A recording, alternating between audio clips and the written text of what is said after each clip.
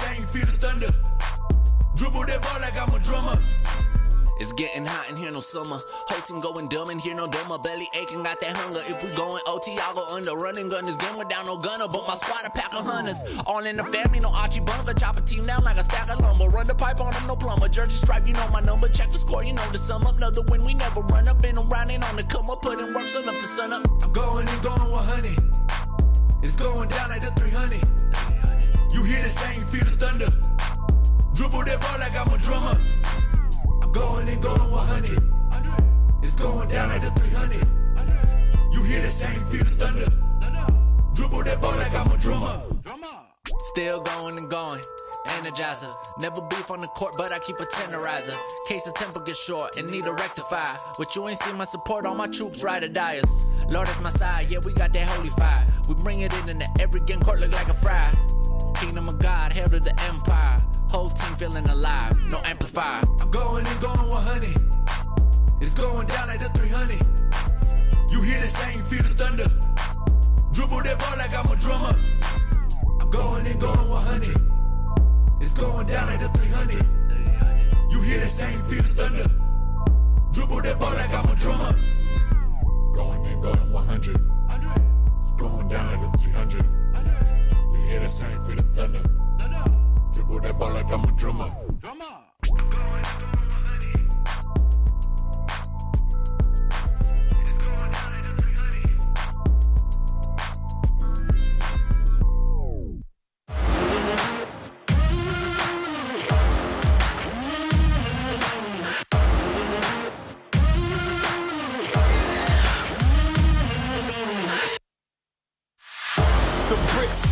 On the spine, this is it, Tony Hawk, I'm getting on my grind. It's all in the mind, I don't even need a sign. Come back, get applying pressure from behind. I ain't got no enemies, turn them all to allies. Face painted, no cat eyes, ship never been capsized. My rationale different cause I made it. No street sweeper, I just gallop off the pavement. Money Mayweather, yo, I came in trying to be the greatest. Not the only, but the latest. Had to keep it like the cadence, if the planet needed saving. I'll be in the conversation, it's amazing how the plan come together like a compilation. If they counting on me, then I hate to keep them waiting. Let's go. Our backs to the wall, but they counting on me. They waiting for the fall, but the parachute's free. Could be playing from behind or aggressive with the lead. You can count on me, and I promise I'm the only one you need. Let's go. Yo, the crown feel heavy when you wear it. I don't do it for acknowledgement, I guess it's just a merit. They still trying to copy me, they voices like a parrot. Staying on my shoulders and I bear it like yoga. The numbers adding up, this is calculus, old school, so they stay counting on me like an abacus. Name is the stone, but acting like I'm not established. Miss me when I'm gone on the throne where I have to sit. Lonely like Akon, acting like I'm A1. Wishing that your neighbors knew your name like Trey Songz. You niggas can't stay strong. Keep coming back for more, they thinking that I'm Jason. You messing with the great one.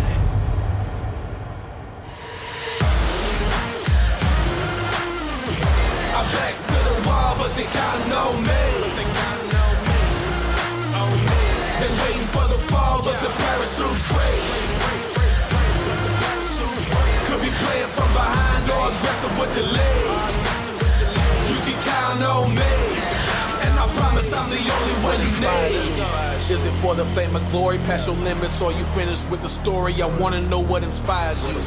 Are your eyes filled with courage when you're challenged? Will you shine or be discouraged? I'm asking what inspires you. Can you lead and be a savior? Will you free us when you introduce the failure? I'm asking what inspires you. Go away to bad behavior, cause that thinking when I do you any favors. Yeah.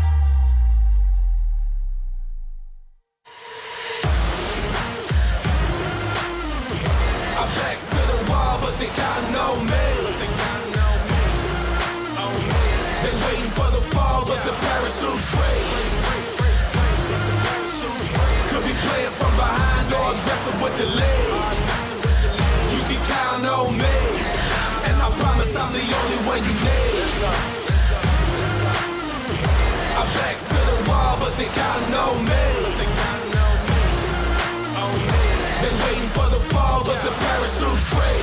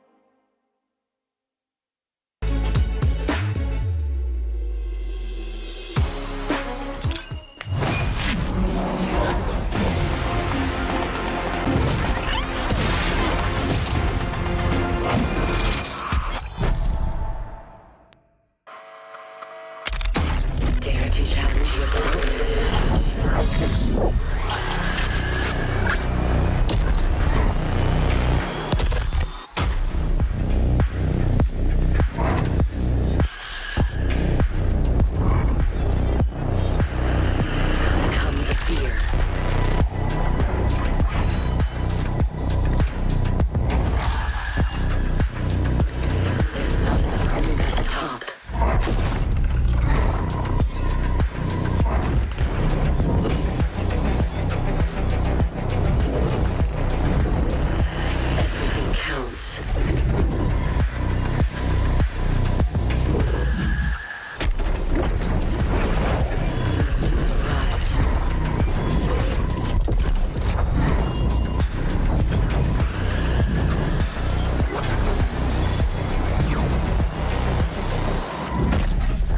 Who's next?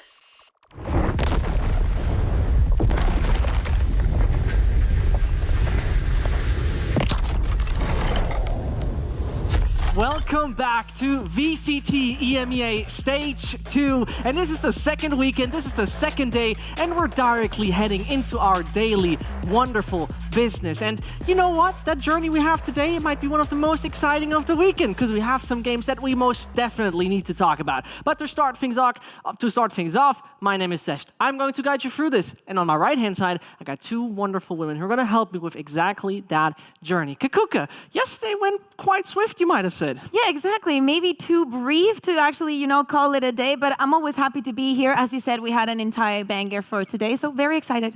Yesterday felt like a sprint. I feel like today is going to be a bit more of a marathon, so I'm just settling myself in. Don't go too fast and just enjoy the games as they come. Yeah, we need the endurance for that, right? We need the stamina to pull it through for an entire marathon. But yesterday, we definitely had more of a sprint, right? Even though the first one was a little bit of a roller coaster ride. Ups and downs everywhere on every single map there, Jess, because that Liquid game was one of a kind to a certain extent. It looked like it was going to be a super fast roller coaster to start off with. Like, we're sitting there, we're like, all right, here goes Team Liquid. They're going to do that thing where they storm straight through their opponent. However, things finally kicked in for BBL on the other side, and we had a match on our hands, and it's one of those sort of mysterious things when you watch Team Liquid and they keep trying to reinvent the wheel. Well, they've got a brand new identity coming into Stage 2, Sliggy gone off the helm, and as a result, we kind of saw a brand new version of Liquid that I'm kind of liking. Yeah, exactly. To me, one of the highlights of yesterday was Soulcast, for example, performing from the Astra. We're seeing here some B-roll off of a Fracture, but it was him on some of the duels, on some of the clutches that was,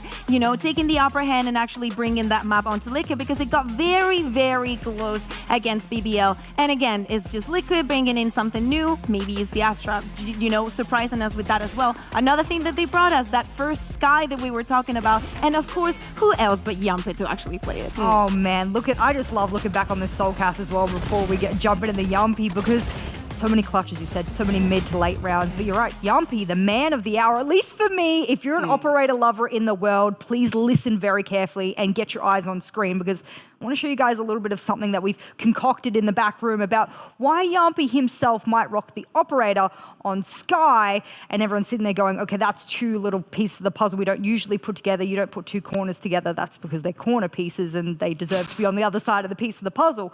And I've spoken a little bit about operators on Team Liquid being that dual operator kind of thing, but I think for Yumpy, the reason he wants to take it so much is that over the year of 2022, look on your screen, look at the weapons that he has been wielding.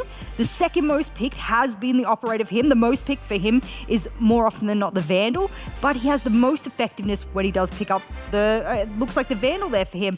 For the operator, however, he's able to convert the 75% pick rate to kill rate. And I think that's probably pretty important, because people might sort of give him a little bit of criticism about how much he picks the operator, whether or not it's effective.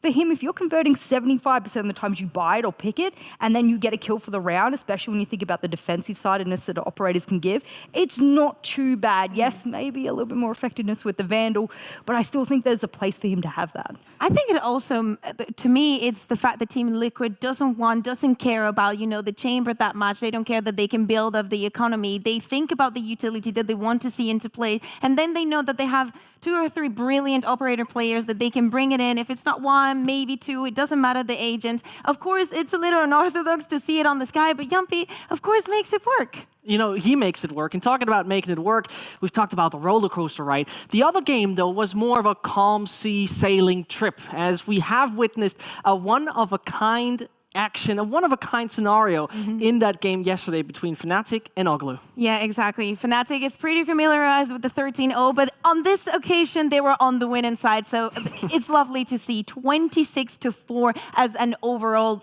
score. That is massive to see from them. On the other side, Oglu could literally do nothing, and we were talking about, how dominant they were, especially on that second map. There was little that Oglu could do when Dirk is performing the way that he was doing, when Alpha is just having the game of his his life. There was no response that Oglu could put on the table that could stop anything that Fnatic has been bringing us. And they're on the way to another perfect score. Of course, you know, after highlighting that week 1 was brilliant facing up against Meg, this result, kind of something that we expected, maybe not in that exact score.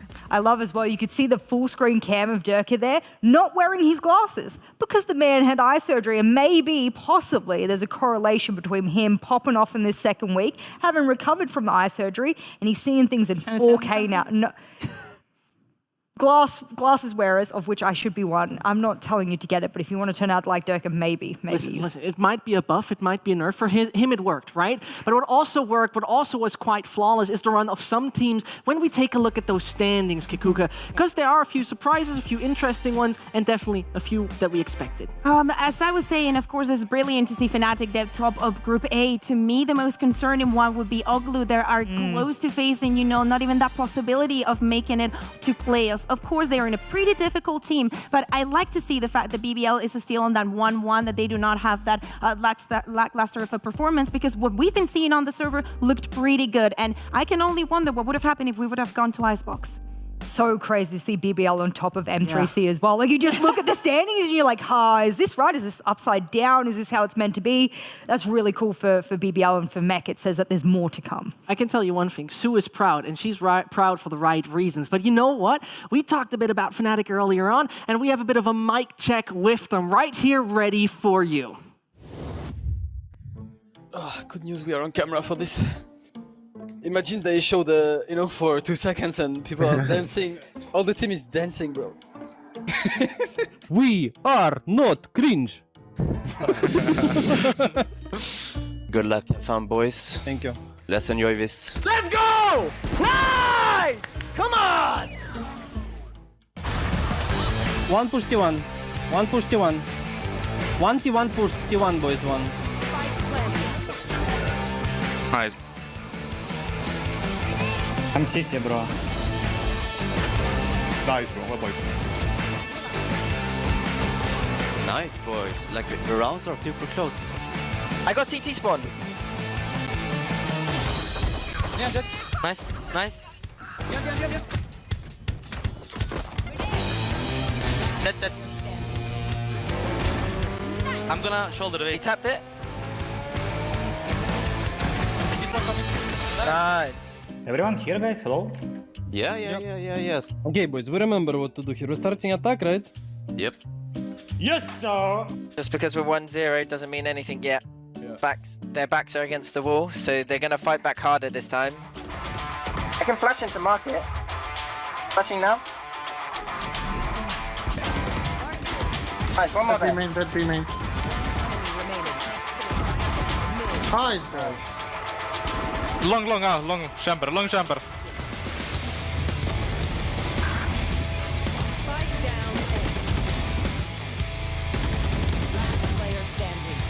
Bomb short. Nice. We just need to do something, you know? And to do something, we just need to talk. Like, oh, they have this guy here. Okay, let's go, you know? And in the end, trust me, no matter what you do, if you're in sync, it's gonna work. Alright, boys. Good luck, have fun. Let's go. I'm holding for Mystic. You can plant in that. I have to molly. Two dead. Fall off. Last city. Playtime now. Round by round, boys.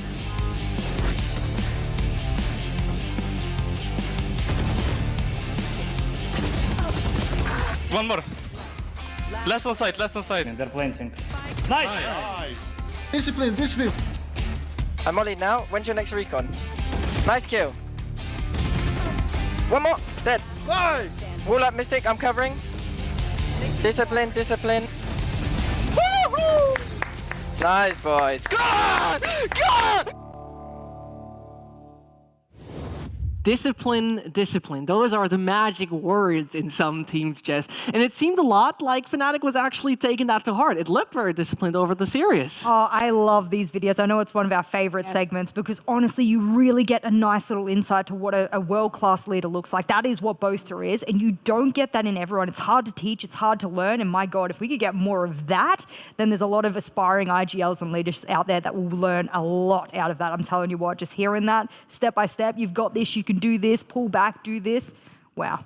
I love to see how Boaster changes from the kind of animated one that we know and how focused he is inside the game. Discipline, discipline. I think it's also funny because he was telling that to Mystic because he is now on the stage and he's now in charge of just, you know, going up and walling and planting the spike. And he's like, yeah, discipline. Remember that it doesn't matter. There's going to be a lot falling onto you. Remember to fall back and just keep focused on the game. That got him the win. I mean, in those games, discipline is basically the alpha and omega, right? You need those standards to work out well. And when we talk about standards, there has been a few maps that are not that standard anymore. A few maps that aren't as popular as we have witnessed before, Kaquka, and some things cooking up in that map pool. Yeah, exactly. When we take a look at the maps that we have been seeing during this stage 2, we're mentioning in week 1 that they have a couple that we haven't seen just yet. We see a lot of icebox. I'm loving to see that much Fracture, but Breeze and Bind are not included in that mix. For Breeze, I can understand it. It's kind of like a boring map. It's open with the changes, you know, the jet nerf, knowing that Fade is coming in. If you have prepared something, you're not going to be able to show up on this map. But with Bind, I feel like the answer is different because we know from stage 1 that some teams had it as their permaban, but we also know that some of them were really, really strong on them. If you want to go against Ascent, if you want to go against Meg that actually picked up that same composition from Ascent, even Fnatic, G2, so many teams are so good on that map that if you're going to stage 2 and you want to have a permaban, a map that you don't want to see, choose Bind. Choose Bind because it's a safe option. Well, maybe we're going to see it today, right? But we have to talk about one more thing, and that is not only the change of landscapes, but the change of agents. A popular one that has been nerfed, Jess, but still is all around the maps. Yeah, there is only one team in all of EMEA that is not rocking Chamber anymore, and it is Team Liquid. They've gone, you know what? We kind of see what's happening here, and we took him as a bit of a, you know, pseudo-sentinel, pseudo-duelist, whereas a lot of teams are taking Chamber for the pseudo-duelist role, which is fine by me. I don't care how you utilize him, but with him losing one of those trademarks, you have to weigh it up. Team Liquid, you can see on the back screen, have gone, we've already foreseen the future. We're prophetic in nature, and we think we'll get rid of it. We'll bring back the Cypher because we know what will happen if we don't have that flank watch. And they themselves have gone, we can move away from the Chamber while everyone else crutches on him. That's all well and good. I still think Chamber is one of those agents that will do a lot of world of work, especially on teams that like the Operator, which is weird that Team Liquid themselves don't run it as a result. I mean, it's weird. It's also weird to say that Team Liquid is like one step ahead of the rest, just, you know, moving away from the Chamber. But hey, I'm down for it. I'm completely looking forward to what else they can bring in. And to me, it brings up the conversation of how teams are now understanding the roles that we see. We have the forward, the duelist, the controller, the initiator, and the sentinel. But agents are not just that. It's the utility that you put on the map. It's time to stop just looking at, yeah, they're playing double controller, is good for this. They're playing double duelist. Oh, they're going to be extra aggressive. No, it's about what you want to do. For example, you think about Arena and you think about, oh, duelist going on with herself. We see Cena doing, but the potential of like stronghold in a side. We see, for example, Viper, controller, but she can do the same. She can stronghold the side and play a little bit more like a sentinel. Yeah, and you know what? We're going to find all of that out. And I can tell you right now what we got for you today. And I tell you one thing, it is a treat. It is a damn treat that we got ready for you. As we're starting up with Fun plus Phoenix versus G2. And later on, Guild is facing Big. What is my favorite game? You can take a guess. That does not matter, right? That's not relevant for the moment because that first best of 3. The series that we are starting with is... I don't even know if there are any big words for it. I think the best way to describe it would be El Clásico, Kaquka, because this goes way back. Yeah, exactly. I love that you use El Clásico because I'm very familiar with that myself. But yeah, when we take a look about all the times that FPX have played against G2, most of them were in 2020. So that is a long time ago. But if we actually, you know, see the results, G2 was the one winning back then. But Artis wasn't G2. Now he's on FPX. Meadow the other way around now moving forward onto G2. And as I said, the most important one are the 3 last ones. And they have only faced one time in 2022. And who's on the throne at the moment? Who's got that nice, pretty crown on the top of their head? FPX for 2022 get to be the kings at the moment. But the great part about being G2 is that you get to knock a king off their throne, possibly, and take that back, or at least fight for the crown hand in hand. So I think that's what G2 will be looking for. And they themselves have a lot to prove. Maybe a chip on their shoulder from that last matchup as well. I love the word rivalry. I think that's what you got to think of when you're looking at this matchup today. G2 is coming in with that revenge strong. Yeah, it really looked, we referenced that FPX was a little bit like this TSM of Europe, how they were always feared by every single team, but they didn't manage to be the nightmare of any of them. Well, you know, it is still remarkable. Here we see the results again, Kaquka. It came down to only one map that the guys from G2 take. That was Breeze. Yeah, and a map that we haven't seen just yet. But on the other side, I have to say, obviously, that the maps that were the easiest one for FPS was because Xiao was on the jet. Of course. Artist was not there. Okay, no, that's interesting as well, right? We got a lot of things to talk about before we head there over there. It is going to be interesting to hear a few thoughts from a man that is pulling the strings in FPX, and that is the wonderful coach Doombras.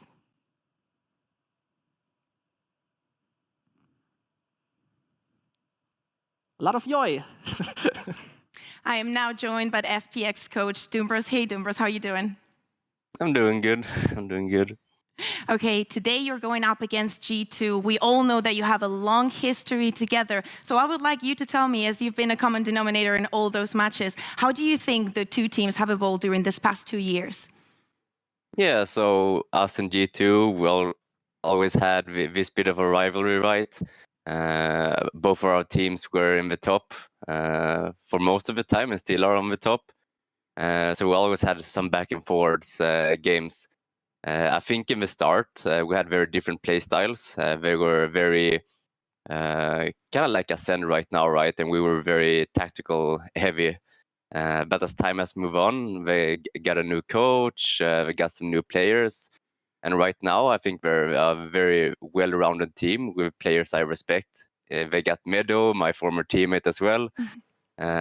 So for me, it's just fun that we're both are still on the top and we get to play each other, we get to have fun with each other, and I have nothing but respect for them. But obviously, I want to win.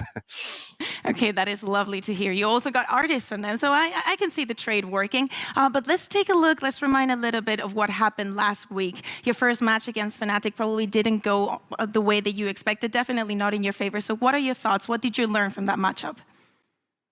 So, I mean, on Fracture, sure, we had some problems, but still have confidence in our decisions and our way of playing the game. So to be honest, from the whole series, I don't regret anything. I think it was more down to our fundamental gameplay and our individual mistakes in decision making that wasn't on top.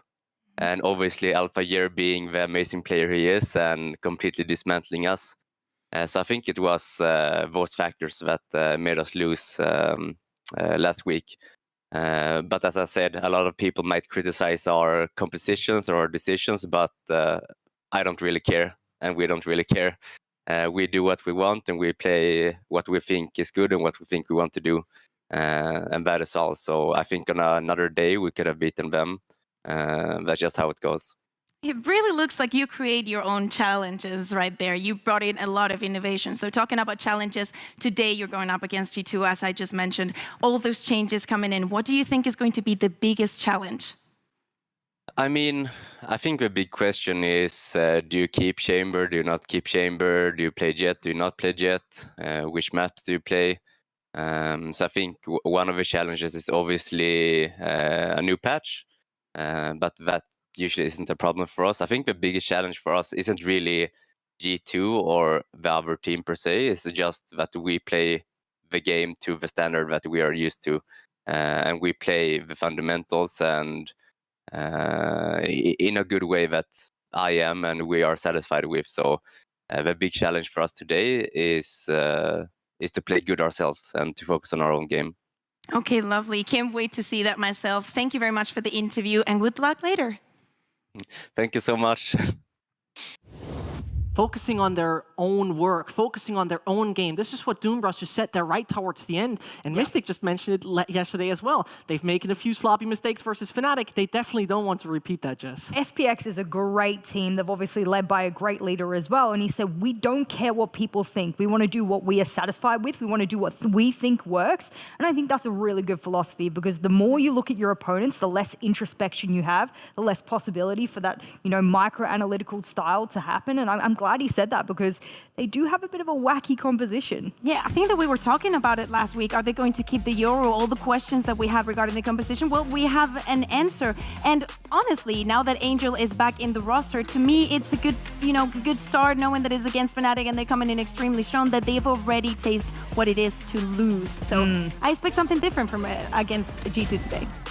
It feels a lot like it, right? It's going to be a bit of a different game. But when we take a look at that again, Kaquka, when we take a look at that best-of-5 series we had, it felt a little bit like, sure, it's always a bit of a random mix. It's a mix and match with that FPX team when they are consistently swapping players. Yeah, exactly. But now it's not going to be the case. Now we have the full roster back. Everybody's playing in the roles. Of course, we see a little bit of innovation. And as Doombrush said, it might not work against Fnatic, but that doesn't mean that it's not going to work against the rest of the teams.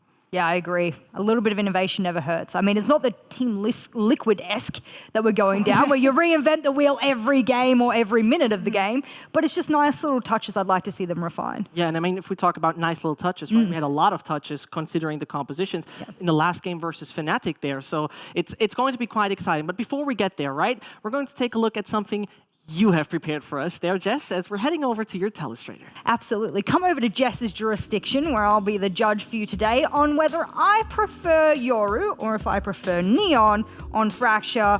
I'll give you a little bit of a spoiler. I like both. It depends on your style. So let's have a little bit of a look here at what Yoru has been able to do, specifically for FPX. Since we've got that game coming up, let's run you through it. Have a little bit of a look here. I had to scour through a lot of the rounds, but this was one that stood out as very special to me. And you can see, I pause it right here to give you a bit of an indication exactly what's going on. The reason they're fighting all the way over towards spawn is the spike, well, it's dropped there and they have to retrieve it. Both of the defenders are guarding it with their life. And if they themselves want to get it back, Angel's going to have to be a little bit innovative. To get rid of one of those players, he'll hit a fake out there. Boom. Nice little bit of bait and play, and he'll get one, but they need more. There are still players guarding this. So what does he do? He hits the nice little dimensional drift. He snags that spike right out of their hands, and little do they know it, but he's all the way on back to site, over to the B site, and before they know really what's happened, they themselves, of the defenders, of course, of Fnatic, know that they're on the back foot now, and this is a round that FPX probably shouldn't win. If we fast forward throughout the round, I'll give you a little bit of a spoiler here. What happens, it comes down to a bit of a 1v1. They do manage to half the spike there, but with time not in their hands, Angel is the one to win it out, and I liked that, but that's a one in a sort of million play that you can make. Those kind of situations you can't manufacture. Whereas when you've got the likes of the Neon, for example, there is so much more you can do. And I wanted to point out this round here from the likes of, what have we got, G2 and Focus, because Nuki was able to pull out the clutches of a thrifty round. And how does he do it? Well, he gets to put himself into overdrive, pull out that 6th gear and show you what it's all about. We'll skip through the round a little bit here just so that you guys can fast forward as to exactly what happens. But their weaponry is very, very weak. And they know that they're going up against superior weaponry. And in fact, they even lose the first man. So Nuki knows he has to pull something out spectacular. The rest of the team stuns will come out after. Shots, of course, they need to get these players out of positions, and they do. But the weapons are the concern here for them. So what does Nuki do? He gets that last little bit he needs to get his ultimate online. And then this is where he kicks it on in. He gets that first kill. Right? They're still down numbers, and this is their opportunity now to be able to really grab a round that would have solidified them not having to equalize that round count. Goes again, gets another. Now he has that 1v1 Rolling Thunder that he has to contend with. He could have even ran away from that one, and there you go. That's a nice little 3k for the thrifty. And well, that's the two different versions of what you can get for having different duelists on that map. I like them both, but I think the big thing that we can take away from it is there is a possibility with both of those agents, but it depends how you use it and the philosophy behind it, and I liked both of it. Oh, let's see if we actually see them collide today. We'll see when we get the maps and if we're going to see it onto plays. I'm still getting, flashbacks when we saw that overdrive from yesterday in Kushner, how he was using it. But of course, there's many things that you can do. Doombrush said that they're sticking to what they have, so Why not? We'll see, right? And if there's one storyline that is absolutely crucial is that there are two IGLs who used to play together under the same banner in a different game. Angel versus Nuki is something maybe of a bit of an overseen duel from time to time, but both steer the ship here, Kaquka. Yeah, it's very funny because in the first stage it was Angel versus Godby. You were very excited for this one, but this one, as you say, they used to play together, so of course they know each other pretty well. Nuki though is newer to that IGL role, and Angel has tons of experience. So really looking forward to what we're going to see in the server with those two teams guided by these two great men. You know what I like as well? The philosophy of IGLing. Boaster is like, I sort of put him on the, I guess, pedestal of being one of the world-class leaders, but these guys are like, I get to lead from the front. I'm just going to be the spearhead. You guys listen to me, run after me, and then I'll throw all of the orders backwards rather than forwards. I really like that philosophy from both those guys. You know what? We're going to see how this is going to pan out because we're swapping over to G2, right? It was last week where the freshmen got them quiet sweating in the games that were way too tight, as you might have imagined, for the side of G2. And I got to start with that game, right? Because Focus, they were coming in for relegation, and they put G2 in a quite uncomfortable spot, even though they took it to Jess. I have Lauren Pansy's voice in the back of my head going over that VOD where she's like, all right, Michael, we have a game on our hands, and it took about halfway through the first half before we really got to see what Focus was made of. And G2, I think they started to get a little bit flustered as that sort of series went on. They were definitely being tested here. Obviously, this is the clip I pulled up before of Nuki and what he had to do in order to be able to push things into their own hands, but these rounds were damn close. They were nail biters, and I think Focus, for being able to prove themselves on the stage week one, that is a huge statement, regardless of the fact that a loss is a loss. And for G2, even though it's a narrow win, a win is a win. Oh, and they showed a lot of respect towards Focus. That shows us a different face of G2. The same G2 that decided to leave that fracture open. No longer a ban for them. They're not scared to go. They're not scared to fight. They're bringing in, and even though they haven't had the same time as the other teams, they gathered that experience at Masters to actually understand what is strong on the maps now. And you know what? There's one thing that we still have to consider a linchpin for the success of G2. It is something that has been, though, changed very recently. And this brings us to the question, what will G2 do? Exactly. We know that since Mixwell is back in the roster, we've been seeing G2 play in almost every map, every map. But there has been one common denominator in almost all of them, and that has been the chamber. And we know that he has been mastering all through the beginning. So if we take a look at the maps, Breeze, is that going to be down for Chamber? Yeah, that is something that we're going to have. We take a look at Fracture, we just saw it. Of course, Chamber is going to be back there. On Haven, yeah, as well. Why not? Against Team Liquid, they learned that they could use it there, so why not? Buying the map that we haven't seen, again, why not? Let's put up a Chamber. Split, same old, Chronicle playing on the Chamber, Mixwell likes it as well, why not? And on Icebox, please, we saw it against Focus as well, why not bring in the Chamber? But what happens with Ascent? That is the only map that we haven't seen them use the Chamber just yet. And also, in the last time that they played it, that was against Loud, they brought in like a very old composition with Cypher, Jet, even a Sage. So I'm really looking forward to see if we're going to see the changes on G2. Not only taking back that Chamber, or even if we see it Ascent, is it going to come in the composition? Ooh, I'm excited. I'm so excited, honestly. I hope, one, we get Ascent so that we can see if Chamber gets introduced. Xiao on Fade, please. Let's get into the game, my man. We're getting closer. We're getting closer because there's still one personality that we have to talk about. A man that consistently steps up on agents that are not necessarily the kind of fragger potential agents. Ah, my man Hoodie. Think about him on Bind, of which we haven't seen this stage. Please bring it back. But him on the Sky, no, this is not Australian bias, I promise you. But over towards Garden, for example, I loved him on that, and I love him even more on the KO. The kinds of things he's delivering, the utility, the firepower. Hoodie is standing up, and he's standing tall for his team, and it's not just the Nuki show anymore. My God, is he really fitting in at the top? Yeah, when we're talking about Ascend, where he just went on the stage, to me, it would be brilliant if he went back on the KO. To me, Hoodie is all about KO right now. He is stellar on that agent. Yeah, but you know, it's a little bit dependent on the maps, right? And, and the good part is we're going to figure that out. What kind of landscape will we see? And as we're starting up, we're getting back to it. We're getting into it. And Fracture is where we start up. I can't even look at Fracture when all I can see is Ascent yelling at me. It's like, Jess, what will we see from G2? What is the composition? Furthermore, though, does Yoru stick on the Fracture? I think we kind of answered that. You answered that with Doombros, a little bit of saying, yes, we don't care what other people think. I'd like to see it again because I feel there's possibly more depth from Angel we just haven't seen yet. I feel like this in some way makes so much sense, especially if we refer to last week. Of course, G2 is going to ban Haven. FPX, the last time that they played against G2, are going to ban Bind. That Fracture, all the surprises that we were talking about, the Neon colliding against the Euro, if we do not see all those changes, to me, is a sent. And if we get to see the first Breeze, I mean, I'm down, please. It has to be a 2-1. Would be even better, right? But let's see if we witness some adaptations or not. As we're heading into Agent Select, that Euro is surely the thing we have our eyes on, as it could potentially stay or be swapped out. Fracture's such a good map to sort of test a team on when they are trying new compositions as well. At speed, of which I love the Neon racing around the map. Think about Masters just passed. How many times did we see clips of Neon just rain across your screens to work out whether or not Neon can really be part of the meta? Yeah, and if we actually get the compositions that we expect, to me is, you know, Xiao on the Astra versus Boba on a Brimstone is such different controllers that we can see in this map. Of course, is Mixwell going to be back in the chamber after the nerf that we were talking about. Also knowing that G2 is probably more likely going to go on that double initiator with Hootie on KO, something that we love to see. We're kids in the candy store right now. We're kids in the candy store. Angel, that is hello? I'm so sorry, Jess. No, my heart. I was ready to clip every single Yoru play and I won't get it. Okay, so everything's changing. So Suigetsu's not going on the Cypher. He's going on the Sage. Oh, hell I was actually going to play the Fade. No duelist for FPX on this. And exactly the composition that we expected from G2. I am so...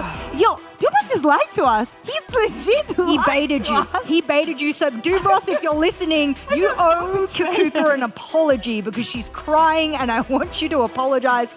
I like this though because with innovation comes excitement, and with excitement hopefully comes some good results because we wanted this to be a long series and we very may well get a G2 that cannot read FPX like they thought they might be able to. I'm really looking forward to what the Omen is going to be able to do. Zippen that was playing on the Raze before, to me, he's a much better KO. I think that he can bring a lot to the team, especially when we're talking about shutting down Nuki and all those entrances onto the side. And, okay, I'm mad at Eric for lying to me, but he gave me Xiao on Fade, so I'm happy, okay? I'll give you that. Fade. Give me something good. If I can't have Yoru, please give me Fade clips. I want a Telestrator on Fade. Give me some cool lineup. You'll get some, I'm sure. But you know what we're gonna get? We're gonna get Pansy and Hypoc to guide us through this. So let's start with Fade on Fracture. Well, yes, we could start there, but there's so much to now talk about, Mike. But I mean, at the core of this, we've got two top-end teams, right? Like, that's just the long and short of it, really. Yeah, absolutely. I mean, a massive overhaul here. It's clear that FPX has spent a lot of time prepping for Fracture, and this is comp number 2, so I'm excited to see how it works out. Well, I guess that's enough from us for now. Let's welcome back some of the really top end of Group A here.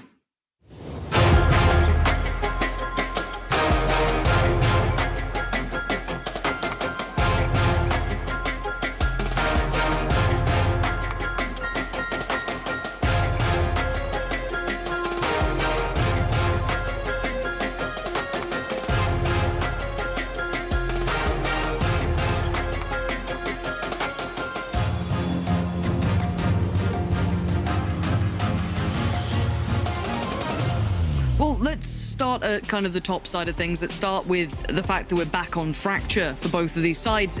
What does this kind of tell to you, Mike? Where are we looking at this when we at least look at the veto for now? Well, I mean, it's not surprising to see FPX obviously switch things up with how it went versus Fnatic, whether or not they were just on a massive heater. Again, we've seen the effect of Alpha stepping into that roster now across 2 different series. But this is an interesting swap, I feel, because it almost feels like a total overhaul. And like I said, it feels as if actually FPX has spent a lot of time addressing potential composition for FPX. I understand, obviously, the interview may be a little misleading. I actually spoke to Artis in his stream the other day as well, who was hinting at seeing a little bit more of the Yoru. Didn't want to give too much away, but hinted at it at least. And on the other side of things, I think this is a good opportunity to kind of get some context towards how that focus series kind of laid for G2, right? I mean, it was a massive, massive performance from them versus G2 on Fracture. So now seeing G2 versus FPX actually gives us an opportunity to see some context there. And that's all the group stages to me to an extent, right? Is trying to find out, okay, well, did someone just drastically overperform? Is this something now to expect long-term from some of these teams on these maps? Because we didn't know much about Focus, but what we do know is that was an aggressive start. And Evova's the one to actually follow it up. So Sugetsu are going to get punished, and this is off to quite the quickened pace already. Actually, lots of information revealed here, but Nuki immediately going to stamp that out. Zipan and Angel will fall. Just Artist and Shao left to find. Now, they've already rotated across towards A, but it's a pretty heavy hit here coming in from G2, stacked up in the death ball. Yeah, this is going to need some heroics, and it's not going to happen. Already going to be down to 1, and Ardis has to face the music here. Could maybe punish across the list. Would love to do some damage, which he's at least going to get 1 of, but that's it. So G2 comfortable on the start here, and Hoodie to close out the round, and Hoodie was the highlight for me in that previous matchup. Stood out quite substantially, had a great performance. Nuki eventually warmed up as well, really started to affect the outcome of some of the rounds, but that focus game definitely left us with, I feel like, more questions than answers. So you're right, I do hope this kind of tail ends towards that. But let's kind of dive in a little bit more to, you know, what maybe Angel sitting on Omen can bring in comparison to that Yoru. What does this then kind of, I guess, can you infer anything from this? Is this a switch up purely for G2? What's the method to the madness? I mean, for me, seeing Angel slip back onto the Omen feels like FPS is going to slow things down a little bit. Obviously, the better example is going to see on the attack, but this for me feels as if they do want to play a little bit slow, a little less reliant on some of I guess some of those coordinated hits we saw at least FPX attempt to string together. Like I said, they didn't find an awful lot of value from it versus Fnatic, but that was really down to a very robust defense from Fnatic. Honestly, they weren't really biting too much. Xiao actually going to obviously catch the information of Meadows' whereabouts on the other side of that, but with a shorty. Now actually backed away in a position where it's going to be difficult for him to make anything work. Zipan might catch ahead here, but Hoodie's sharp. Yeah, and if this is kind of a taste of things to come, this could be another good day for Hoodie. Certainly made value before, but he's been handled. But at this point, again, it's still a 4v3. I still need to see a little bit more damage coming up from FPX if I do want to be on board for them doing as they need to. So Spike going to go down. G2 trying to at least get the time on their side, which they have achieved. But the post plants are far from comfortable.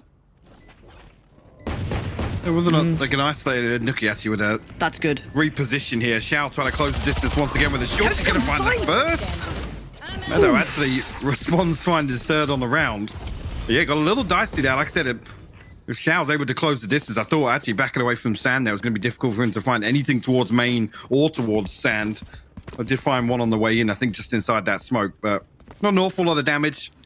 Good to see actually how Hoodie and Mixwell were obviously. Oh, Hoodie's actually going to get the rifle here, so G2 really going to bolster this purchase a little bit. Nuki, the only one to be sitting on an SMG still. FPX obviously coming to this. Actually, a Bulldog on the table here from an Angel. A Guardian for Sugetsu, so that investment kind of having a knock-on effect here. The one-way works out though. Zipan going to be rewarded for that. Mixwell the first to fall in round 3. And quite the needed beginning considering the purchase. Getting it to a nice little 5v4 is going to certainly aid things for FPX. But as said, let's see. I don't think that rifle's particularly high on getting recovered here, as you can already see them slipping away from that, as it is being slightly watched, slightly guarded by Angel. How's Xiao got hit so quick? I mean, actually, with Mixwell falling, yeah, the trap is down and the pinch is perfect. Hoodie will fall now. Nuki next on the chopping block. But still wins that with a Spectre. Never. Okay. Yeah, you think, well, that's an everyday moment for somebody who's got a rifle against, you know, an SMG. Not the case when it's Nuki, but gotta look towards the site because Ardis, I thought he was good for 2 there. Not the case at all. Meadow with the trade. But speaking of trades, it's put it all in the hands of one. But Nuki is not far from the ult. He's got 35 seconds and a 1v2 now. Got the upgrade of the rifle. No longer dependent on the Spectre, but you can see FPX trying to double up here, trying to play security on this potentially. But actually finds a 1v1. It's clean enough and no swing. Expecting the tower, but you can see Sugetsu's position. Sat safely to watch the cross. But you could see the potential of a disaster in the making there. Yeah, I mean, completely separate there in terms of their 2v1 for FPX. Angel I thought they were punished doubling for up, it, but you're and- right. Yeah. It was a 1v1 at the end. And a ton of damage done in terms of G2's bonus there. Walking away pretty happy with that one. I mean, the knock-on effect being Bulldogs here. Artist one off the Tour de Force, so we'll probably just ride this out with the Headhunter. A heads-up play from Shao, though. As soon as Mixwell falls, he punishes the fact that that trap is actually offline towards bridge. That was a nice call. Going back into things. And the oh! Okay, then. What? Sorry? Down A. Rewind this round and give me it one more time, because two of them were just absolutely lambs to the slaughter. And now Shao and Sugetsu, and bear in mind, Shao still only had that Spectre, does a little bit of chip damage, but it's nothing at this point as just Sugetsu. But this was over in the blink of the eye. We still got a minute to 10 seconds on the board. Sugetsu did have a good performance last time, but this might be out of reach. Closes the gap as quickly as possible. Wall considered now going up and gets at least a fight on the site. A second of comfort before the clothesline should have come in, but Nookie gonna go down and not Okay. for Sugetsu. Another 1v2, he's got the wall in place. This could be something here. He wants another pick. He's gonna at least get the slowdown at bare minimum. Meadow not sitting so pretty now, and that ain't bad. Sugetsu, this is unbelievable. Still a little bit of time to play with, but can he get the better of Avova, who's now just down to the rifle at the side? Baits it on the jump on the first, and he wants at least halfway, but does Avova let it happen? This man is the clutch king for a reason. Avova, the time is now on his side, and it's perfectly played in the end by Avova, but Sugetsu made that almost a reality. Wow. I mean, definitely winnable there in that scenario. Avova's first and second jump peak, I think, so shallow that he doesn't even catch line of sight of the spike. It almost felt like it took so long for them to deal with that wall. This set piece, though, I mean, look at the assist just ringing off. That's Bloody how hell. much utility is invested just to find entry there. But I was almost going to comment on the fact of G2 will have to address Angel's ability to lock down that area with that one-way. And actually, they've got all the tools to do it, right? Immediately, your eyes go towards some of the flashes, maybe the stun from, Look at this. from Meadow. And that's exactly what I'm talking about here. Now, look how much FPX are trying to stack behind this one-way smoke on A main initially, just to slow the early round down. The theory's fantastic for this. Just the pure designation of what they want to achieve. You basically get a side of the map for yourself, which is huge. Like, that entire control allows artists to explore further. They're being funneled towards him. He claims Nookie's life and gets to get out with his. It's the perfect start. This is a really nice piece from FPX, and it's something we've come to expect, I feel, from them, though. This is some of that craft work they're always so strong at bringing out. Important there for artists not to overstay his welcome. Whether or not now Zipan is going to play this safe enough here, going to be flashed off the early angle. Will force him a little deeper towards site. Does have his ultimate, so he can shut down Mixwell's Tour de Force here. Only a classic behind it, so it looks like they're setting up for this rolling thunder here behind the sky smokes coming in. So Zipan got to be careful here. As he comes in, no! Oh, the intention was great, but the execution just foul to watch. The pistol enough to close the gap.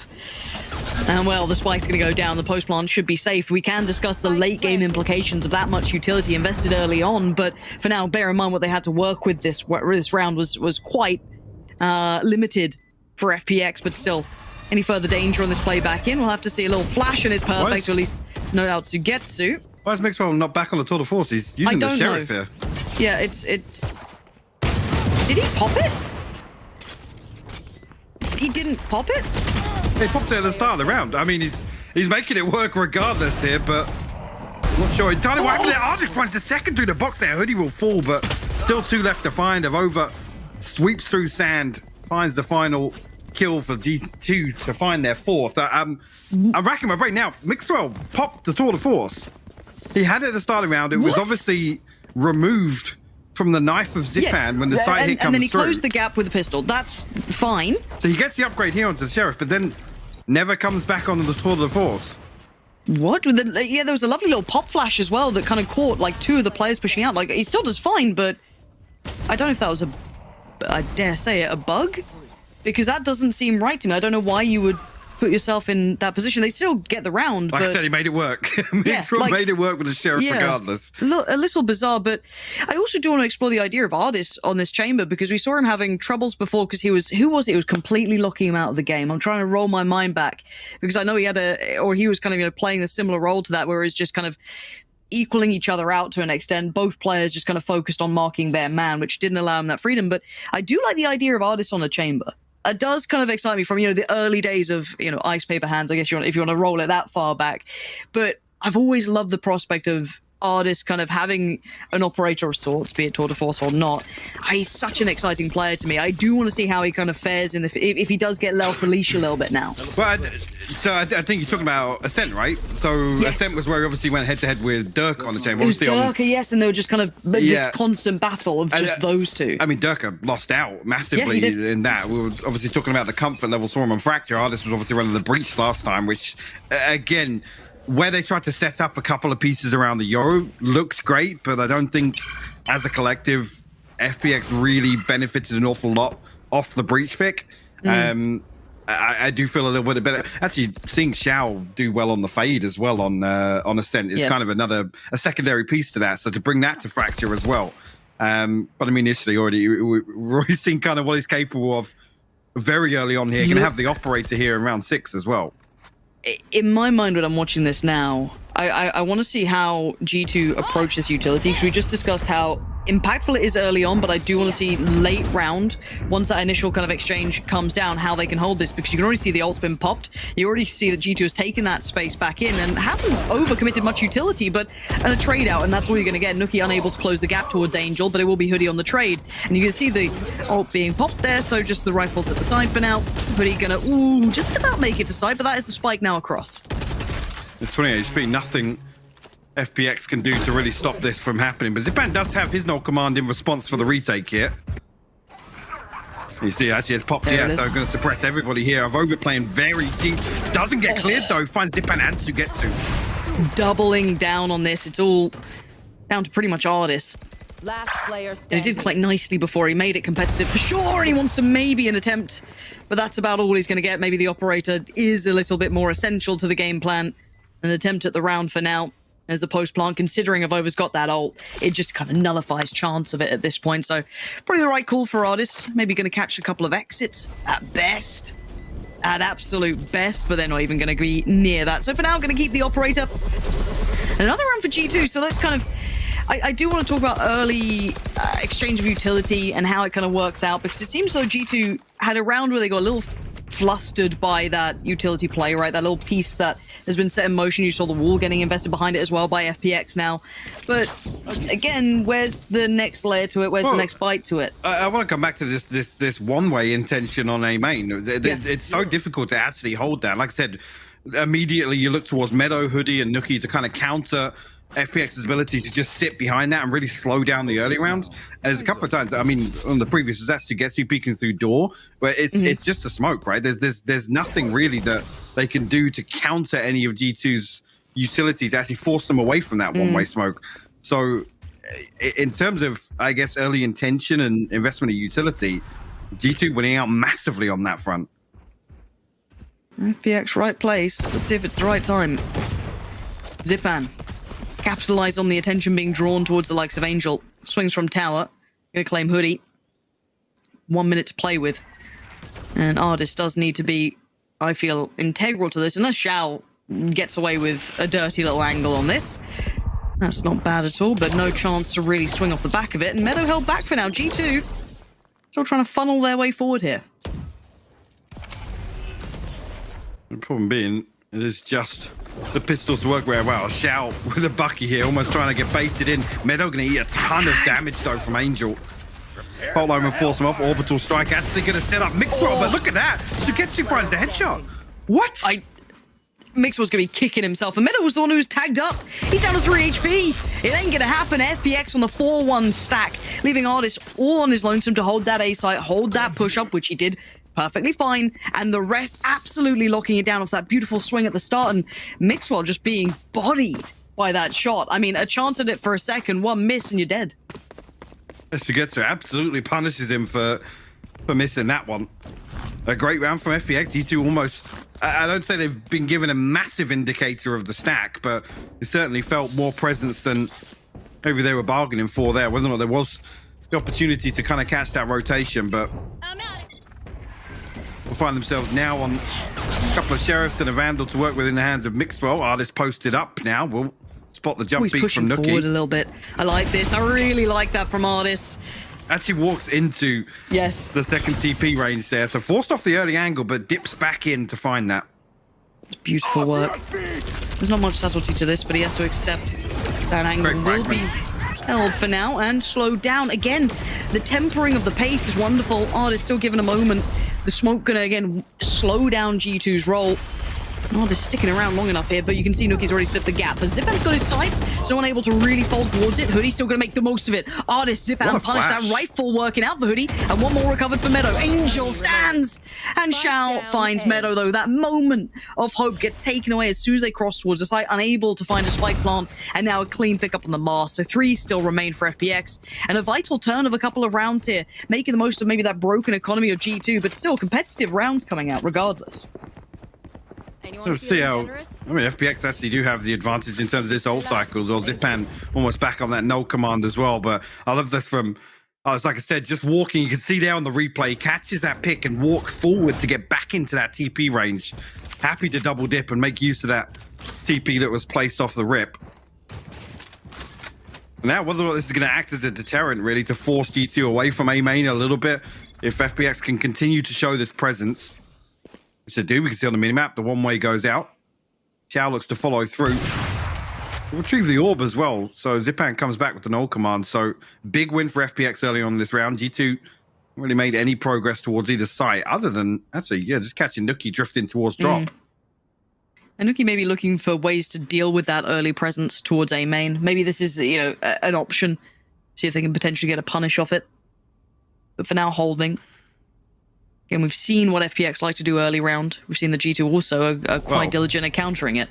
As I say, didn't act as much of a deterrent to G2 because they've stacked back over here. There's 2 towards Dish, and Zipan might catch a lot of information here with his knife. I want to see the punish on Nookie if he swings it. As good as everyone noted here with the knife and obviously the ultimate being popped on the other side of things. Now what did G2 do with this? I want to see the impact from this potential drop down. There it is. Nookie's just in. He's just gone for it. No one able to trade off the back. There it is. Mixwell does. Pushes his way through onto main, but they're losing numbers. They've not won the trades at all, turning the flash, but not quickly enough. Mixwell, perfect follow-up. This guy's spacing has been good so far. Artist still in this round. And Mixwell can only do so much. That was 3 big frags, but outside of him, no one finding impact. Perfect timing from Zipan as well. On the back of the knife, the confirmation of 3 members of G2 towards A main. Pops the no command, and actually pretty much guaranteed information on the other side, right? The no command trading off with Hoodie. The really, really great. It creates a stalemate where nobody's willing to move, and it's actually Nookie that, again, on a little bit of a wild drop out. Punished for that one. Like you said, it's difficult for anybody to find that trade. Yeah. That's the first kind of piece of the puzzle there falling. FPX actually closed the gap now. Only 1 round separating them. G2 back down to Sheriffs. Like I said, this ult cycle wasn't in their favor. Mixwell 1 away from the tour de force, so they can make an early play for the orb, maybe towards B main. FPX sitting pretty comfortably now. I mean, you look at some of these buffers, 6,200, 4,300. To get to an Angel sitting pretty as well. No, this has been quite the adaptation from FPX.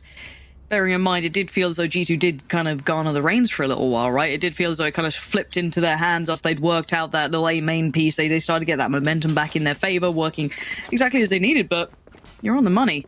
This has been a gap closer and a half. 4-5 now. G2, what's that next step now? How do you find that way back in? And well, this round it's not going to be an option, really. I mean, they can make it competitive, I'm sure.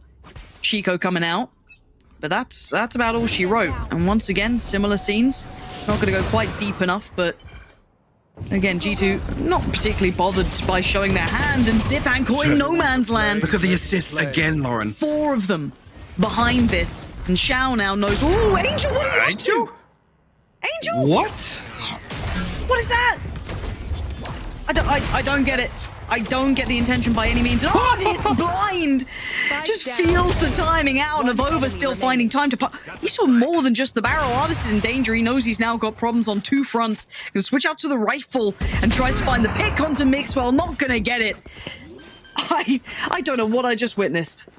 I don't know if that's just he's frantically trying to jump to get out of, I don't know, line of sight from drop or what, but yeah, not entirely sure about what it is that's pressuring Angel so much to be caught off guard in that position. Artist and Xiao actually do lifesavers so well to find that there, but Avova responds with 2 kills with the Sheriff. Makes that doable for G2. Thrifty rounds of G2, man. It's always danger. Always danger. I should know that by now. I don't know why my brain goes, it's fine. It's not fine. Nuki's not fine either. This time Angel finds the timing, finds the patience for this one to play it off perfectly. The one-way still in place, giving Zipan full free reign of this utility now behind it. And you can see who's closing in on those back lines. You can already know Artist is there. Makes well good enough for one. Does actually expect to play. Well, he's actually got the angle to play with now. Does he expect the repeat? He does! Gorgeous work from Mixwell. Reading Artist like a book. But did you expect Sugetsu to be joining him? Let's see if that clock ticks to the right second. It doesn't. Mixwell, dead and gone. Sugetsu just getting away with a second of doubt from Mixwell. Last round. What a frantic round, though. Yeah. Again, this is actually the full commit this time from FPX to go through with the paranoia. Angel finds 2 massive kills to start the round off, but still it comes down to a 1v1. Zipan here just looking to try and find some space on the back of the fragment here. Oh. She catches the back away from Artist, yeah. I love that. Beautiful Man, adjustment to find that one. You two come into this though, look. The Spectre in the hands of Meadow. Hoodie actually down on the Sheriff here, so do have the orbital strike to work with, but look what FPX have. Everything at their disposal for round 12 here, the final round of this half. Yeah, you're not lying. They got it all. Ultimates aplenty. Money looking perfect. Purchase. Just everything. Everything is there for them. So G2 certainly have their work cut out. And the pace change already. These rounds feel like night and day. You had the quickest pace possible. Mixwell still obviously able to get himself what he needs. Flash gonna once again force him off. 50 seconds now. Where does G2 take themselves? Yehuda making a little progress towards Arcade here. This Spike not committed yet, but it is towards A site. Sugetsu will be noted here. The back, actually, yeah, the knife confirmation will trigger the orbital strike. The fault line in response. So G2 looking to punish Sugetsu here. Still alive, still standing for now. And the wall goes up, gives him something, a little bit of cover, a little bit of something. That was so much put towards one player, and once again he is still standing, and Angel trying to support it as well, playing from and they don't know he's here. Now they certainly do. Avova turns around and Angel couldn't be there in time to maybe make anything of that. And now with 12 seconds, you got to look towards the clock. 10 now, and Artist puts his foot down as Nuki potentially unwinnable now with only 5 seconds to play with and so many targets. FPX weather through what felt like a storm there in the end. Well, you say FPX, Sugetsu. Yeah, Sugetsu literally had the orbital strike, the fault line, the 0 point, then the aftershock, the molly comes through after that.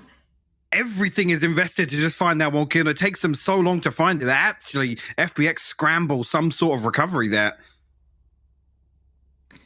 So let's kind of roll it back to our... I actually didn't really ask you who you think this truly favors either, because it was more exciting to talk about what this was kind of meaning bigger picture, but 6-6 on the half, can you really extrapolate anything from this at this point? No. Or is it just another decent game on our hands, I feel? Not an awful lot, because I think Fracture sits so deep within, well, so low down within G2's map pool traditionally. I mean, obviously bringing it out versus Focus is almost intention of addressing that. Us then revisiting that here in... this week, or like I said, this is more kind of gives context to what last week meant for G2. Mixwell actually going to be played in, but just off the flash there. Nice little setup though. Hoodie will be noted off the rip, and Artist actually places Mixwell on the TP. Anything you can do, I can do better. But a quick trade out though. Hoodie's still going to hold his own. Takes down Artist and keeps control. He actually claims another. Ziffy gets away with Zipan too there. Finally put to bed by Angel, but this will facilitate only a spike plant. There's no safety beyond that.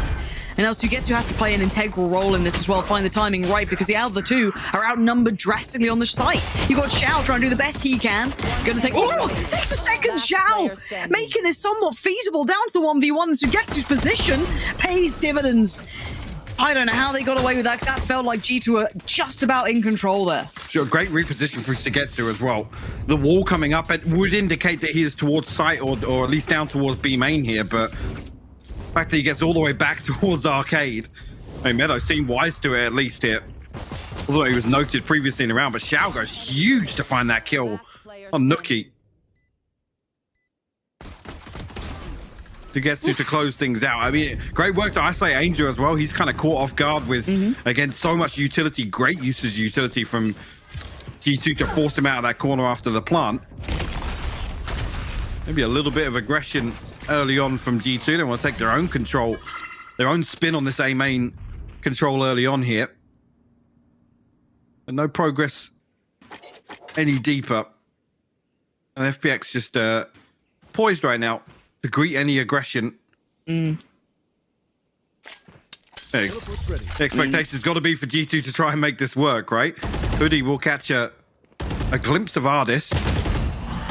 Go for a little peek there, and actually the reveal going to be perfect. That's quite nice. Yeah. Hadn't seen that one before.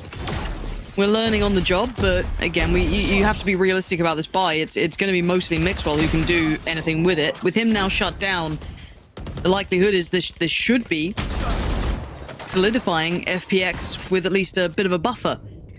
Now G2 can still make it a little bit dangerous for sure, but only 3 of them to try and do damage, and Nuki already tagged relatively low, so Ardis going to be on the job. Keeping an eye on Avova and Nuki, can at least facilitate the trade out. That's as best as they could have done, but Avova can be found. 3 still stand. Want to see if they can get the rifle. They have. Zipan's claimed that. So again, FPX 3 alive, working forward with a nice little buffer now. I saw set piece, and we saw Xiao kind of this sort of utility on that fade on Ascent in particular towards A site. A nice little piece there. Just to find the reveal over the top and make it really difficult for Hoodie to reposition after he is spotted initially. G2 now, I mean, good progress early on from Nuki, whether or not that's just been on the back of that A main control they're able to garner. But this time positioned more so towards B site, or at least in spawn. FPX, it looks as if we've got a little set piece towards A this time around. The reveal I expect going towards right here, sand, or maybe towards ropes. Okay, so yeah, towards sand. Yep, it's quite nice. I quite like seeing a little bit of innovation now with Fade, seeing a little bit more depth to it as well, seeing what people are up to. Ash comes in and Nuki gets away with this for a little bit. I wonder if he's going to make much of that. It's going to at least slow down FPX at the very least, maybe give Avova a chance, but again, well, Avova's got to be spotted there, surely. It has to be. But was anyone in the right position to do so? What? I don't think they were. No one able to note it at this time, and it's Ardis to punish Avova, and they know where Mixwell is. At the timing, it couldn't have been worse for him. Xiao with a quick bit. What? Whoa. Xiao, come on, man. That's just filthy work. And Nuki probably pissed at this after everything they'd done. Face your fear. And Nuki now. It's all been noted, all been seen. And so much to worry about. That post-palm was just not going his way, was it, after that got popped? Beautiful round from FPX. Again, Nuki actually denies the wall by standing in the way of it, creates a massive chunk up. I don't think confirmation on the back of that with the dark cover popping on ropes. I'm not entirely sure, but still at least noted that. A great site, I mean, the site hold was great from G2, and conversely, FPX still follow through on there. You see Angel kind of caught out in no man's land when that smoke does eventually drop on spawn, but they recover fantastically. 9-6. Money looking rough for G2. This could be double digits beckoning for FPX. This would need one of those G2 moments to really kick into effect. Maybe Mixwell can be the man to make it happen, but already Angel seems to be on the case. Could be a fight and a half on this. Mixwell making the most of that tour de force. Up close here. I mean, Angel on the other side of things, whether or not he goes exploring, is the solo mission right now, but Ardis going to give him a little bit of backup. Was the timing favorable for him? Mixwell actually holding towards the left, so opportunity here for them to swing close from underpass. Nobody actually holding this angle from tower, so the triple swing could favor them. It also could be a disaster if Mixwell can readjust. Finding some margins. Zipan! Nasty with it, quickly up towards tower. They're going to try and fill that void with Hoodie, but Hoodie gets caught off as well. FPX springboard so quickly off the back of that initial pick. And now, sadly, these Sheriffs just looking unlikely to do the damage as FPX get a stranglehold on this round. FPX got so much control and is so deep into here. They're able to anticipate this flank coming through hardest, so call off guard with that. Nuki, a little bit of an overheat there, popping the ult, but Angel will find his third.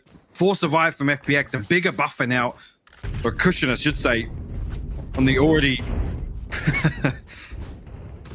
flowing economy, we should say. Around 17 here. This is, I mean, effectively 1 round away. You're looking at where the next is going to sit. FPX, they win this one out, it's going to be pretty easy to find themselves on map point, with G2 not really having a look at it in the second half. And I think this compositions look quite nice with them, honestly. Maybe I don't think this has helped me really put context on FPX on this map necessarily, because now we've seen 2 very different looks. I like what Xiao's bringing already. And for G2, again, I guess it's wait for the rest of the season to unravel really where they sit. But as it stands, FPX getting what they need to start this off with.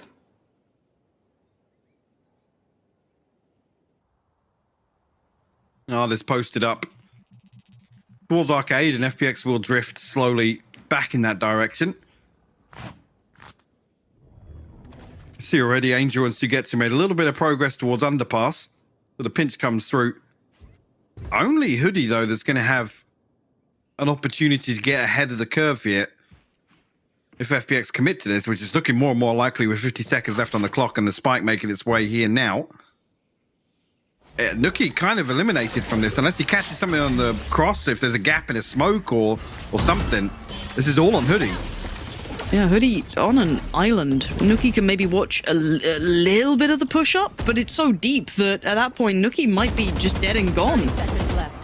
Oh, let's see how much he can do. That's a terrible time for Angel to be noted.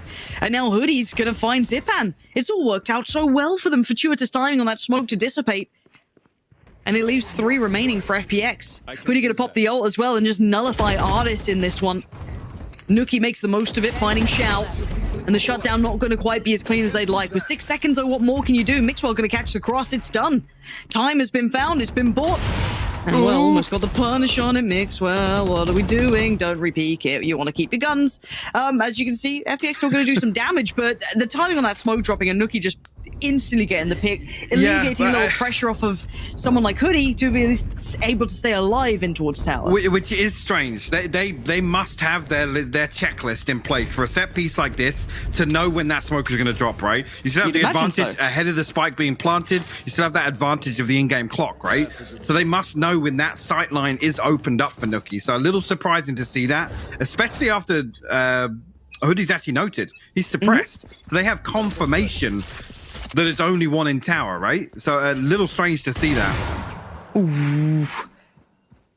Keeping your life for now, but Mixwell's not necessarily backing away from this completely. FPX looking for the fight, and last time, that swing we saw it, right? Punished drastically by Zipan. Gets just a pixel noted. Angel copping a bit of damage on that, but himself still alive, and there's the swing from Hoodie. Notes him. Suppressed once again. Now has vision limited. So much put towards him. Flash comes in. Hoodie's still alive though. Comes out of the flash but doesn't win the fight. Doesn't get a chance on it. FPX closing the gap in a different way this time. But Nuki still being a danger from the same sort of angles. FPX can be kicking themselves for this one. Spike nowhere near planted here. Left to its own devices. Mixwell adds another to the list. Nuki will find another, and actually the kill onto Zipan. You're fired up, actually, doing loads of damage from that position. Just Sugetsu left the 1v3 now, trying to isolate this 1 kill. But Meadow stands strong. FPX have to adjust this set piece here. Nuki is continuing to find value from that position. the smoke, just not enough security behind it, whether or not the Sage Wall is the answer or dig a little deeper, maybe aggress towards the spawn, but... Gotta do something. Yeah, FPX kind of getting exposed here. Oof. Don't get me wrong, Nookie is sharp as all hell, but... I mean, yeah, give him a headshot angle. He's gonna punish you. He's good for it. He's absolutely good for it. And that's closed this game back to somewhere that actually G2 could maybe do a little bit more. But it has been mostly the Nookie show. Those early rounds haven't been really working out for Mixwell. Hoodie got shut down that time. So again, Nookie being essential to these couple of rounds, they've been able to claw back on FPX here. So FPX maybe addressing a couple of other options, looking elsewhere, as that B site has proven to be a problem.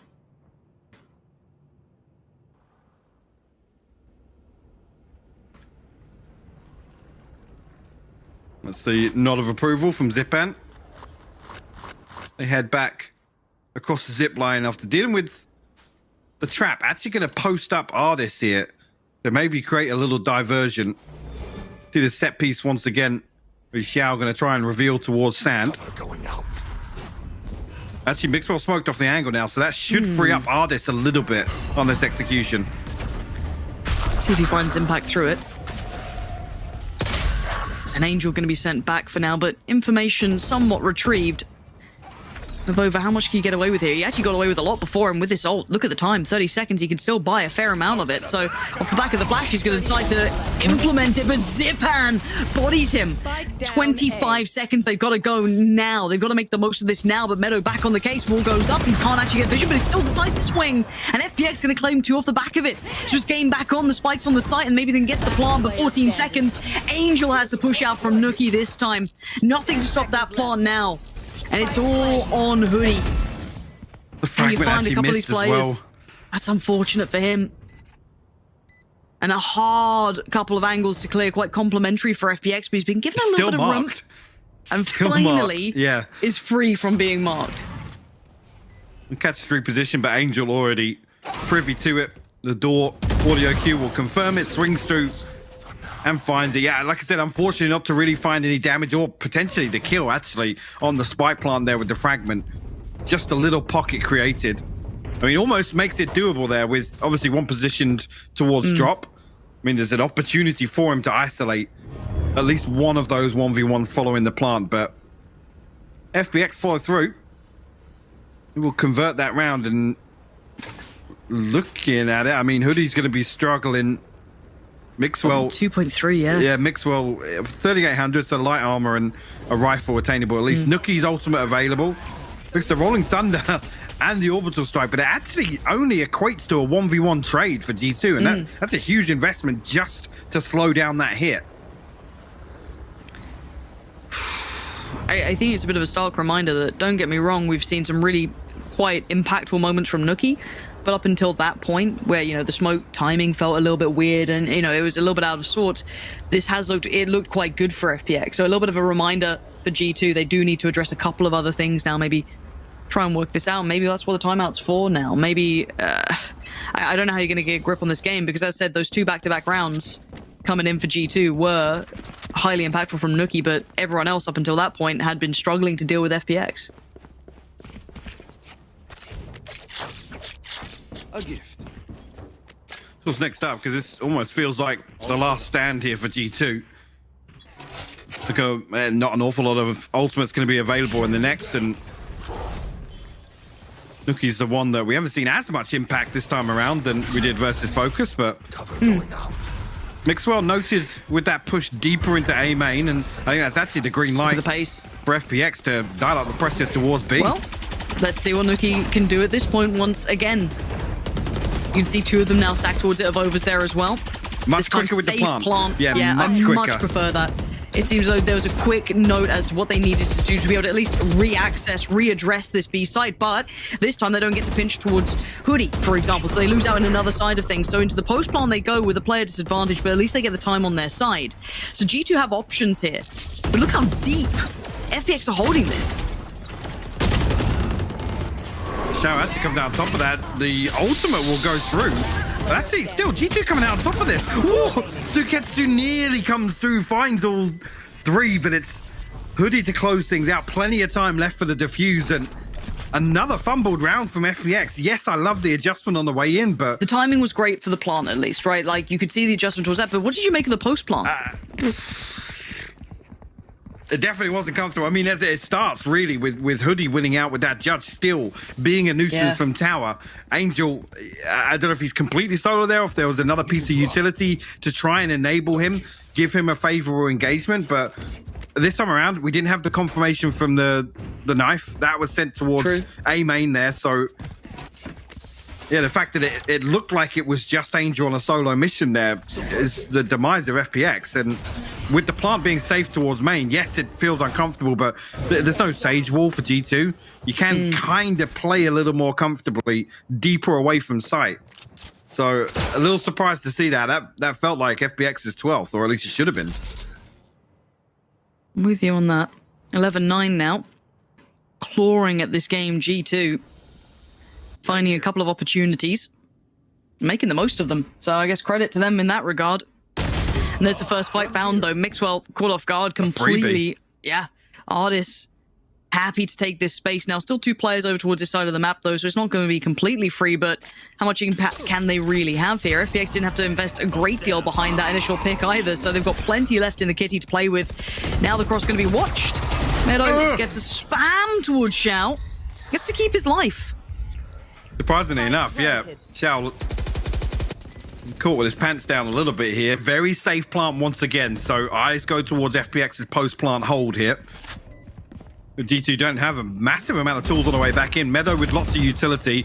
Actually, sorry, Hoodie still with pretty much full utility as well. So see what they can make happen here. I'll do something. Time to go for Nuki to try and close in, at least clear out the site for now. No one there still. You can see the post plants seeing a little deeper, but the time's starting to tick, and there's a time limit on what G2 can do, especially if Angel and Artis going to create the crossfire, but now just down to Meadow. Anything left for him to do here? It looks like the time has pretty much slipped away from him at this point. He has to back away. He could no longer take that fight. And FPX finally get that 12 from the board. G2 unable to deny it this time. It got a little dicey towards the end, but again, that initial pick just allowed so much access. So I looked at that for a moment there. I saw Nuki, I think it was Nuki and Avova with nothing left, and then Meadow and Hoodie with full utility there, obviously making their way over from a little further afield.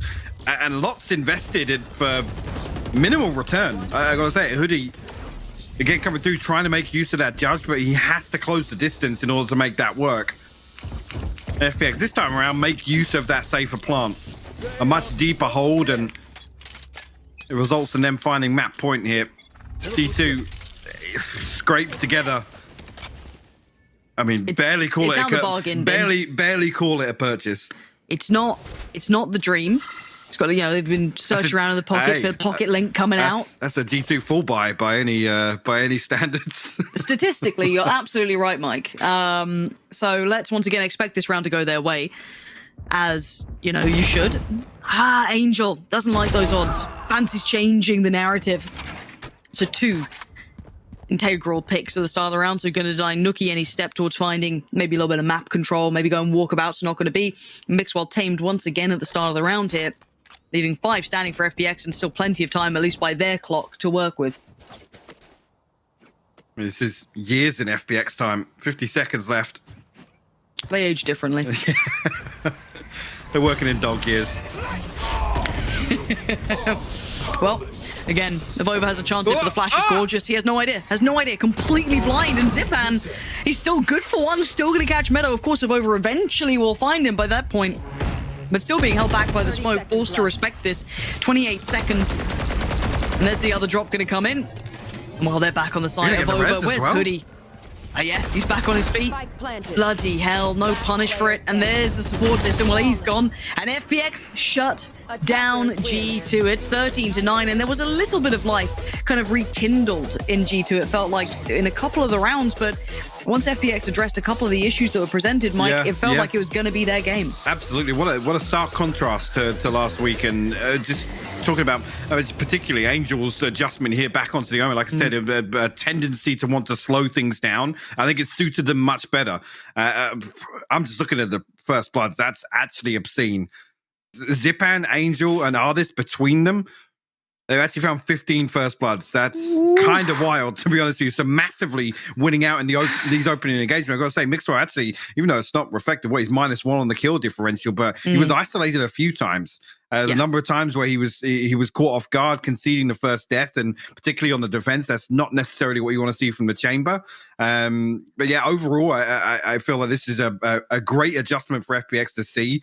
It just goes to show really how well they've worked towards two different compositions here. I don't think they would have pulled out the Yoru without having practiced it and feeling pretty confident about it. So real positive here for FPX.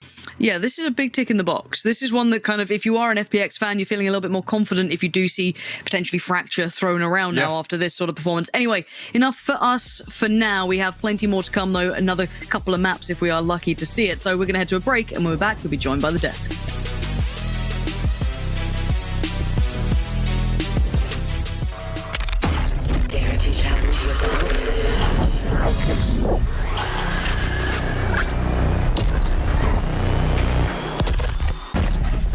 Who's next?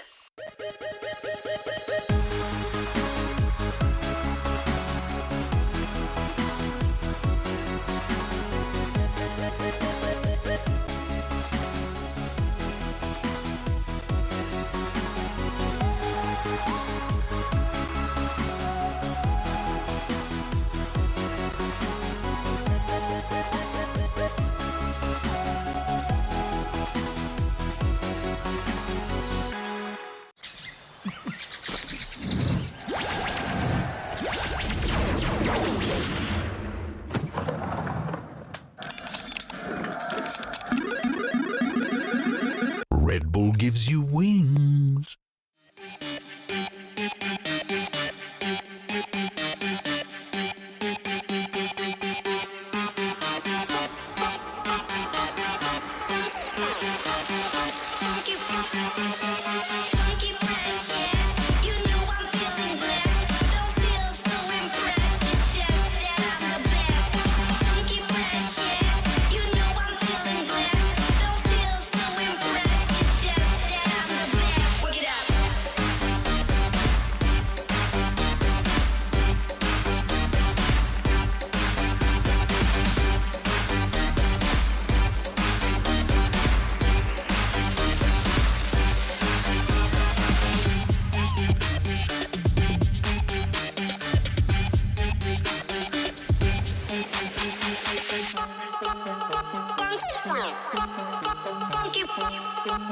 Funky fresh, funky fresh.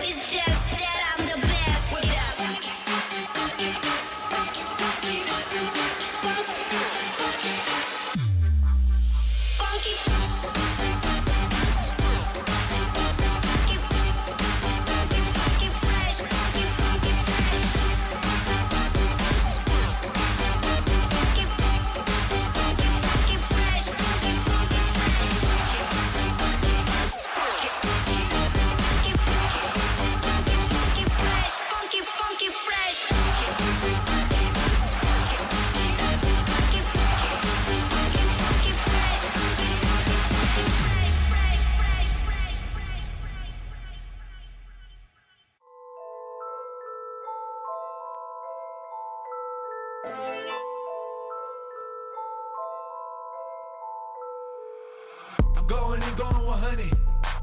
It's going down like the 300. You hear the same, feel the thunder. Dribble that ball like I'm a drummer. It's getting hot in here, no summer.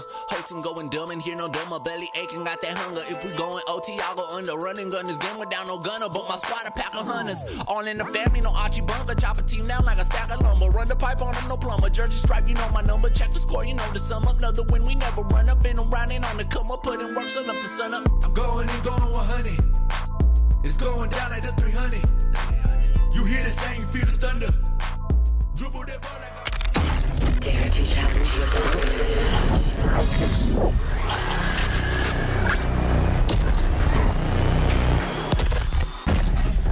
Who's next?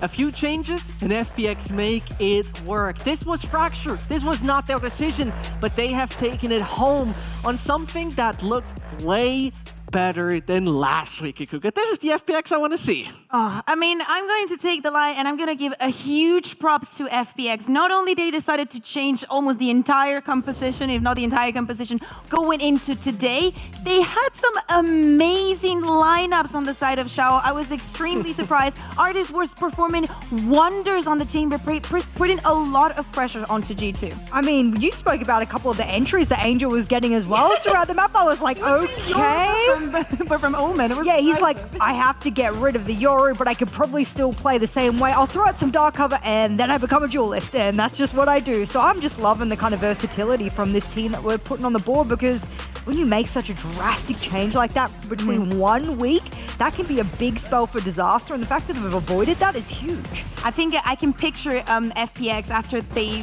lost last week, and they're like, okay, now we're going up against G2. They have just played Fracture. The chances of us, you know, if we want to ban bind and we want to actually see what's going to happen on Fracture, we need to change something. They decided to go for something completely different. As you said, Angel working a little bit as an entry, or, I mean, when you play a composition with no duelist, it's right. kind of, someone has to take that role. And those TPs were kind of coming into place and putting him in positions that were pretty favorable for FPX. And even though that first half didn't tell us much, because I was not liking how G2 was back to hitting a lot of A, and all the fights that FPX was putting there. It looked a little bit like a coin flip. I am not a fan of that. But FPX attack, with all the set plays in just a week, I am amazed. And then, I mean, on their defensive side, they got a little bit gifted there, because you said that A hit. For those who remember what G2 did, how many times did they hit A side on Icebox? Remember, I think we did a whole segment on it one time.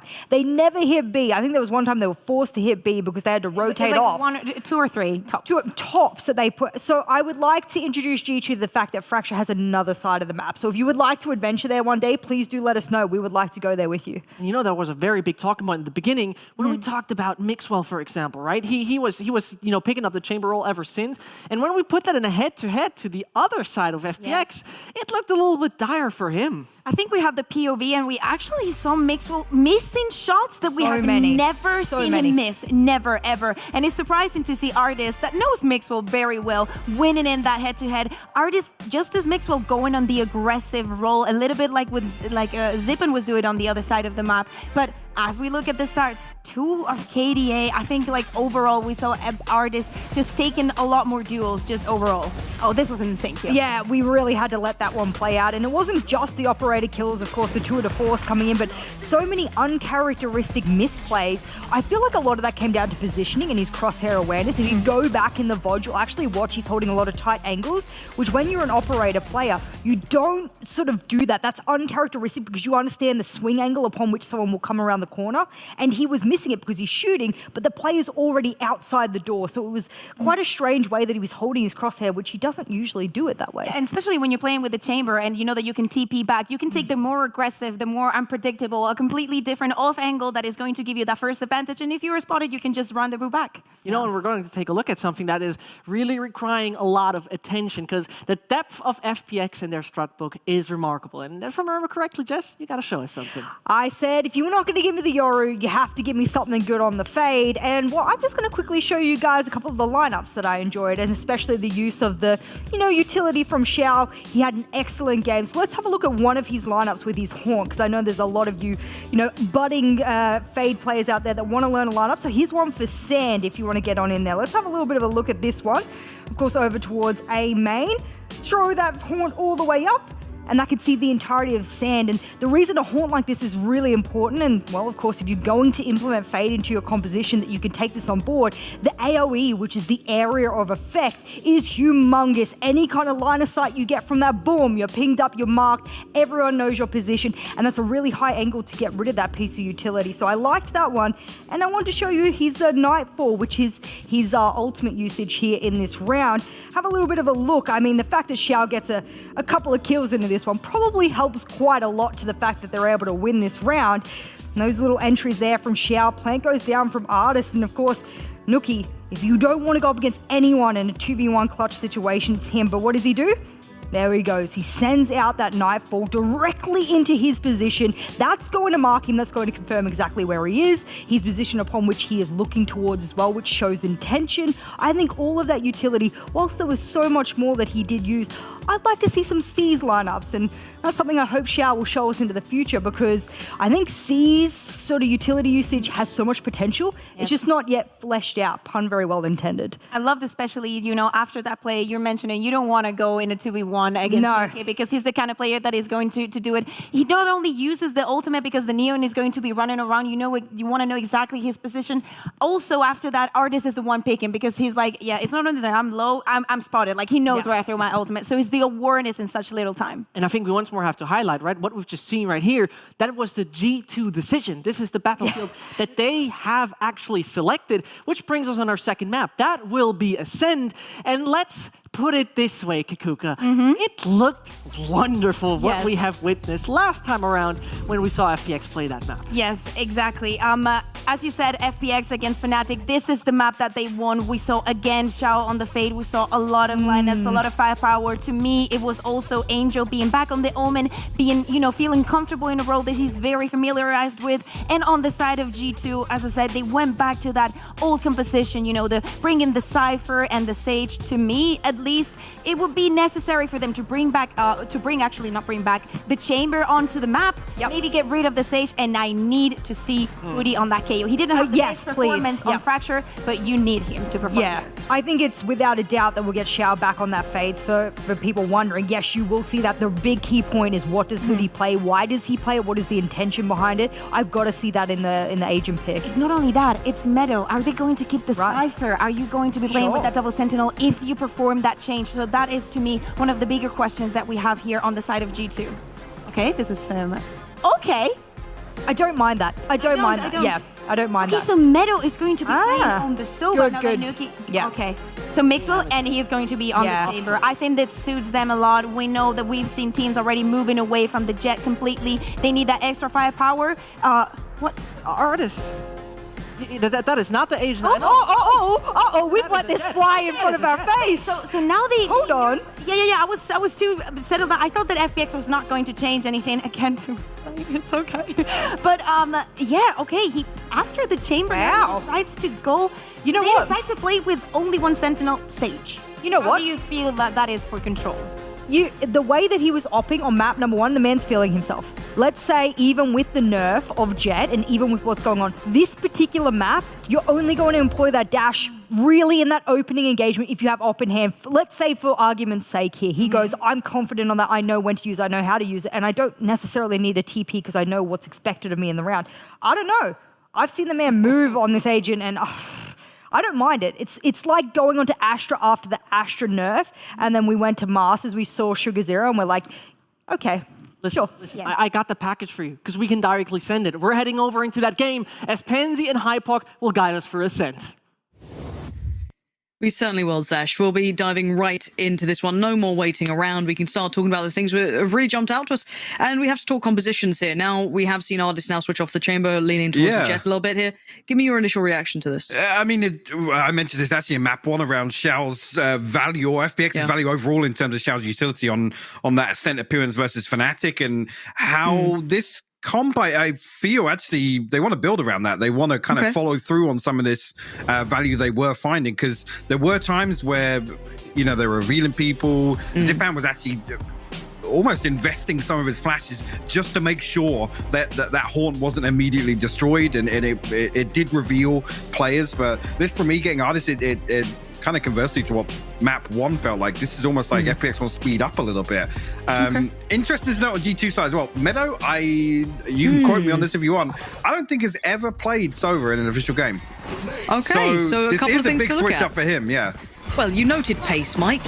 Funny enough, they're already on the A site. It's crazy that sometimes one person. One of them made it, but it's okay. The trade came out, and Nuki didn't get away with any of that Nuki business, so it's all good. To get too stuck. Right. Well, that's a little unfortunate. maybe, look, Mike, maybe it's fully intended. All right, you just don't understand pro players. You need to work on that, actually.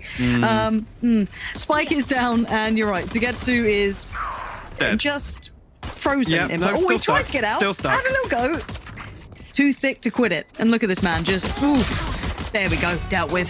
Taken away from his icy prison, and as our FPX from this round. A nice intention, but they just got absolutely battered. They did. I mean, immediately there was so much utility sent towards site, and then it's like, this dashes on. He doesn't actually sit inside his smoke for long enough, but I don't know if that was because he was anticipating some follow through from main, but yeah, a little half-assed, if I'm honest, on the way in. The set piece was beautiful. Nuki was actually forced pretty deep into tree. There was nobody even there to pressure from site. So a little strange to see whether or not Artist has misplaced the smoke and he wanted to get to Gen there, or there's something else that's happened that I certainly didn't know. But you look back and you see on the X-ray, everybody from FPX still tucked out of line of sight. I mean, Angel even drifting towards Wine. But we might even just try it again off the rip. There we go. Let's get that timing right a little, if we can. Not now, though. No. Right. Well, we go back. Now, I do have to ask you a question. I said the word battered, and I started thinking about battered sausage. Were you more a Savoy man, or where did you sit? You're a Savoy. Oi, yeah. oi. A classic. Yeah. A classic. Yeah. Would you go, what's the accompanying dish normally? Beans. Beans? Yeah, Savoy and beans. I never went for a bean. Words I never thought I'd hear on a broadcast. Yeah, you know what? You know what? It's an FPX fan. It's going to slow down. It's going to slow down now. They tried to go quick, and look what happened. KO got brought out. So back in the traditional comfort zone for FPX now. The 20-second side hits. Artist, actually, I didn't even note that. Does have a Spectre to work with here. I didn't even notice that as well. Zipan and Xiao actually had a full force coming through with the Sheriffs. Angel actually saving across 1,000 credits. So that's the reason we've seen this slow down. But 30 seconds left. 30 seconds Angel going to left. try and find some space here on towards short. And the 20-second hits come in. Look at this. FPX in prime form. And it's working. Of course it's working. Why wouldn't it? It's FPX showing their true colors. And the spike's down. They've got a 5v3 post plant. They've got a little Vandal. Who was it who had it? I think it was Hoodie who had that. So that's a lovely little freebie. Take that every day of the week. Like beans with Savoy. And the flash. Mixwell looking absolutely cooked here. Somehow didn't die though. I don't know how he's alive. And G2 are going to opt to save 3 Spectres. So whether or not they can muster together anything, well, if they can muster together an FPX purchase in the next round. And to be fair, the one thing I will say though, right? Like let's kind of like ooh, are we gonna Sugetsu gonna look for a couple of exits? Anyway, the one thing I do want to expand on though is if you are playing FPX, right, you do have to now potentially, if they are running this kind of like fade jet looking comp, the ability, well, he's not going to get much now, is he, Sugetsu? Well, there is the ability to switch gear here, though, Mike. There is, and I'd love to get a better look at exactly what's been. We saw it a couple of times versus Fnatic, where the Observer's actually caught, where the Horn was invested. Like I said, I was noting actually Zipan's tendency to want to flash for that utility, just to make sure that they can guarantee it's going to reveal something, or reveal that there is nothing close. Not revealing any close contact setup from G2. So I'd love to be able to have a look at that. It's going to be another set piece here towards B. See how this one works out again. Such cuties. And Artist, yeah, lovely. Actually worked out really nicely behind that, Mike. I'm glad you've highlighted that. You can see the combination, really, the theory crafting working well. Artist does get punished, but again, this has already facilitated a spike plant. They've done what they needed, and there wasn't much bought directly behind those weapons either. So, again, Sugetsu probably on for at least holding that angle for now. There are 2 players there. And the Vovas just backhanded him with a classic. Of course he has. Mixwell moving through now, 4 shots left in the Headhunter. Everybody on FPX committed towards sight, but definitely a weapon advantage here for them. Lovely. And actually will be noted as well. Very nice. There's still some threat to this, but time. And we got to look for the trades. None of them came through. Xiao held their own. Well played. 2 of them remain. And they still have that Vandal in hand as well. So, honestly, not a bad little start. Good response coming back here. G2 actually, yeah, well, light armors across the board here for them. Again, we do get a second opportunity to come to look at this. I mean, actually, the paranoia invested as well at some point throughout this. And again, it's the investment of utility behind that haunt that makes it difficult for G2 to commit to destroying it, right? They have to play these kind of ratty little spots. And I'm interested to see how many different variations we have from FPX to kind of make that work, because you don't often see that. I mean, you don't usually see the same investment around a Sova dart or a drone. I mean, occasionally you'll see, you know, a paranoia or maybe a flash to make sure the drone can kind of swing out safely. But this is actually really interesting to see is how willing they are to kind of util dump at the start and then follow through on it, because you're guaranteeing value, Lauren. That's what FPX are finding here. But that's also quite a rarity. If we do want to expand beyond that, is it's actually quite hard to guarantee value, right? It's like his unconfirmed impact of utility is essentially the name of the game, right? Like, so again, this is quite something to watch. If FPS can kind of master this implementation, those 20-second hits now could potentially have huge implications. It's gonna be so hard to handle, but we wait and see. As for now, it's just a split up short. And yes, Artis is in. We have to look to the secondary line. Where is the impact behind it? For now, they've slipped towards the site. Hoodie's on his own, though. Still can make the most of one. And now's a second. Zipan added to the chopping block. That is gorgeous work from him, considering he was left to his own devices. A trade back, though, and not much be able to be made of that beyond from G2. Have to accept the loss of Hoodie, who seemingly outstayed his welcome. But now they are into the post plant. A little bait on the TP. The 4v3 post plant. So confirmation as well there from the trail of exactly where that second player retreated to. All four from heaven right now. Angel, how much impact can you really have? He's decided to slip back in towards hell. Probably the right choice here. Can at least spot one on the drop down. There was two to note, and G2 cleaning house. Shao, this would have to be something unthinkable. I don't think he's got really the chops for it from here. And G2 comfortable on the retake, coming back in. Hoodie worth his weight in gold. For sure. I mean, finding two there, massive value to slow things down. G2 are able to stack up. There's a confirmation on the back of that trail, but G2 are able to stack up and play numbers effectively. Another great to see actually how deep G2 have to play here. The haunt comes through. The paranoia is sent on towards Gen, and I think would just about catch Dice. It was either sent towards Dice or it would have caught the far side of heaven, but you can see as soon as the haunt comes over the top towards Tree, it's going to reveal both Tree and towards Gen. So the paranoia is invested just to make sure that that's going to find something. Another stacked up piece. FPX do not want to slow down. No, the pace is being picked up, but Nuki's respected this to sitting so deep, but he's actually read it so well. Not taking those close engagements that overwhelmed them last time, seeing a little bit deeper on towards Cap, but the fight gets one out this time towards CT. Artis last time got dealt with by Mixwell, this time not the case. Now a 4v2. Gonna need some of that Nuki work, not gonna get it. Sugetsu's there. Yeah, how much was he able to do when he was completely blinded in essentially a 4v1? Avova couldn't really catch the cross anymore at this point, as really... What are your expectations? Artis puts his life on the line for this, and it's the comfiest kill that he's going to get. FPX, some of these scripted hits, some of them more set pieces, right? The ones that you bring out once in a while, not necessarily your defaults or any of that sort. The pure kind of worked out to the second of timing. I mean, wonderful to watch. We are seeing this, I would class as new look FPX, right? Ascent, traditionally a map where strength in default is one of the biggest, you know, ticks in the box. It was right? a huge selling point. Absolutely. FPX have historically looked so good at slowing the game down, drawing these rounds out, almost kind of, you know, whittling away at defenses here. They're able to show some really, really clean choreographed hits. And like I said, that util dump it's overwhelming. Yeah. Yeah. I do love the fact there's so much intention behind it, because it's very easy to see a couple of these hits where it's just, it feels like they're going through the motions without understanding the implication of what they're doing sometimes, just because it's you're doing the slight hit that everyone else does. And this is innovative. It's looking great. I feel like they've really incorporated Fade to an extent that works better than I've seen before. I'm loving these little adjustments you see on the different hits as well. Like that push towards shore, I think actually the adjustment on the haunt just about covers Tree. So that smoke actually on towards a little deeper to force them back towards window. I said they have no worries on the way in. And you can see actually on the back of that, FPX do not slow down whatsoever. It's absolute faith in that lineup. I said, and you don't usually see that sort of value from a Sova dart. No, you really don't. No. And this is something that I do want to see, can G2 even adapt to? Because I haven't seen this level of implementation behind the Fade and the combination of utility with it until now. Now, obviously...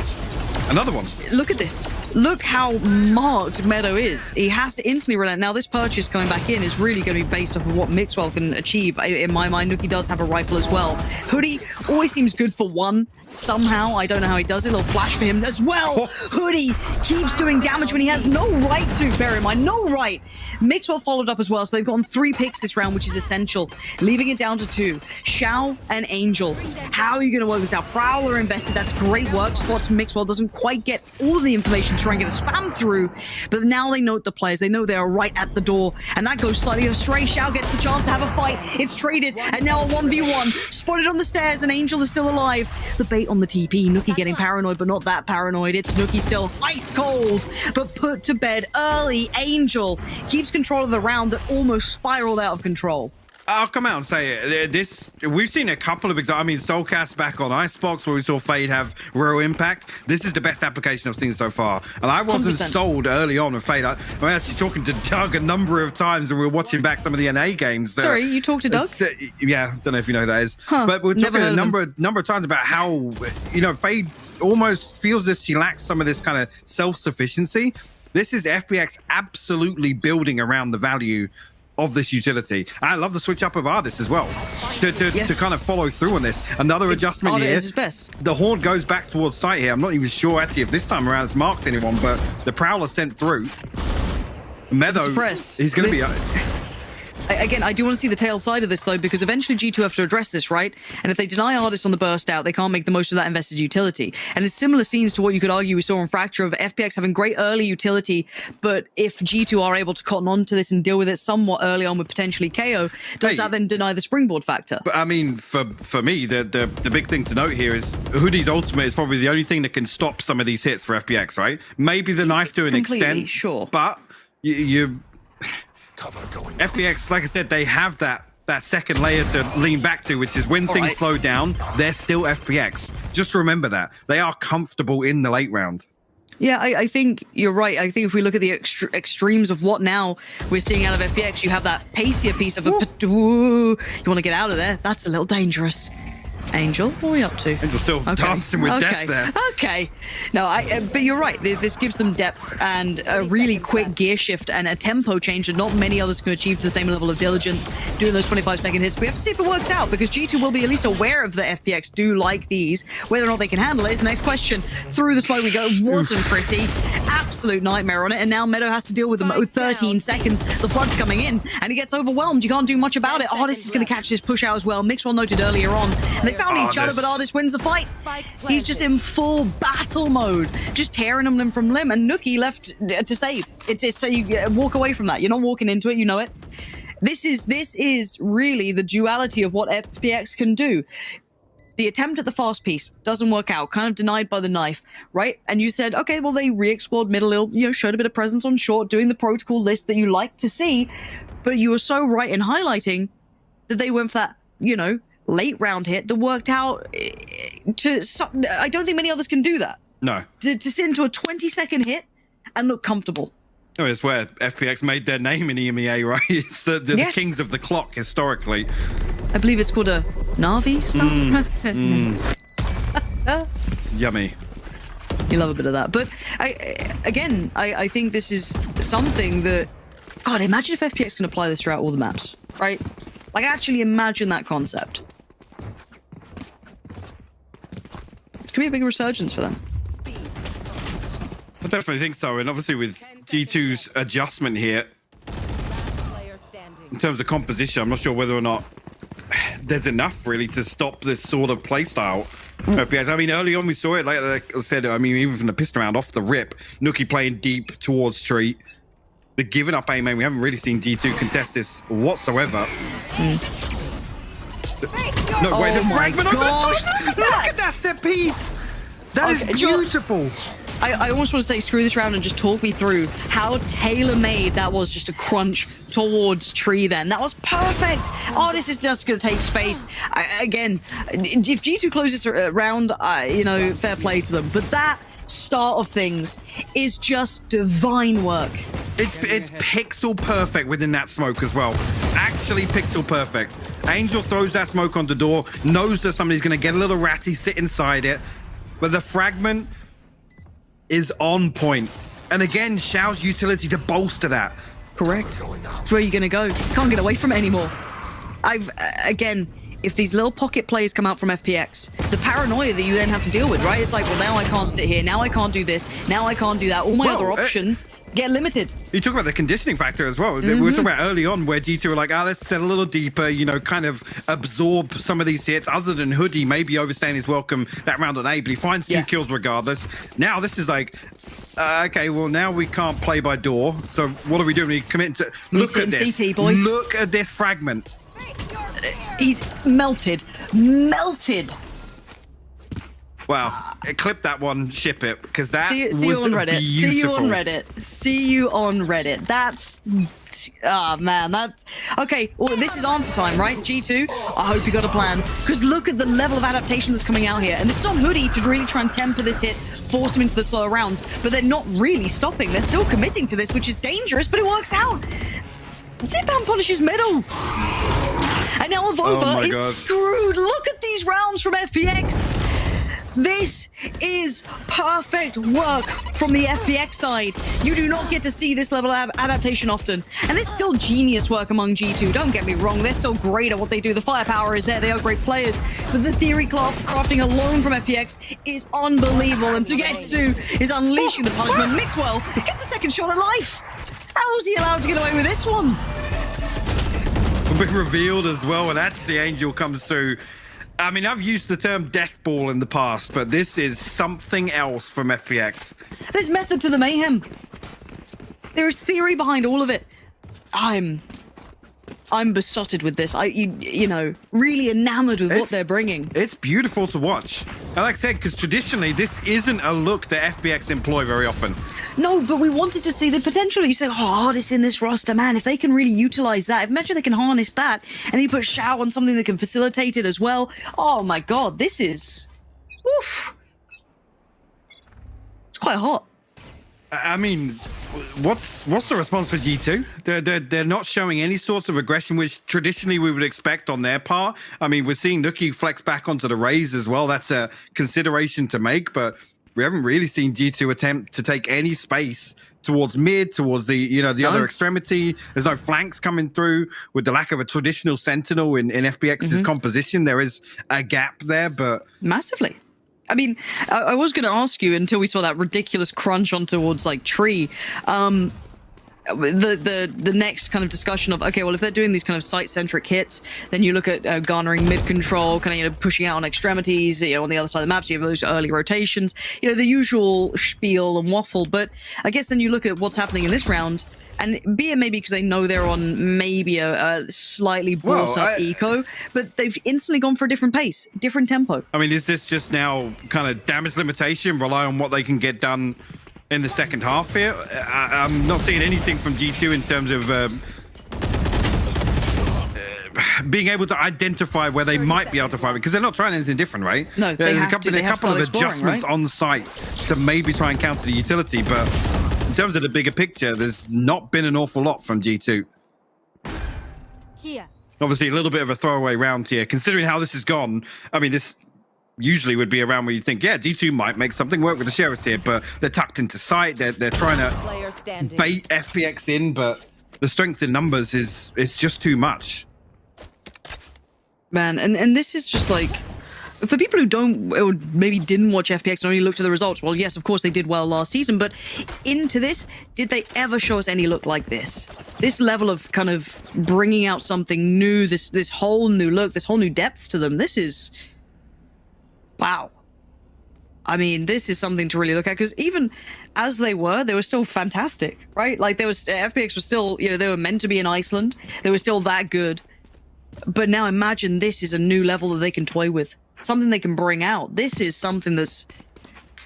I mean, I don't think we're going to see this map much more if teams are going to be seeing this VOD. No, absolutely not. And how much we actually see teams start to replicate this, because FPX making it look easy. I mean, with the preparation they've done, you can already see just a few adjustments, a few variations to some of these set pieces, and how many bases they're able to cover. Yeah. And G2 hitting the panic button. It's I timeout time. actually, I'm talking about G2's lack of adaptation. Sure. FPX have already shown enough variation in some of these hits where it does make it difficult. Don't get me wrong. It's not as if it's black and white. G2, they've got to switch it up, play more aggressively. FPX are showing that they have multiple variations to some of these set pieces on both sides as well. We haven't really seen FPX even show any presence towards pizza.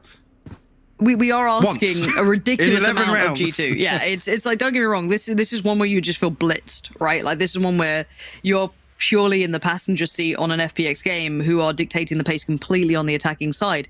It is very hard to hit adaptations in these sort of moments. Now, let's see if anything comes of this. This is what I want to see, because it looks like somewhat of a standard hit that we've now seen FPX pull towards this B site. Pacey once again may at least deny Ardis' burst, but it's not like they haven't committed behind it. But where's the next layer to this now? What's the next step? Nothing stopped Ardis so far. A little bit of spam. That certainly does the work. Okay, that's how you shut him down, apparently. You just find the shot on him. Fair enough. Hunter's Fury's going to come out. The double stack towards Boathouse works very well this time. Able to dig their heels in here towards B.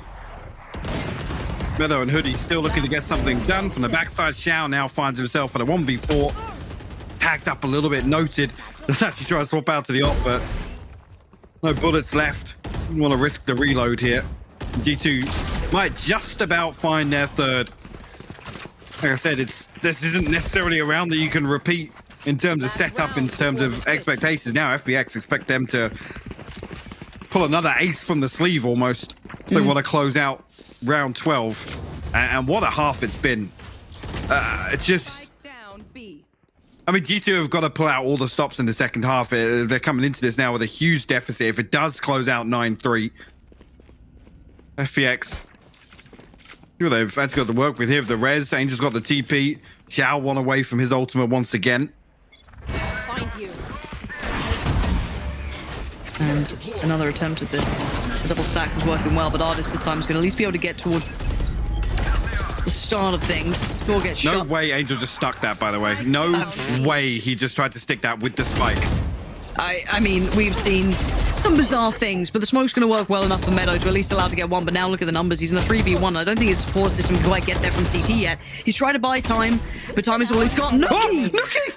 This is unreal! Finally, his name's in the feed. He felt missing for a moment, but still, it's Avova to claim the round, and it's given them a buffer. Well, yeah, a buffer, a lifeline. It's a miracle they come out with only a 4-round deficit from that half. Their last 2 rounds just digging their heels in on that B site hold. Nuki, disgusting angle over the top there from Spawn. They had no idea. No. They had no clue that was even coming out. And traditionally, traditionally, once they get set up for that B-side post-plant, they would have that one way from Angel to cut off that exact angle. By the way, Angel sticks the TP inside the smoke on top of double box, by the way, which is... yeah. Borderline arrogance at this point. He's just like, yeah, I'm going for it. Let's go the TikTok omen play with the spike as well. Do you think Angel's got TikTok? No. No. No. No. Probably not in the TikTok demographic. No. You know what? By age, neither am I, but here we are. What do you think Angel's For You page would look like? That's a really good question, one of which I do not have the answer to, but... Let us know in chat. I'm sure you guys have a lot of opinions about that. Chat are very opinionated. Not often correct, but very opinionated. Yes, and they try. I enjoy that. I like the commitment to being wrong, because that's also how I've made a career. So shout out to you guys. You could be a caster as well. However, we do, of course, get the side switch now. So we do get to see the, I guess, 2 sides to the coin for FPX. Is what does it look like now on the defensive side? How's G2's approach looking on the attack? We get to kind of delve into this one, because we've just had a complete kind of, it felt like a flashbang to the face here watching FPX. Completely changing expectations, but ready, G2 taking their time as well. Much slower approach here. I think it's almost paranoia from G2. It's like, what have FPX cooked what up are they doing for now? the defense, right? It was just absolute fear on their part. Meadow will clear through here with the Owl drone. Mixwell finds the kill on Ardis elsewhere. Maybe almost baiting the possibility of a fake, but now confirmation here with the steps coming through onto site. To get a comfortable spike plant. FPX has 4, going to have to attempt this retake.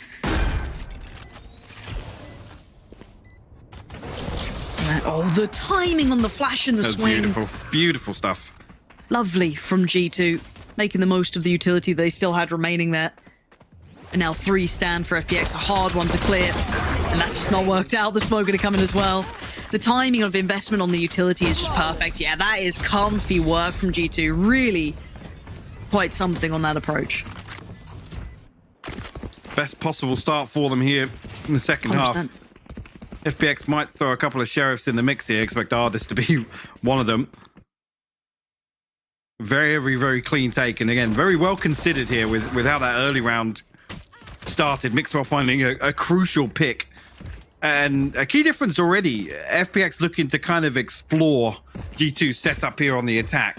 With Ardis going hunting a little bit, which, like I said, I mean, he was saying that I'm seeing people say G2 kind of completely flopping on the defense. Take nothing away from the FPX played that first half. Like, they absolutely dominated. FPX played it well. It wasn't, like, hey, Mike, we're normally the negative ones. Yeah, exactly. That's usually my job. Hey, guys, don't take Mike's job, all right?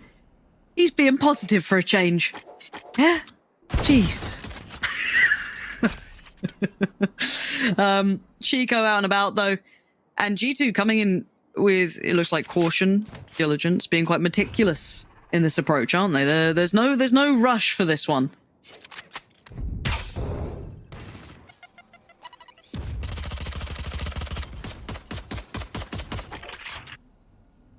FPX this time, a little happier to at least greet them at the front or to get through that timing. Actually still finds the adjustment. Mixwell losing that one out. Angel will find a second on the back of it. The results to a 2 for 2. Zipan the next one here. Ooh, okay, nearly actually finds damage onto both, but it's only the tag onto Avova to write home about. 30 seconds left. I saw a world where that just went absolutely Pete Tong, but it hasn't. There's another reference 2 people are going to get. But now Ardis and Shao.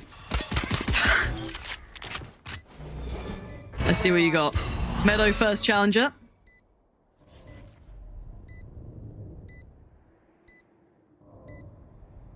Again, at this point, I mean, none of it, yeah, damage doesn't even really mean an awful lot here with the spike plant coming through. Obviously, G2 are going to have a little bit of a buffer here. It would be a bonus, if anything, but just damage.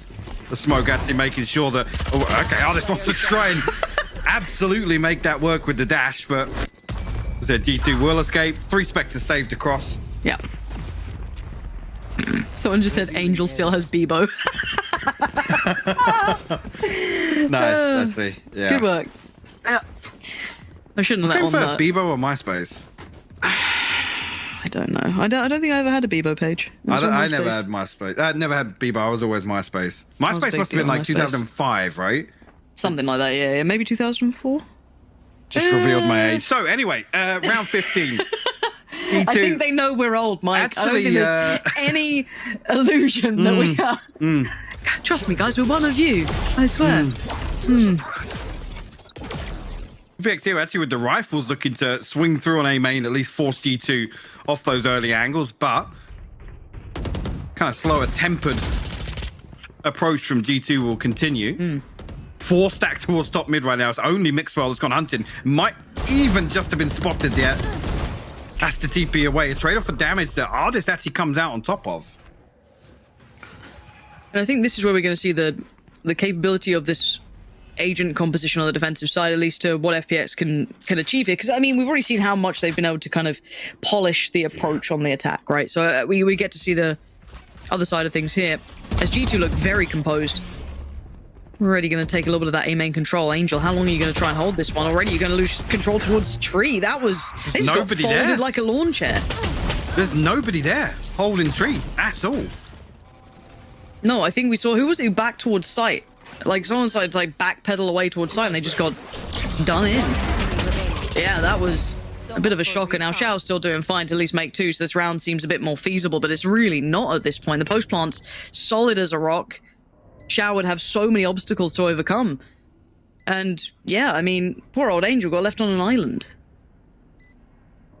And the reason I highlight that is it's obviously once that gap is created, hold that thought. Xiao finds a beautiful shot onto Nuki. 2 left to find, but it tucked in a little deeper. Mixwell the one to find it. 2 to 5 from G2 and already right back in this now. FPX are going to be on a lesser purchase. But yeah, just notice as soon as that gap's created, that's why it's a little weird to see Angel committed to such a one and done spot, right? Playing close contact on bricks.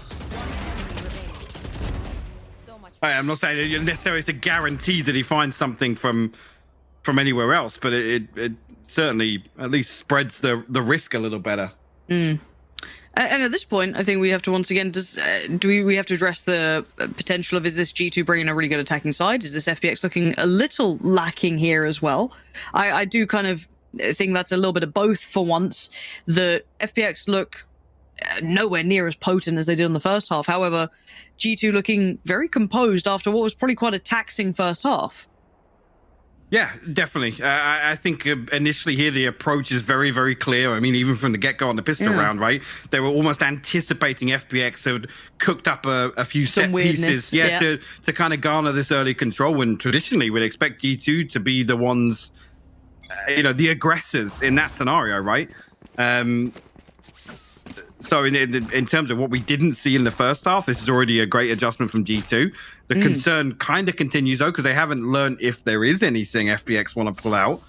Not necessarily if I don't feel as if they have a great picture painted of any of the different defensive setups from FPX. And actually then you sprinkle some of this utility magic that we've seen in the first half on top of it.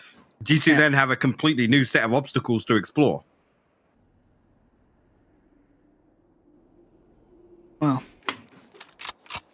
G2 doing exactly as prescribed to close in the scoreline. One more round and you're all even. By all means, it has looked like it's exactly working towards that.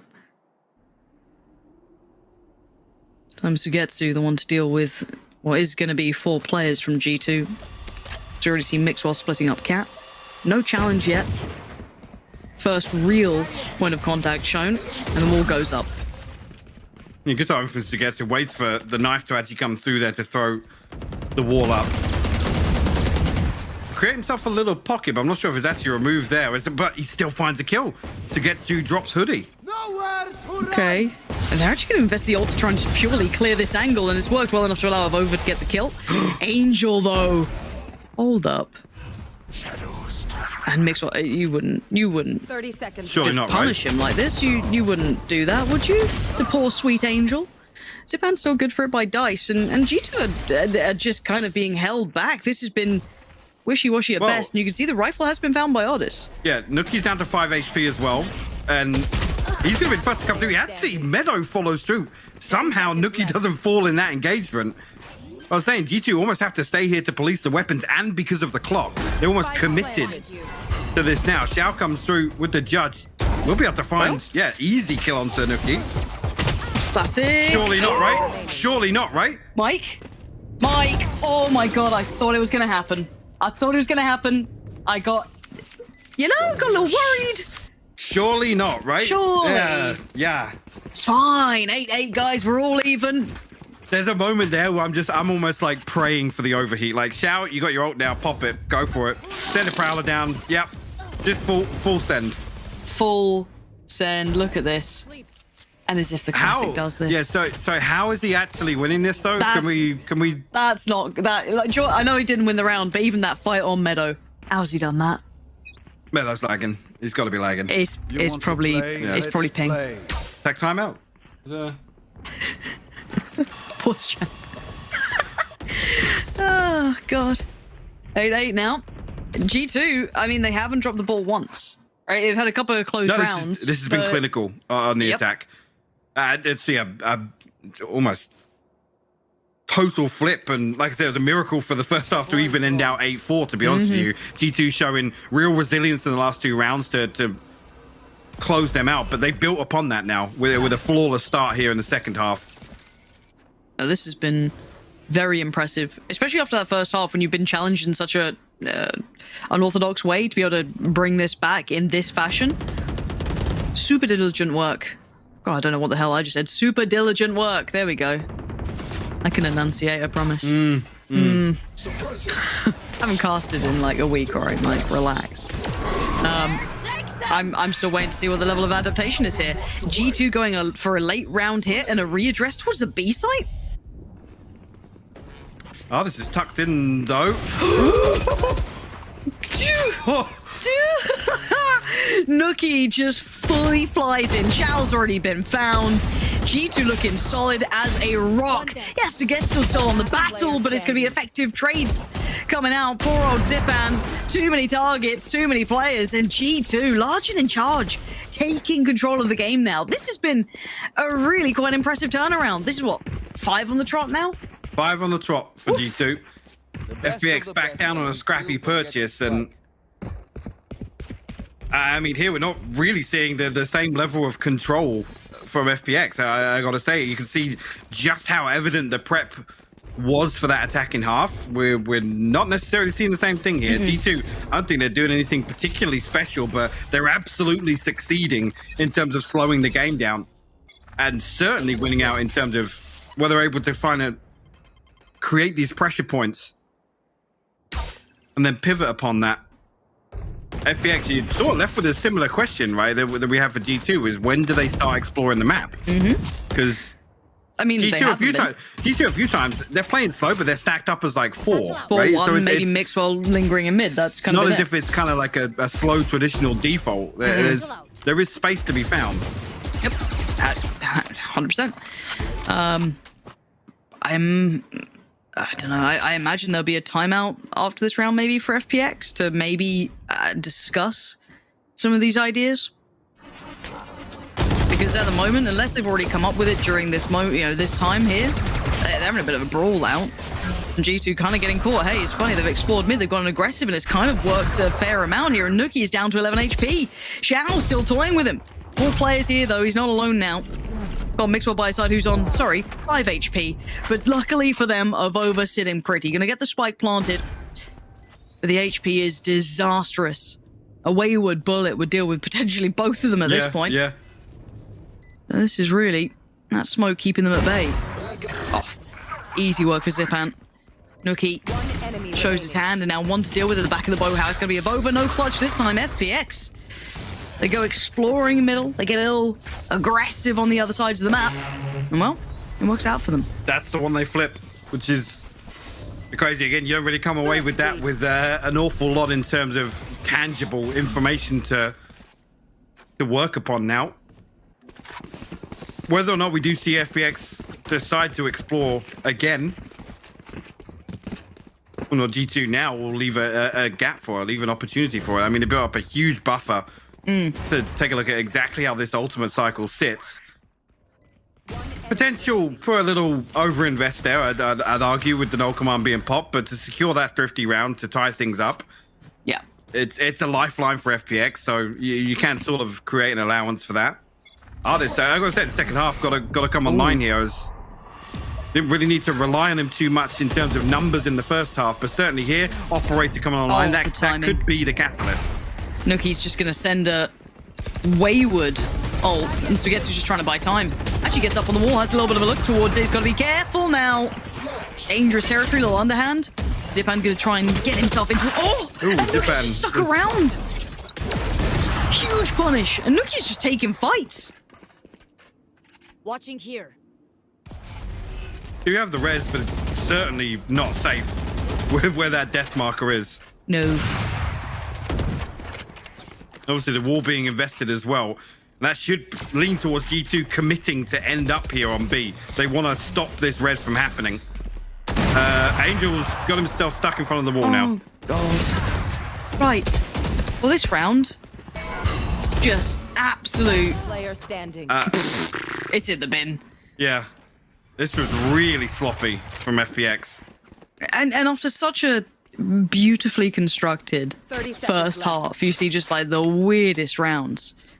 Like I said there, as soon as that comes through, the wall's invested. G2 know that they have an opportunity to punish that res.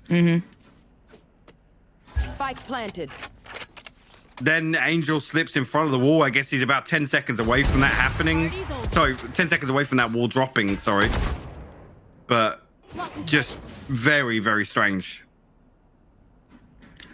How polarizing can one half be, it feels like. You've got G2 looking like really good, to be fair. Like, if you talk about their control, the way they're tempering these rounds, where they've been approaching it, but I feel like FPX, excluding that one kind of sheriffy upgraded eco, that's really been them testing the waters here. You saw a bit of a stack towards A in the previous round that they instantly dismantled off the back of the amount of contact that came through towards Sugetsu, but I'm not in love with what FPX are doing. You know, it's a little surprising here. But G2, I mean, they brought the favor to their side. They're at 10-9 now. Ardis, knives out and about. And a slightly slowed, but once again, similar scene that we've been pretty much noting the entire way through here. An all-in piece. You're clearing out some of these close angles here. Nuki will be not that bad to see with the decay, but no damage to follow through on that. Like you said, yeah, this is where we look towards FPX to take some space elsewhere. They should feel a lot of this pressure from B main, but rotation comes through. Ardis and Sugetsu both going to head towards spawn to find this rotation. Okay, Shao, stand and deliver. That's all you can do. And FPX get a 2-for-1 trade out. Finally, something going in their favor, and G2 put to task. Still got Hoodie standing, so there's still an opportunity for it. And Avova, the Clutch King himself, can't make it happen. Not really had a heater in that regard for himself, and Ardis will close out the round. So FPX just about holding on to this game. We're back at 10-10, back all even now. And again, money-wise, still enough to play with here. Looking at Mixwell, what's his purchase going to be like? Well, no, you can offset with the headhunter here and maybe play a little slower. I mean, he's found value early on in that lurking role, but we'll see how this sits out. He will be able to get together rifles across the board. And look at it now, actually, G2 almost feel as if you got to tip them the advantage here with the Hunter Fury coming online. Hoodie back on another ultimate. Ardis seems to have noted Mixwell, though. The first time I've really seen G2 pressure mid early on. We can see it. Hoodie cracks open the first, but it's, again, FPX taking brawls now. Yeah. Out saying you're welcome, and Nuki's going to punish it.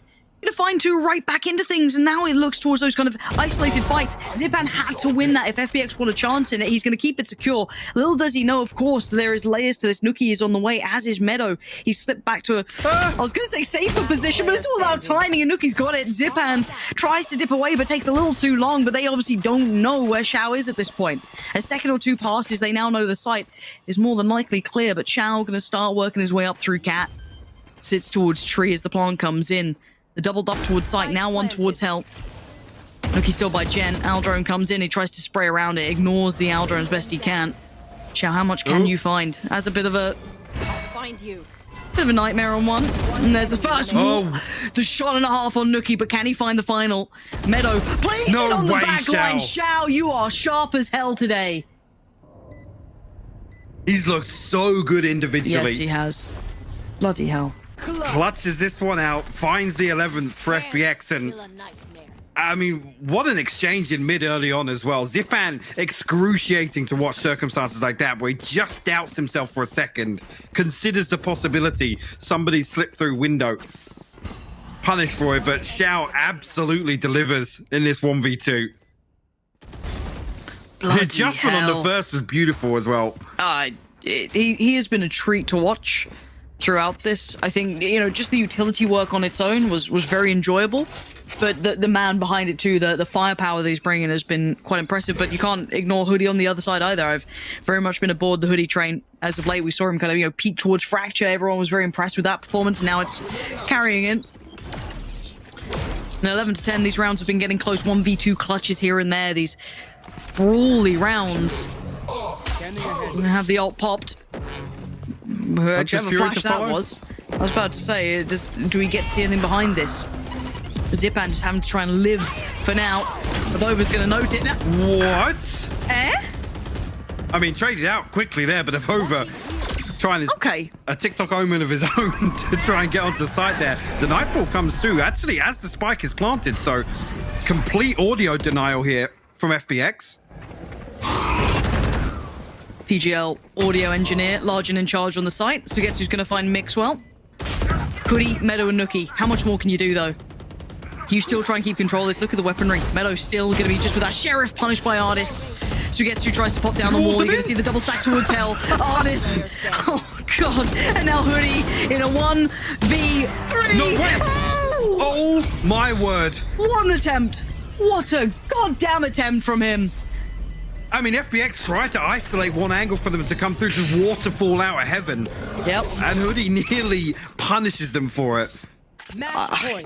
That guy's tried his hardest, man. He has been putting in work. He's had a hell of an appearance here once again on Ascent. 24 kills, 12 assists as well. Beautiful stuff from him. Bloody hell. And the ability is so controlled in that, keeping just enough bullets to play with, playing this super... Oh, I almost wish you closed it because you know then people remember it, clip it, exactly. you know. But it now will be lost to time, but what a valiant attempt from him. Now at 12-10 though, FPX on the cusp of kind of getting away with it. That buffer they built up on the first half is going to pay off in that off angle from Artis, just watching that push up. Reads Mixwell so diligently. Fragment going to come through, clear out this close angle, but won't force Artis out of this position just yet. And look at this utility exchange. Hoodie completely blinded up right now, but no pressure to follow through. The paranoia invested from Angel as well. Again, Hoodie marked here. Artis happy to just...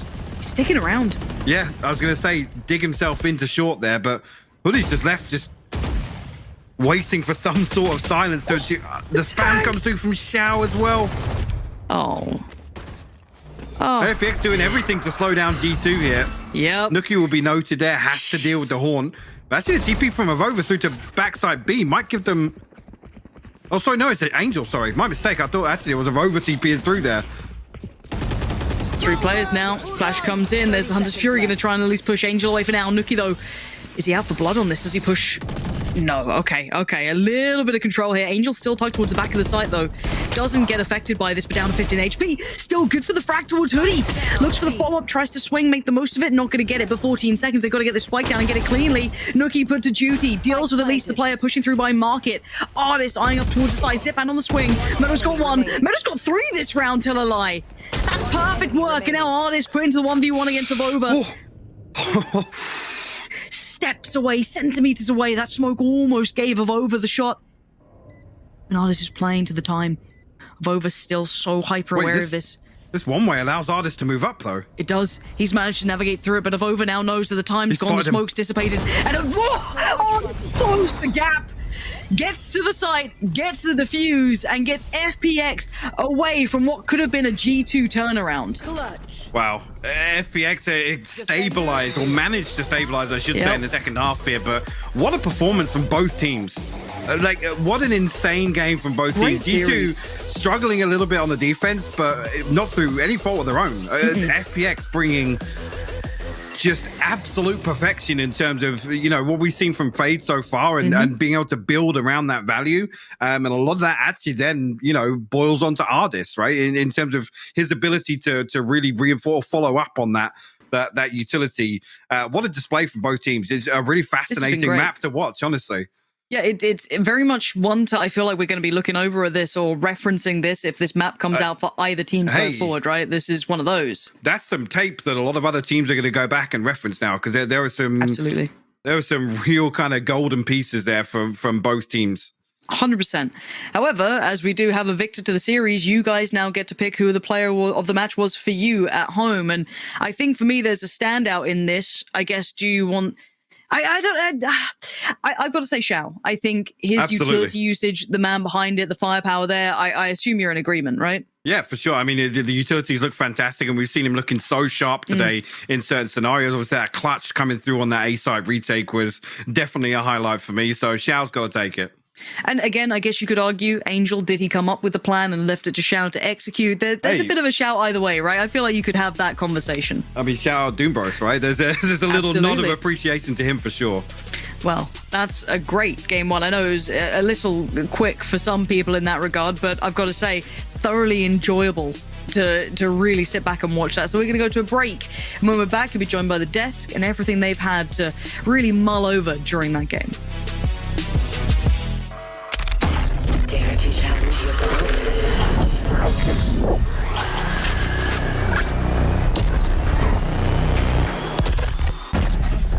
Who's next?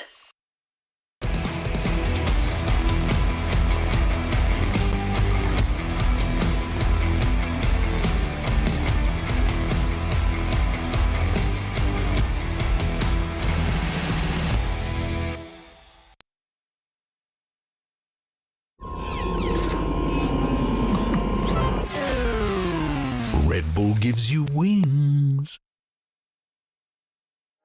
In and out, I get what I need and then I'm in and out. I get what I need and then I'm in and out. In and out, in and out, in and out, in and out, in and out, in and out, in and out. I get what I need and then I'm in and out. I take what I need and then I'm in and out, in and out, in and out, in and out, running in and out, in and out, in and out, in and out, in and out, in and out. I get what I need and then I'm in and out. I take what I need and then I'm in and out, in and out, in and out, get it in and out. Yeah, I'm in and out. Start and finish routes. I can't even stay there like what this about. Ain't got time to waste her like when grilling up. Hey, what you really want? I want a million times 100. I'm number one like Zion Williamson. I'm dunking out. Don't condone violence, but I'm killing them off one by one. Got many rings, man. I've been ballin' since a young kid. They never seen anything like him. He's a one of one. I show up early, but I leave out after everyone. Hey, I go harder than the hardest of the legends, huh? Hey, hit my line up when you ready. I'll be ready. I ain't playing with you. I'ma get you in and out, in and out, in and out, in and out. I get what I need and then I'm in and out. I take what I need and then I'm in and out, in and out, in and out, in and out, in and out, in and out, in and out, in and out, in and out, in and out. I get what I need and then I'm in and out. I take what I need and then I'm in and out, in and out, in and out, in and out. Splash Bros, we make it rain, you need a levy now. I need some hooking in my back, cause it's too heavy now. You see a op, then put up shots, ain't nothing to talk about. No, it ain't sweet, oh, you got beef, oh, yeah, that's in and out. I'm a beast, off the leash, call that animal stuff. Fans love my style, I make them go up. They can't compete, they ain't like me, coach, sit them down. I'm the one, I'm the source, I'm a powerhouse. Whenever they say go, I'm who they talking about. I'm always on go, I am not a slouch. Watch me take control, I'm the captain now. When I'm in my zone, I can get you in and out without a doubt. In and out, in and out, in and out, in and out. I get what I need and then I'm in and out. I take what I need and then I'm in and out, in and out, in and out, in and out, in and out, in and out, in and out, in and out, in and out, in and out. I get what I need and then I'm in and out. I take what I need and then I'm in and out, in and out, in and out, in and out, get it in and out.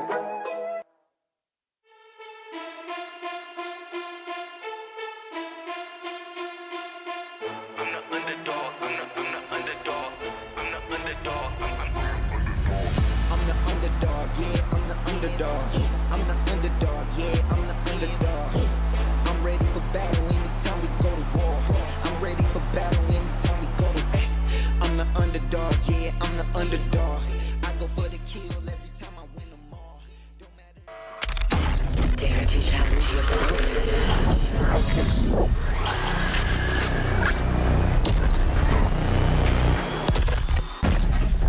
Who's next? The Giants are back, and my goodness that they have delivered over on Ascent. Sure, it was a little tight towards the end, but a 2-0 victory versus G2, that looked phenomenal. And who also looked phenomenal on that map, that was Xiao, as I can talk to him right here. There you are. I see you looking happy. I see you smiling. How are you doing after a victory, Xiao? Hello, everyone. Like perfect, of course. It's win-win. Now we have 1-1 in group, and Like we are not in the red zone, let's say. Yeah, So, I mean, you're we not move in the on. red zone. I see that. We have to talk a bit about Fracture, right? You've done a quite drastic change on that map. And I mean, I understand why you did the change, but at the same time, was it something you would have brought up anyway at this point? Or if Yoru would have worked, would you have sticked with that? I don't know, just Angel came up with idea to play like this comp which we played because it's kinda can counter the neon stuff like this, like a lot of stuns and etc. You know, we're just dogging corridor and the guy who is running, he's kinda like not in good situation, let's say. Okay, but I have to understand you. You started pracking that agent on Fracture just a week ago. 3-4 days ago, I think. I don't know, like on Wednesday. Oh my god, it looked wonderful. I can tell you that it looked amazing. Really, I'm speechless. Yeah. I need to say though, when we talk about Ascent, right? You had a great start over on that map. We have to go a little further and take a look on that second half. What in your eyes went wrong there that it nearly got in the hands of G2? To be honest, like as you see, like we played the same comp like as last our official game against Fnatic, but we changed Chamber to Jet, so we boosted our attack side, but Chamber kind of better on City side, and you know it's like hard to get control of the map during the defense side. So they can be everywhere. We don't have traps. We have on the wall, like something like that. Okay, I mean, it seems to be working quite decently. It was a little close towards the end, but it still felt really well. One more final thing. I would just like to hear your final thoughts for you personally on Fate. You're looking phenomenal on it. Is that something we can expect throughout the entire stage, where you're picking it up on every single map, or are you keeping that hidden for the moment? I will tell you the same as I told my team. I'm ready to play any map on this agent. I really like it, so it doesn't really matter. Oh, it's Sugets behind me. Yeah, I see him. I see him. Greetings to him. All right. I can tell you one thing. You convinced us all. You're the player of the match of this series, and I can tell you, you very much deserve that. Congratulations on that award. Congratulations on your win. And I mean, for the moment, we're going to see you guys next week, and enjoy that victory, man. Yeah, thank you guys. Thank you for inviting me. Every day, every time. I'm sure you're more than welcome. Take care of yourself. Yeah, bye-bye. Bye-bye. Well. I can tell you one thing. There was one person to the right-hand side smiling the entire time. Can we quickly talk about the fact that they started tracking that agent, that comp 3 or 4 days ago? I am not surprised. We know that they have the talent, that they have the persistence, and that they decided, okay, we're going up against G2. We need to prac something that goes directly against them. So I am surprised with the result, as everybody I think is, but yeah, I'm not surprised that they decided up the same week. One of the things that I picked up from that interview is one of the things that I put up on my notes once the match started. If they decide to pick Ascent, most likely they're going to start on the attack because your opponent is going to decide to go on the defense. So what do you have in you to open the side? You decide to go for the Jet. It's beautiful. What he did with Fate on Ascent, it was something else. All the lineups that we saw.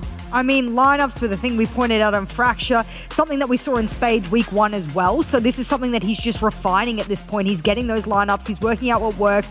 We did manage to see that C's over towards A main and Garden. They did pair it with a Fragment. Oh, there you go. There is. I mean, oh my God, hello. As if it's just sort of coordinated. For a shout out to production, that it's those types of things that can clear entire spaces for you, which maybe is why FPX didn't play in Garden, because they themselves know what they're capable of doing in that area, and that's, I mean, gamers don't touch grass either, so that's probably why they avoided Garden too, but, you know, I had to slip that one in there, my apologies. Sure, I mean, any day, but, you know, it looked wonderful, didn't it? Yeah, it did. Actually, with the composition work, how it worked for them so well is that it's such a traditional composition, but you remove the Sova and you add in the Fade, and it's everything that you were afraid of, you know, with the Jet just dashing in, using the smoke, and everything falling onto you at the same time. The G2 had a hard time actually, you know, applying a little bit of pressure onto the map. Not very sure. I think that Hootie had a great performance. Surprised by Artis because he ended up a little bit negative on first kills, first deaths, but it's not his job in this this case to actually perform. He's there to create the space. Really surprised by this one. I think that G2 really had a shot at taking that, and I do not know when, but Ascend apparently is now an attack-sided map. Yeah, I got into the second half and I was like, yeah, this is looking like a shaky one. Things might not go well, and then the round started accruing in numbers there for G2. Big thing for me, for FPX, now that we've sort of got this evidence in our hands, we can look to the future and say for FPX, if they're not scared to look at a pocket of weakness and go, you know what, we might have a set strat or a set composition we like to play, let's just get rid of it. We've got 4 days, boys. That's more than enough hours for us to play with. Let's just get an absolute complete fix. If we're struggling to take space on attack, let's add a jet, let's get rid of the chamber. That is such a risk. I don't think people understand at this tier level of gameplay, when you take everything, you put it in the bin, and you put a brand new plan out in front of you, it better be damn good, because you're going up against teams that are polished. This is not a practicing ground. This is not a scrim. Officials like this are not places to sort of be testing things out. So, wow, good on them for having the balls to do that, honestly. Yeah, and on the other side, we need to talk about G2, because it's not only Nuki that is going to be moving on to that race, it's also Meadow that is going to be playing Soba for the first time. So it's not only that you have now your ideal moved onto again a race. We know that Nuki is going to perform. We saw some clutchy plays, but he wasn't there. I think that because he's still too used to maybe playing for a more informative side. And Meadow, I love the fact that he's moving out of his comfort zone, but still he wasn't performing to his best. It's kind of funny, right? Because the last time we even saw a race on that map in EMEA, it was also G2. It was last year in August. So they always know how to spice it up. But you know what? We had a spicy series right here. We're heading on. We're moving on. And it is time to take a look at a game that is going to be quite interesting as we're starting with Guild, as we're taking a look at Guild. And that team right here, Jess, they took out a unit that we consider one, if not the best of the region. When you take down a force like M3C, you get to put that on a mantle. There's no physical trophy for you to look at and be like, I beat them. But that sticks in your head. It gives you a confidence boost. And week one, you come out and you do that, you make that kind of statement. My goodness, a Guild, a force to be reckoned with. I wonder whether or not there's something they can take from that first series there, especially against that formidable opponent, and bring that across into this game, upon which should be quote-unquote easier opponent, but they should respect it upon that this is a platform for them to try some more things. Show us something else. Yeah, exactly, because if we take a look actually at the compositions, they didn't show up nothing that we could, tell like, oh my god, this is crazy, so out of the box. They play a lot of Jet, and actually it was a surprise to see players, for example, as we're seeing here, Trex picking up that role, and Safe going back to that Sentinel that we actually got to enjoy last year. So of course, we love the adaptation. We love to see players being versatile, knowing that you don't have to be, stuck to one thing and just seeing the game in one way. But maybe in the long run, and especially with the changes, I don't know, it seemed comfortable, but it might be a little bit lackluster in some occasions. I mean, the most interesting part of it all is that, as you've mentioned, usually Trex was hired as the Sentinel. But this guy, he can perform on Duelist Kaquka. He is most definitely one of those guys that you always want to take a look at when you're fighting up against him. Yeah, exactly. And it's not only on the Jet, it's also on the Raze. There's a lot of things, even on the KO, it's a lot of things that Trex can do for you. Of course, maybe he's not the alpha, of a Fnatic, but I think there's a lot of potential. Guild had a wonderful start of the year. It's the moment for them to bounce back. And after defeating Meg, I think it's perfect. It's a perfect occasion to just get more comfortable. And especially as we advance through the patches, I think that Big as an opponent today is going to be perfect. Yeah, and Trex, well, he managed to grab the crown of being the highest rated player when it comes to ACS. There's other areas as well in which his teammates were able to snag top KD. So Guild's doing pretty good in the top rated area, but he took that crown of the top rated ACS in the entire region last week. So at the moment, he's sitting there trying to sort of defend that crown, come in and see if he can do some more work on the duelist, because that's what you're looking for. You're looking for the nice big fat ACS on your screen. You want to be the top dog there. Yeah, let's see what you got. We've talked enough about Guild, I'm for sure about that. And as we have to talk about a unit that have lost their compass and for the moment seem to be steering in a direction that we cannot even decide. Of course, we're talking about Big. And from last week, you know, how do I put this, Kaquka? It didn't work too well versus Liquid, and it looked... Is that how you're going to introduce it just because you're talking about Big? How should I say it like it is? I mean, no, let's honestly be completely fair to Big. They were playing against a Team Liquid that has a Scream on Raze, IGLing, playing double controller. There is no way that you can prepare for that. You have two new players on your team. You've lost GOT-B. Okay, there's a lot of ways to put it. Of course, it was a massive test, and I do not think that any team would have been prepared for that. Okay, so even though we see this squad, I have to cut them some slack. One of the things that I did not like, on the other hand, was when we talk about the chamber, they both they decided to rely on the chamber to get the picks. The problem is neither Obnox nor Aslan get, I think that in total, between the two of them, got one entry and a total of like 15 first deaths. So, of course, we talk a lot about the changes. We know that it's difficult, that the opponent was, very complicated last week, but this one is not going to be anything easier, I believe. I mean, the Bears are in hibernation a bit. If we put it lightly like that, they're not really woken up yet. I think there's an opportunity after the thrashing of week 1 that they do wake up from that slumber and they say, we need some serious change up here. What we're putting on the board is unacceptable for this kind of tier level of play. If we want to stay here, number 1, and number 2, these are players and we have names there that should have a lot of respect on them. And that's the kind of thing we want to see converted into their gameplay so that we can do that, so we can apply that respect. Yeah, it feels like one thing that we still need to highlight a little bit, Kaquka, is the matter of fact about Lucker, right? It's a totally different captain that is now steering the side of Big. And it feels like at the moment they still need to find their center, to put it that way. Yeah, exactly. You wanted me to talk about pros and cons of having a new IGL. The problem is, in many ways, it's hard for me to find a pro. Of course, I mean, a pro would be, having a fresh mind, a fresh start to things. And especially after not winning a single matchup during the stage 1 is something that you need. But the experience that GOT-B had, of course, Lucker has come in with a lot of changes in compositions, breaking new barriers, but still, it's so complicated. And in my opinion, I think that GOT-B would have, still had that experience of playing against that tier 1 and being like, yeah, this is where they get scary. I think it's, for me, if I'm standing there and I'm sort of implementing a brand new IGL to that and sort of leading everyone, I have to trust that it is not a short-term fix. It is not a Band-Aid effect that you're applying. Or we have this really big wound, let's put a tiny little Band-Aid on. That's not what this is. I think that what they're doing is they're caring for the wound, they're going to slowly stitch it up, and over a longevity and a long-term period, Lucker can implement some kind of leadership that the team is looking for. But for us in esports especially, the thing we are very guilty of, and we should all probably have a bit of introspection, is that we expect instant results from teams. And at this tier level, no problems.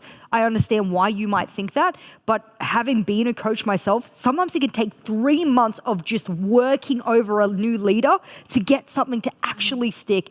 I want to give him that kind of time, not 3 months, of course, but I want to give him He's not going to have that much time. He's not going to have that much time, but of course, something just a bit more. Yeah, I mean, of course, and when we're talking about a bit more, the big players also want a lot more. I mean, Twistin put out a tweet where he seemed kind of gutted after that result. Understandably, Kaquka, because he's usually a man who can put up the big numbers. Yes. But it just didn't work this time around. Yeah, and we're seeing here in this tweet that the loss is only going to motivate him. You're talking about giving them a little bit more time. And I think that especially you get the 2 new players, something that you need to taste also is defeat. And of course, you need to grow from that one. So seeing Twistin actually introspectively saying, I'm going to put, this is not going to bring me down. This is only going to make me even more hungry about just going for the win. Yeah, and it absolutely should. And especially when you're getting tested like that, you also want to see how the new players react to a loss.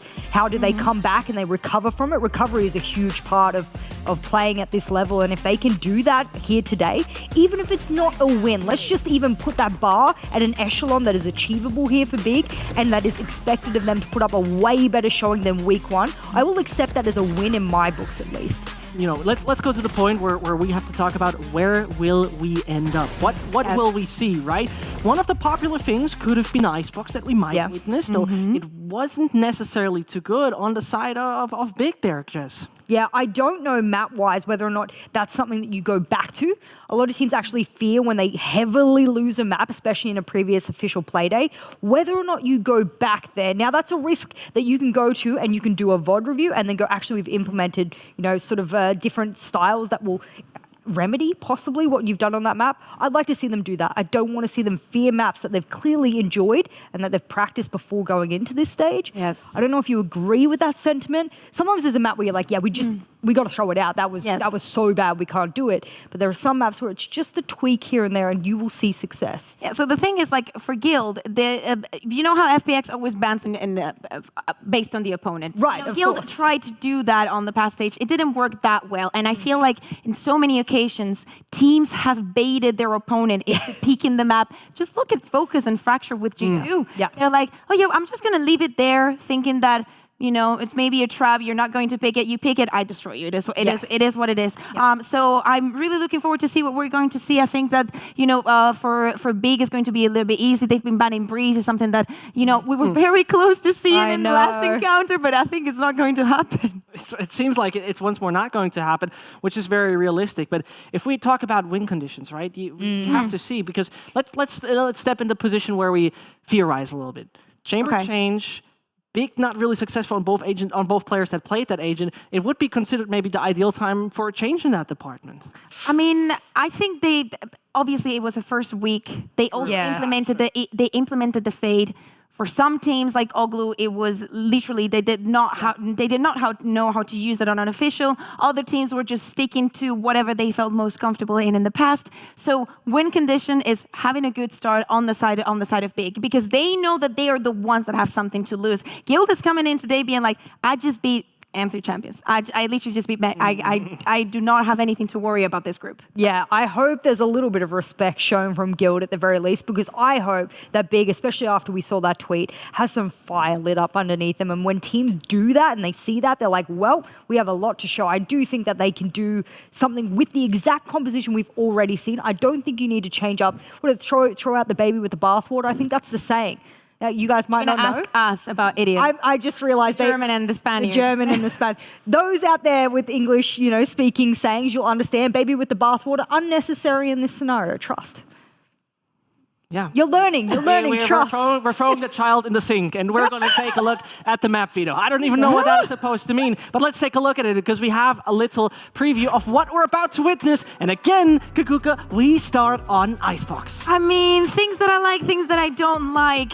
That is the map that Big actually decided to play it against Team Liquid. We saw how it worked, 13-5. 2 of those rounds were pistol rounds. But yeah, don't be scared, because when we talk about Guild, the last time that we saw them, by the way, in the old Icebox, not even with the changes, not even with Astra, not even with the modifications on the map, it was a 13-7, but 4 of those rounds were, you know, pistol round and the second one. So not looking the best in both the scenarios, but I think that Big learned a big lesson from playing against Team Liquid last week. So I'm really liking that scenario. I'm surprised that we're going to see Fracture. I like that. I like Fracture as well. And in fact, I mean, Guild as a team, you just want to see them on maps like Fracture. I want to reps. I just want to see what you have to show. And again, I do apologize again for this, Vincent, but what better team to do it than a team that you know you're probably going to demolish? Get some reps on Fracture here for Guild. I know.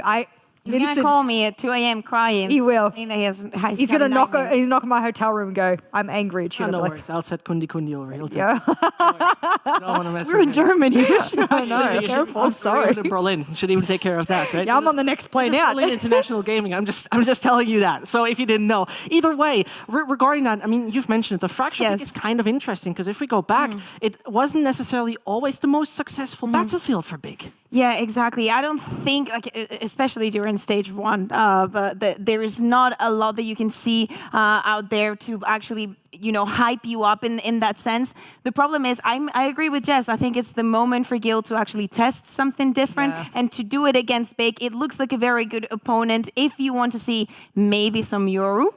Maybe some Neon, actually, if you want to adapt to using the chamber or not using it. Because obviously, I mean, they've probably been watching the match, but you also have to test it yourself.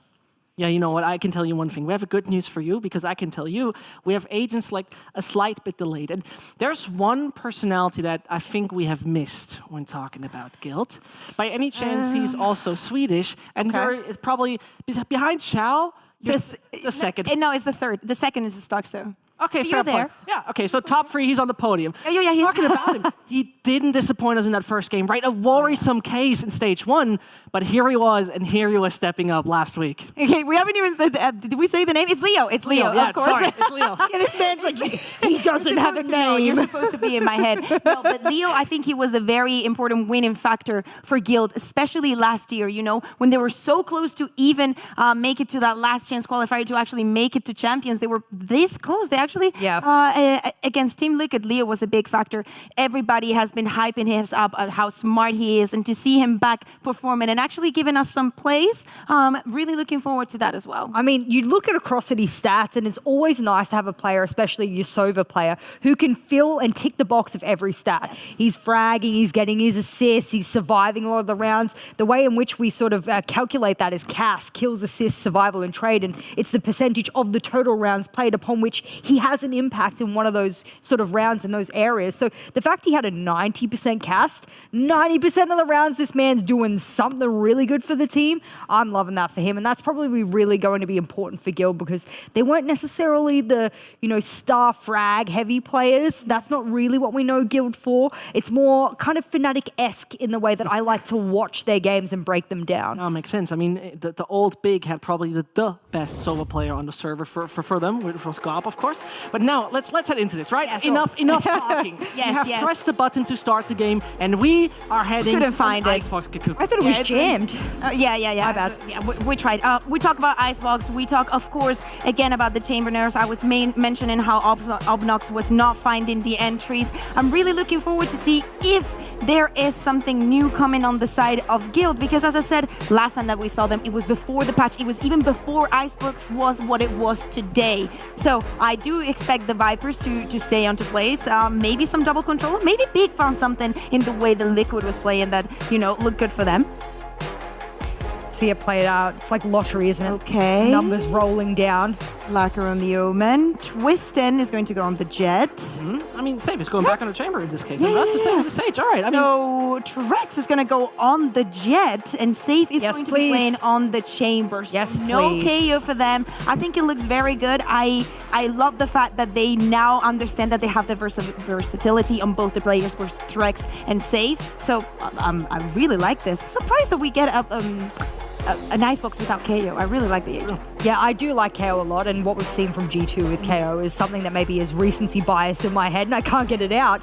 But I love Safe. I love Safe when he opts, for example. So the fact that he'll have the Tour de Force to work with as well there is going to give that extra layer of like, yes, I'm going to get something here.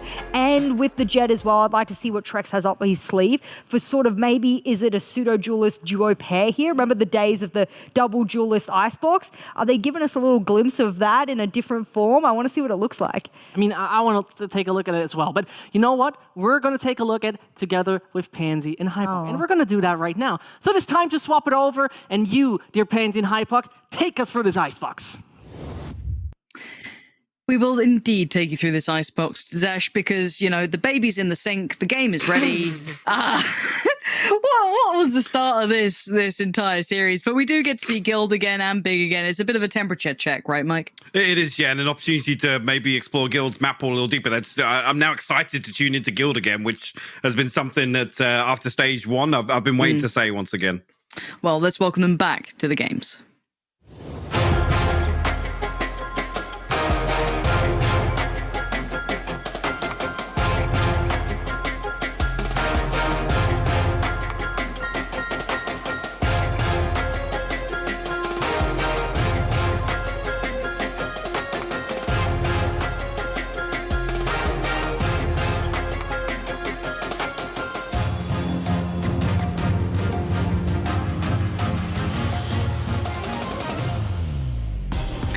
And I'm glad you kind of brought this up as a way to delve deeper into what Guild looks like at the moment and who they really are now with this kind of composition coming out. Well, not even the composition really, but the players that fill the roster, right? Yeah. We were quite taken aback with how good they actually looked when we first got to see them ourselves. And now does that now replicate in other maps? You know, does this still look as, not necessarily comfortable, but just, you know, as diligent as they did when we first saw them? Sure, yeah, and the reason I say it is because I still feel as if we're in a point where when do we shake kind of the hot streak from Guild and just take that at face value? This is now the expectation for this team. So you're actually going to get off to a quick start here. Twiston will be revealed. Safe actually the one to find that kill, but Trex has got himself tucked up into Nest here, and Big seemingly unaware of this. As Guild are able to reset back, it's a heavy hold towards A site. It'll force Big to slow down now. Yeah, going to hit the brakes. And obviously for Big, this is, once again, we saw them previously. It wasn't a great performance. It was, you know, it certainly set us back in expectation for them. But again, it is a different caliber of team they're coming up against. So we have to just give them a little bit of time to see how they fit into this. Obviously, they had a very tough game as their debut. So we have to see if they've got a bit of more depth here, if they're a little bit more equipped now coming back into it.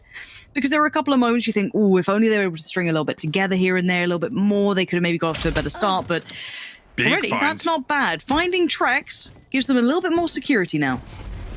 See, the intention was to obviously retake B here, but Russ jumping around. Obnox eventually gets trade.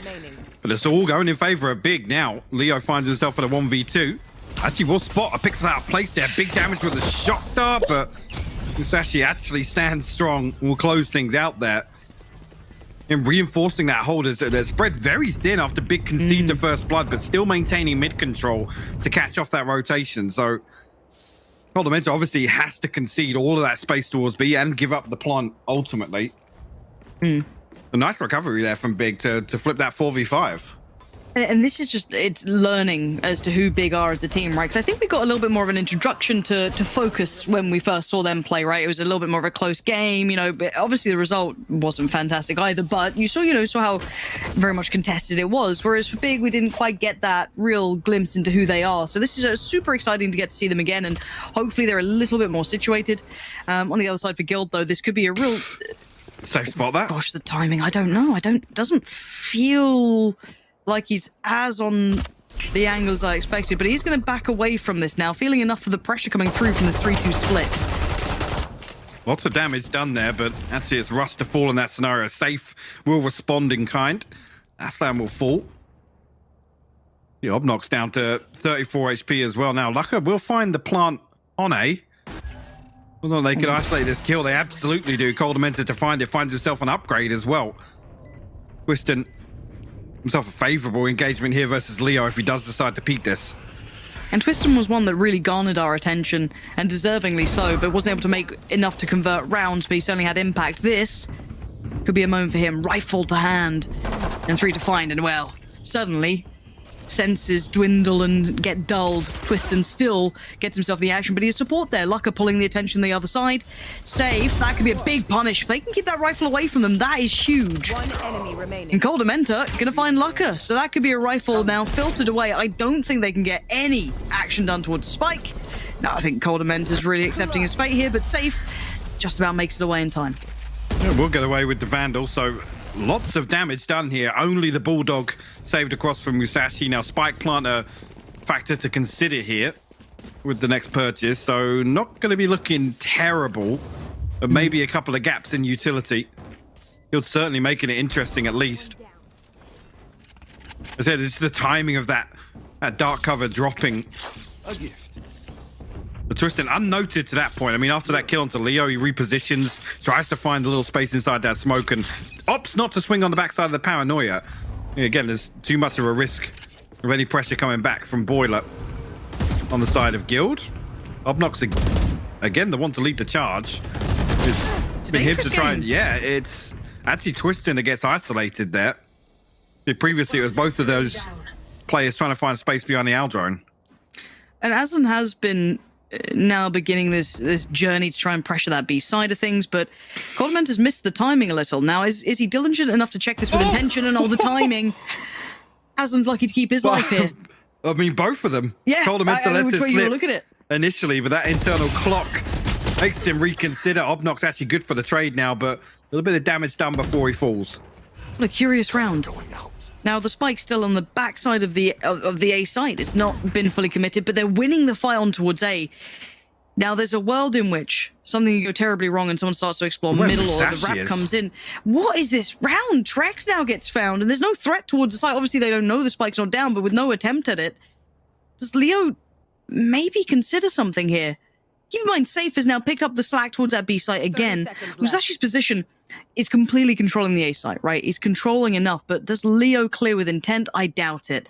Timing should be very favorable. It is. Musashi gets away with it. It's great. Good work from Big, but that felt quite precarious at times. It really did, because you got to question what's the plan from the get-go for this round. It wasn't that. No. It was not that. Spike planted. The setup didn't really warrant that sort of,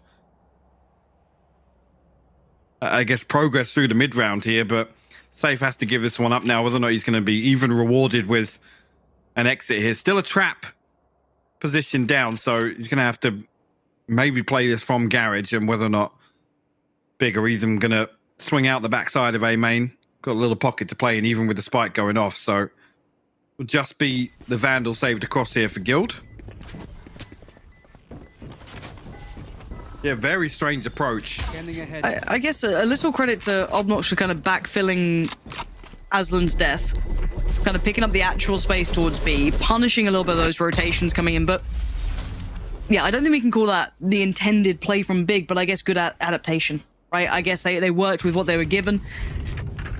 And again, they get 3 on the board. It's a good start. However you get there, I guess you take them at this point.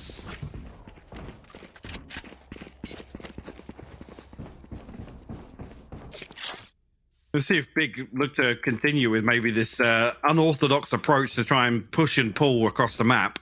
Whether or not it's going to catch, or continue to catch Guild off guard, I should say.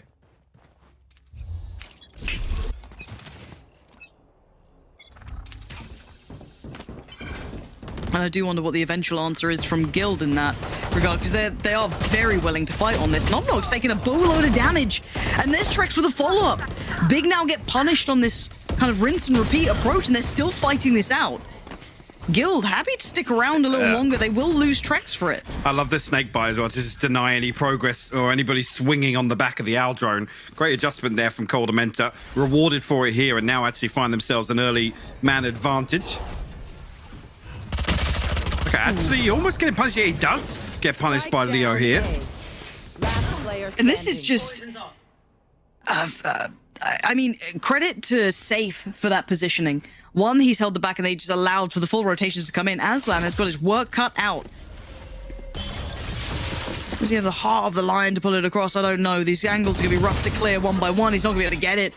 Russ so prepared for it, and this is Vandals galore. They've got all the upgrades now joining Safe on that previous rifle that got carried through, but a bit of a pause for thought for Big, I feel, now, after being challenged on belt a couple of times, and now losing in this fashion is certainly going to maybe put into question their approach at the start of the round.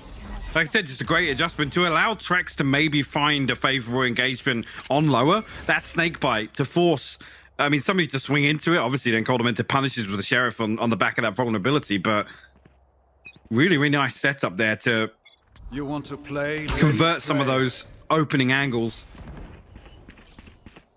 Obnox will pop the tour de force here. A little more invested towards B main here. Only really Lucka positioned elsewhere. Trex got himself a dirty angle over the top with this wall inside tube. It's wildly unpleasant. Look at that. Yeah. Oof. Viper's Pit, though. Gonna be coming on in. Not without an answer of utility coming back out from Guild, however. So, again, let's see if they can facilitate that spike going down if they do decide to fully commit around towards this now. A little anti-plant setup there just prevents them initially from getting any sort of freedom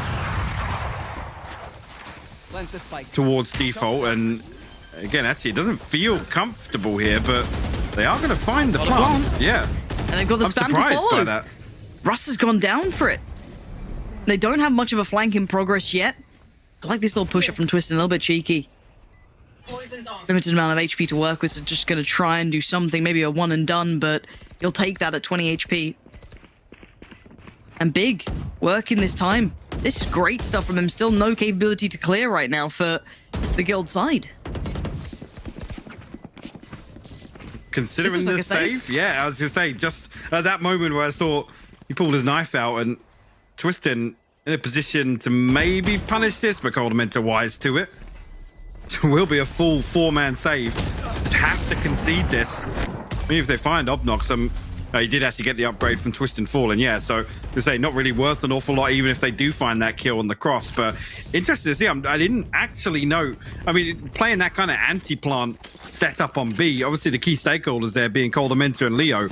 I still saw Leo with both his shock darts. He used the Owl Drone very early on, but as soon as the poison orb comes through and that first snake bite comes through, you catch it on the cooldown again. Surely you invest the shock darts as well. I'll have to go back and watch that and see what sort of control they had towards Snowman, because with the wall cutting up off, like the default wall cutting off past sight, it's just really, really strange to look back across and see those tools still available. It definitely leaves a question mark with the safe, though. Gonna opt for the operator here. Gonna have to respect this potential springboard. And he's committing.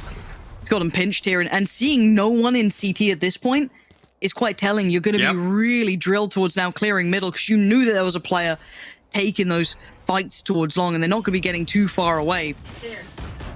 So Big has to be cautious now. Looking like they want to try and go for a plant that does keep them safe from middle, but Lucka a little lazy on the sweep across, safe with a quick punish on it. Trex finds Twistin, and they could have had a really nice post plant here, maybe looking for a little bit more than they're ever going to get. Nazlan with a 1-for-1 trade, not good enough now in towards a 4v2. This would take a mistake. I don't know if really Guild will be able to give them that. I don't think they are. The wall's fine. Musashi, a 1v4. Not much to really deny this plant now. Just the rifle at the side, and Guild happy with that. I thought there was a little bit more bite to this round from Big, and then it somewhat dissipated. Yeah, I mean, early on, you look at the advantage they're able to gain with Lucka TPing so deep, unopposed as well. Like you said, reading that setup perfectly, the operator challenging the Owl Drone, having to deal with that. Trex forced off the early angle, and no real second layer to that setup. But still, Guild able to flip that back. Tristan coming into this with a Bucky. Bladestorm, yes, but it's not often making a Bucky work. I'm taking a leaf out of Yampi's book. It's hard to read that book. Yeah. Really quite tricky. Ball goes in. Ross swings behind it as well. I'm not sure if he was noted there from Obnox. It looked like he might have caught a pixel. Oh, he's absolutely cooked if he did. And no one really to play him off. I don't know who can really help him here. Once this smoke goes up, actually, he's completely isolated. I mean, it should be the freest kill of Big. Yeah, there it is. Obnox, no problem with it. Russ, one-dimensional, being locked into there, being noted, being, the wall being broken. There was nothing left to the imagination. And really, early advantage is huge. That's massive. Still got a minute to play with too, so unless they fall foul to some sort of trickery, which I don't think is going to happen on this A hit, they're at least in towards a post plant, you'd imagine. You'll feel that way with the poison orb flying over the top. Unnoted as of yet, but the audio cues will come through eventually. See, look how deep Twister's already manages to get with the Bladestorm. He's cleared so much space for Big. 30 seconds left. Yeah. I mean, this is just that big green flag saying we've got the site, care for the flank, which already they're on the case of. Musashi's going to find Coldamenta. So again, Guild looking a little flat here, if I'm honest. Maybe that opening just really divided them. Leo with a quick connection, though. No one watching the push-up, which is a little bit unfortunate for Twistin there. Left all on his own. Safe spots the barrel. That's going to be information now passed through. Trex finds Aslan. Trex is on a heater now. It's a 2v2, but time. They don't have much of it, and Lucka puts his life on the line for it. Trex still going to punish. But how can he do any more? Surely this is as much as he can achieve here. Time becomes such a factor, and the attempt was there. And it's... I mean, that's a little overzealous. Yeah, I mean, he didn't get the half. I don't know if he just maybe misheard the second tap there, but Musashi throws the Hunter's Fury away just to secure the round.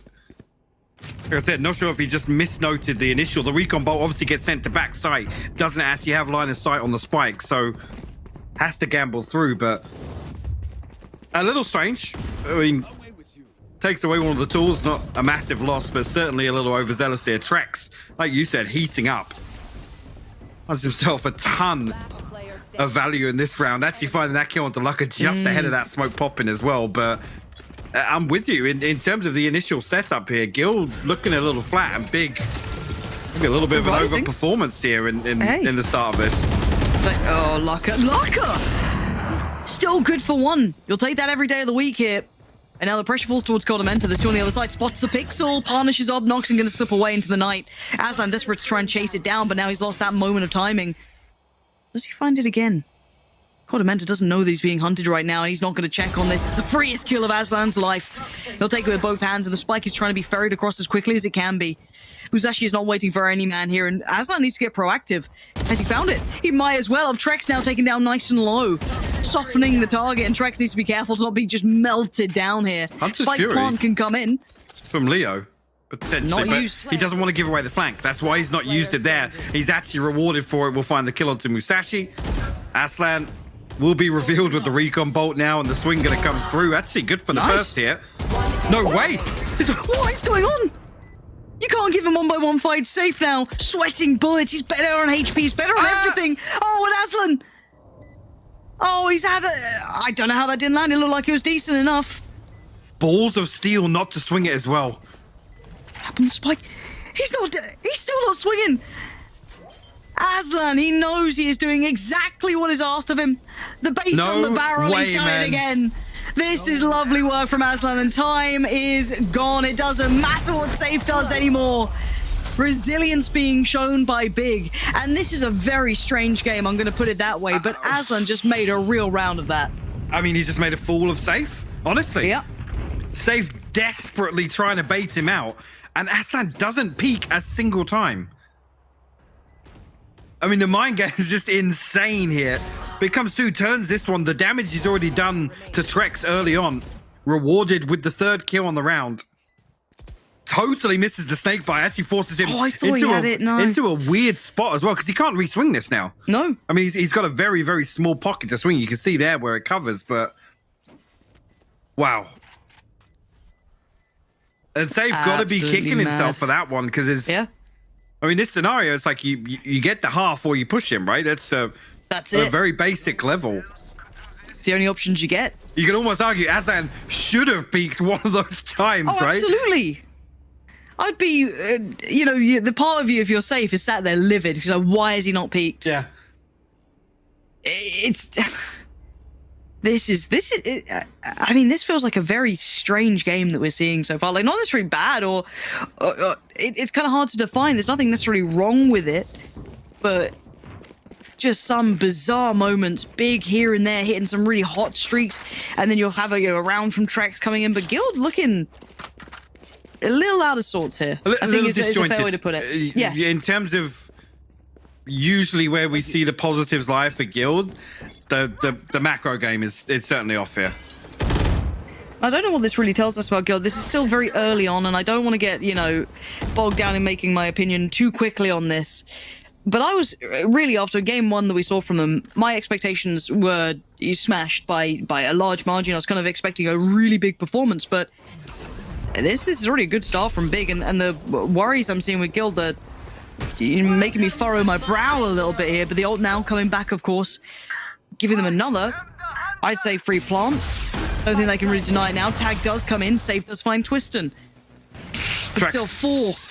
I was going to say, Trex might have been spotted on that cross. Russ actually good for the trade and has the res. He finds the second onto Obnox as well. Russ could not be doing any more for Guild. He has absolutely brought this round back into check. Lucka down so low. And Aslan just playing this all out with as best he can. What more can you do with this? 44 HP. Surely not going to be able to clutch it out again. A 1v5. Not going to happen. Trex this time going to shut him down quickly, and the defuse will come in, and Guild managed to make it through the round with 5 standing after the back of the res. But this still feels like there's something missing for me when I'm looking at Guild here.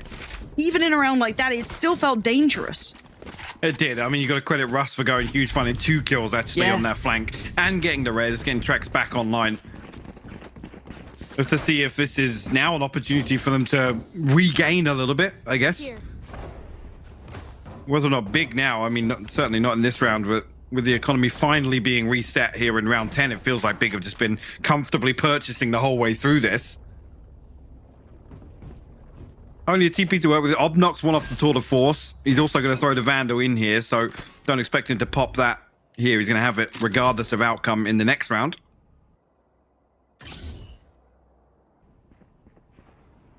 Yeah, actually going to slow things down here with this lesser purchase. Vandal noted early on. But it's forced to deal with the Owl drone.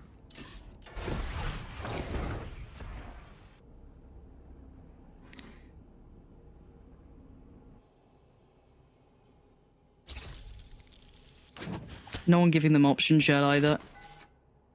They're going to have to work for this one. Trex playing back of the site for now. All goes up as Big does get a little bit closer to bursting in towards this. There are two players kind of ready to swing over. Cordamenta being one and Leo the other. But Big get just that step towards the side. Look at Obnox again, making progress here. A lot resting on Cordamenta's shoulders to make sure he's keeping this one very much as safe as possible, which he does. And the follow-up as well. Twister now punished. Trex gets to run free, gets the spike plant removed. And that rifle that Big were maybe depending upon doesn't find any of what it wants in Aslan. Nothing to really report. 5 stand for Guild. No spike plant for Big. And the gap on the scoreline closes in just a touch.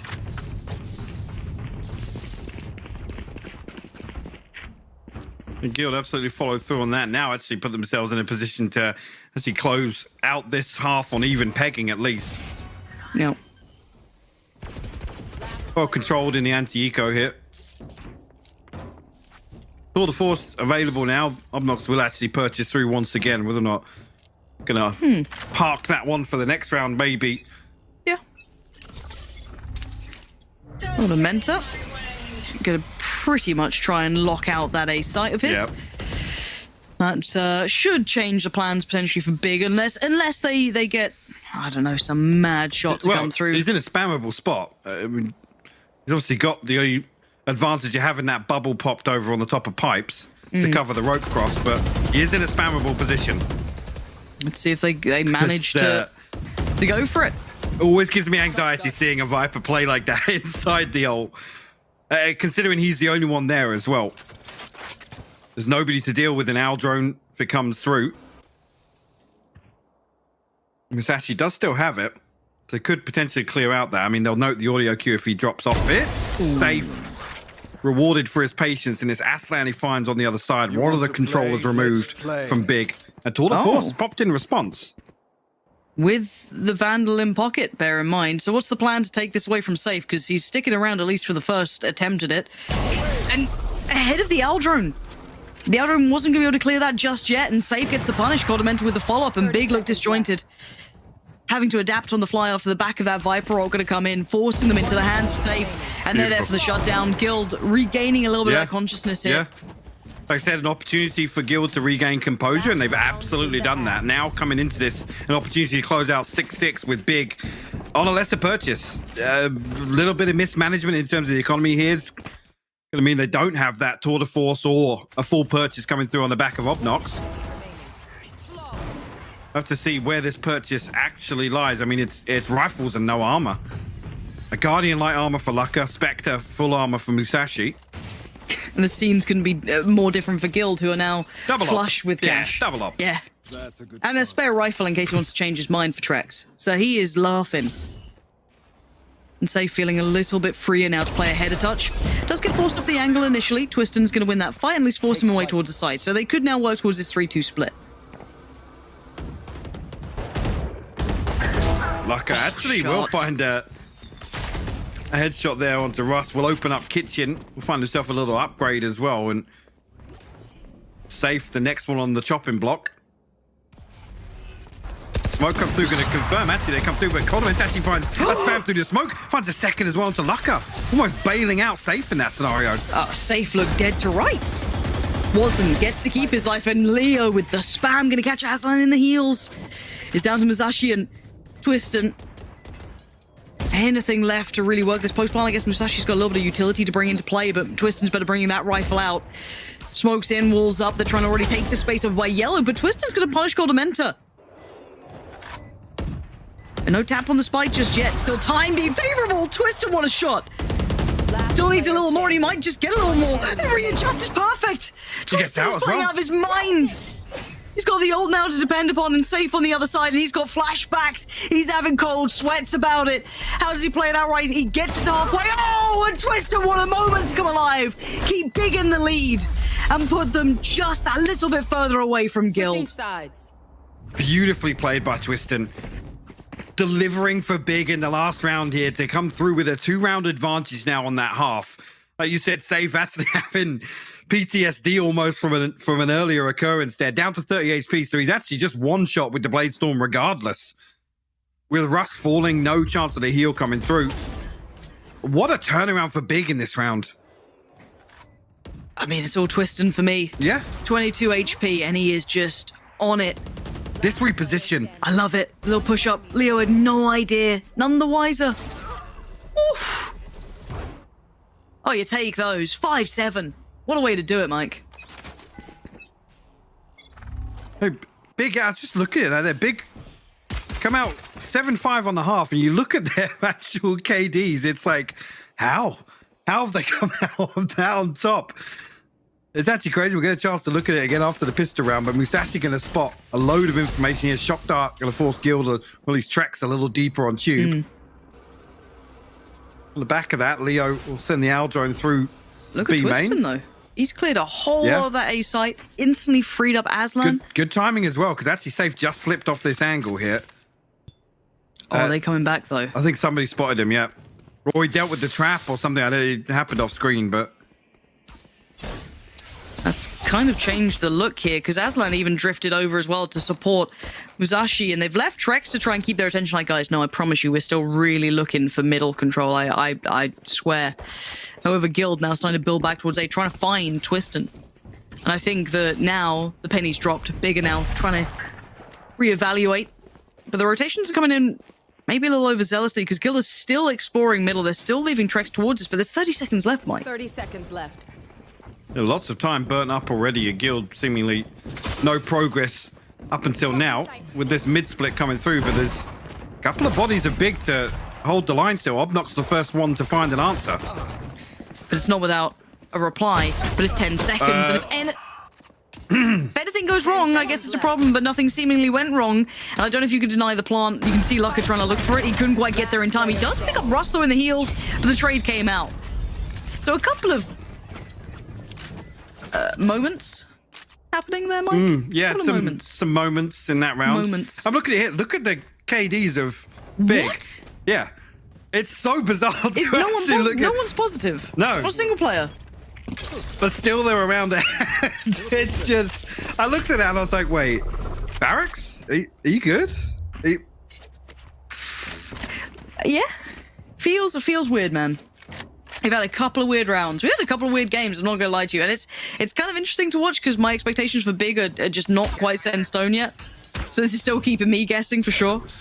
And the buy coming back in, obviously, for Big now is going to be pretty much in the bin. This Aldo, I'm going to pull the rotation immediately. You know, with Obnox posting up a little deeper on A now, doing what Twiston was doing in the previous round. Now Big can reinforce this B site hold. A shorty in hand, getting down and dirty with it on default for Twiston. You're going to set up a little crossfire here with Lucka now. Somebody has to spot the cross, because it being a shorty, if anybody slips onto yellow, it would be problematic for Lucka. But Guild decide to pivot away after getting initial orb control. Slow things down once again. And Musashi will be spotted, but just a tag. We'll force him back a little deeper. Cordamenta might have just found the punish here on Obnox, and that will open up A site, Lauren. Yeah, and you can see the wall going up as just like a, please, guys, don't come this way. I promise you, there's so many more of us. I really, really swear.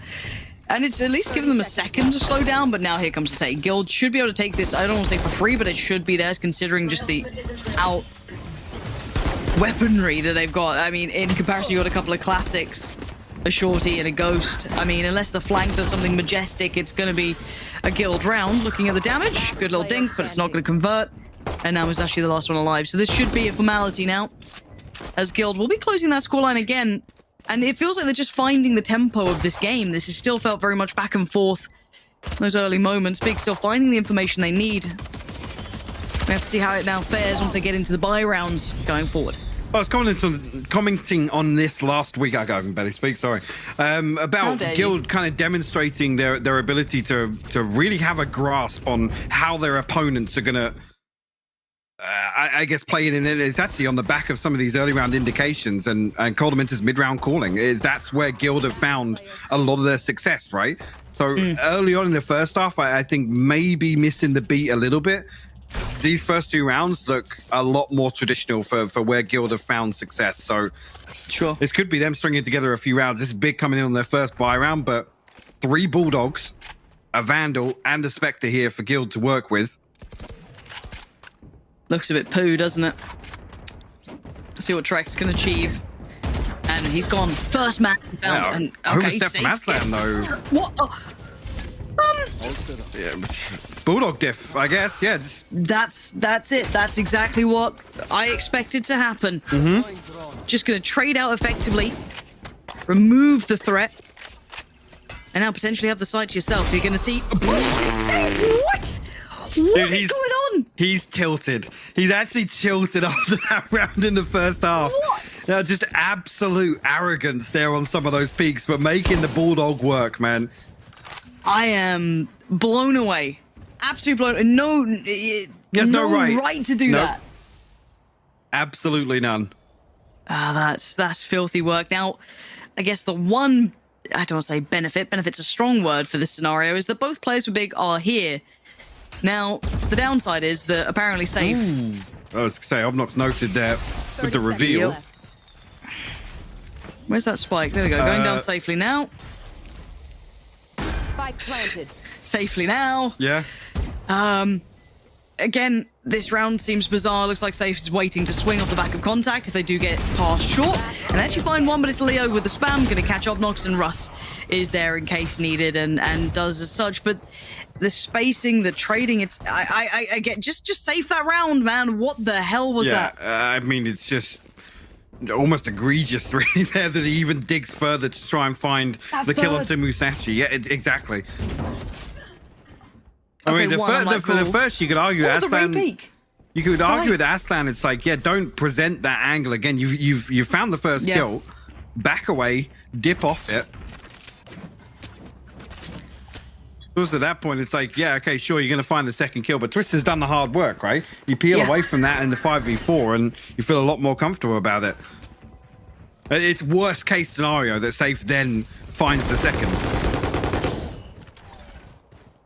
And look what it's done to Big's money. That's the round that you get kind of sent back on.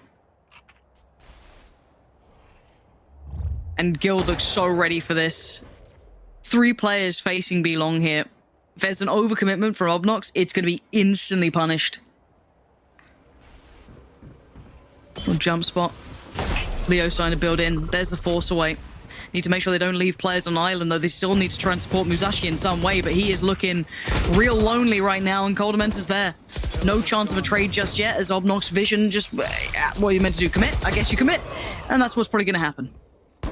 Coldament is so good at closing out kills on the back of these snake bites, by the way. Just forcing players into unfavorable engagements. Does it once again here. Aslan smash a hole in that wall, but will be noted at least here. Trex is repositioned over the top, going to punish that. Twisted and Lucker to try and, dare I say, recover, find anything in this round here. Lucker's going for it. He's got that rifle to play with, and he's just not got the shot. The Bulldog reigns supreme, apparently, be it in Safe's hands or Leo's at this point. And Twisted left with no options.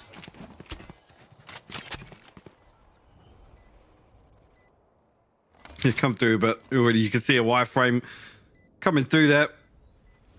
Like I said, whether or not Guild are even going to give him the opportunity to find an exit, potential for it. He's got it pretty quickly, actually, but the switch comes through. Russ, wise to it. Guild find their 9th. Big have to respond. They have to stop Guild's momentum here. Yes. decent opportunity with this ult cycle at least, but it's going to be one round away from where they want to be using it. Yeah, actually going to pump the brakes now. Good. Because this is a very important buy round for Big. But we were also asking before why they weren't pumping timeouts just to try and address it. I'm glad to see them notice that the tempo is shifting away from them here. Hit the brakes a little and try and maybe come back into it. They're going to have their ult cycle coming up soon as well, which is something we've got to look towards. Does that change anything here? Because Guild are about to break double digits if they don't get a hold of this game. And as we've kind of noted throughout this, they haven't had one player massively activated either. Before you had kind of Twiston being a little bit ahead of the others, and they normally I don't talk about it being about frags really, because it's not normally, but this I kind of need to see them find something, because all of them sitting sub 10 kills, sub double digits. They need a little bit of something here, Mike. They need a spark. They do, because now actually you look across the numbers here and it tips heavily in favor of Guild. Yeah. I mean, credit to Big for still keeping this as close. It's only 2 rounds. This is a pivotal buy round for Big, though. Next round, they're going to have Tour de Force, Blade Storm, so they can offset a little bit. But you need to find some value with this operator here. Let's go. See where actually is posted up pretty deep inside a site. Time to come alive. I know afterwards, Twiston was saying, we just got to be able to try and perform like we do in scrims, shake off a little bit of that maybe nervousness, that capability to transfer it into official games is a true skill. And the first kill did come in, but instantly rezzed. And so Twiston's got... Whoa! Let's go! There it is, Twiston. Feels the heat coming in, gonna punish Trex for a second time around, potentially. Does have to try and back away from this. Guild are going to press forward here. Where's that next string for Big? Where's he going to come from? Is it Musashi finding a little bit of form here? He's actually got himself into quite a unique position. Does he try and dip through? He does. Maybe a little unexpected to this because the ults come in the meantime. So none the wiser. Musashi's going to try and clear through. He's taking his time. Good punish. Great work. There he is. There's that fire in Big that we needed to see. And now Cold and Mentor are 1v3 looking unlikely. Nobody watching the possibility of anybody slipping behind 410 there. Absolutely punished for it. But they still got the ult to work around, but with 3 people this close by, it's just waiting for an overpeak. Now, when it drops, 30 seconds left. Big might even consider the possibility he's headed over towards B's site. Now, still conscious of it. It will be confirmed now. 20 seconds left. He's all but committed to this. Twiston. I said it was a pivotal round for him. Had to make the operator work, and 4 kills will just about tick that box, Lauren. It absolutely does. We said no one was above double digits. Well, Twiston just about made it to 12, so he's absolutely on it. Coldamenta 22 on the other side, keep in mind, but it started like that, and you could just see the timing on Musashi playing it so well. But you're right, no one even considering a chance for that timing to be exploited potential, or someone to explore that side of things. And again, hammered it home at the start of this, Mike. It was a pivotal round. It's given them a new lease of life potentially here to maybe bring the game back to all even. Yes, oh man, goes for the orb early on. I mean, he's lucky not to lose his life there. Just the one tag comes through. But look at Trex. Straight on it and sent straight back to the next round. Musashi finding a little bit of it. And you're right, the spike gets left. This would need a miracle to recover, and Twister's not allowing any of that to happen. Now Leo and Coldamenta, bit of a rude awakening, a late arrival of form from Big. This is exactly what they needed. Great read from Laka there to pick up Coldamenta in that lurk. First comes through for Leo. If you find another one potentially, it's not going to happen. What a hold there from Big, just when they needed to stop Guild in their tracks, and actually doing a lot of damage to the economy, removing a couple of these ultimates along the way. And look what that means now for Big. Talk about the Blade Storm being available, the Tour de Force, but now on the back of those 2 rounds, everything except for the Blade Storm for Big. Safe does have the Tour de Force, but I mean, there's going to be 3 comfortable purchases behind this for Guild. Unless Trex gets the Blade Storm online, the next round could look a little dicey for Guild. Certainly could. It's going to put them through their paces, isn't it? And that's big on double digits. Which is huge. And this might just be the confirmation of maybe the confidence they need. A little bit of a booster back into this game, and Twiston right place. Does get pinged out, though. That ult on the other side going to give them a sense of security to an extent, but there is still middle to be explored, and Twiston needs to be careful because Safe is looking like he's out for blood today. Right, yeah, after after that round of the first half is definitely lit a fire under him, that's for sure. Guild now opting to slow things down a little bit because now, I mean, financially, they're the ones that are feeling the pressure with Big mounting Toxin screen down. a little bit of wind in their sails themselves. Right back in the scenario where actually this is a very important round for Guild. Musashi's going to find this. No, he's not. Colomento actually finds the wallbang. But can Obnox backfill this? Oh, the wall's going to keep him at bay. I really thought he was going to have a chance at it at the very least, and Lucka's got to be careful there. And he wasn't. He absolutely wasn't. Completely careless. Twiston now put to the test. Has to come up big for his side. Again, spots out Leo. Predicts it well. And Twiston is keeping big in this round at the very least. As Russ finally puts him down, but that spike still needs to be planted, and it should be. Scot-free for now is Safe, as said. There's that bloodlust coming in. Facing down Obnox, and now just Aslan.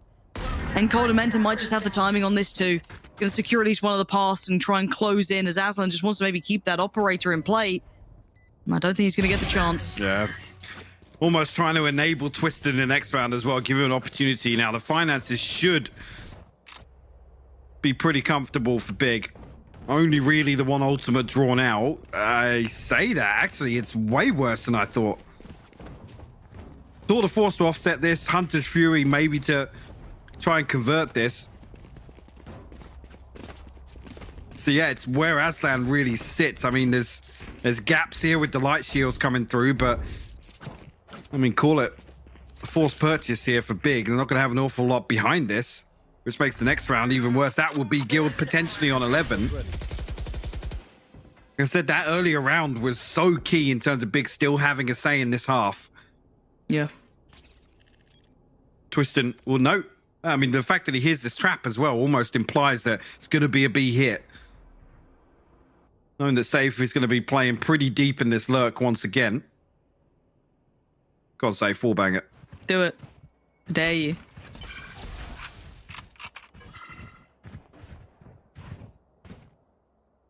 You see the ping coming through, they're going to note one player at least. Yep. I don't know if that was actually on the back of Aslan peeking that.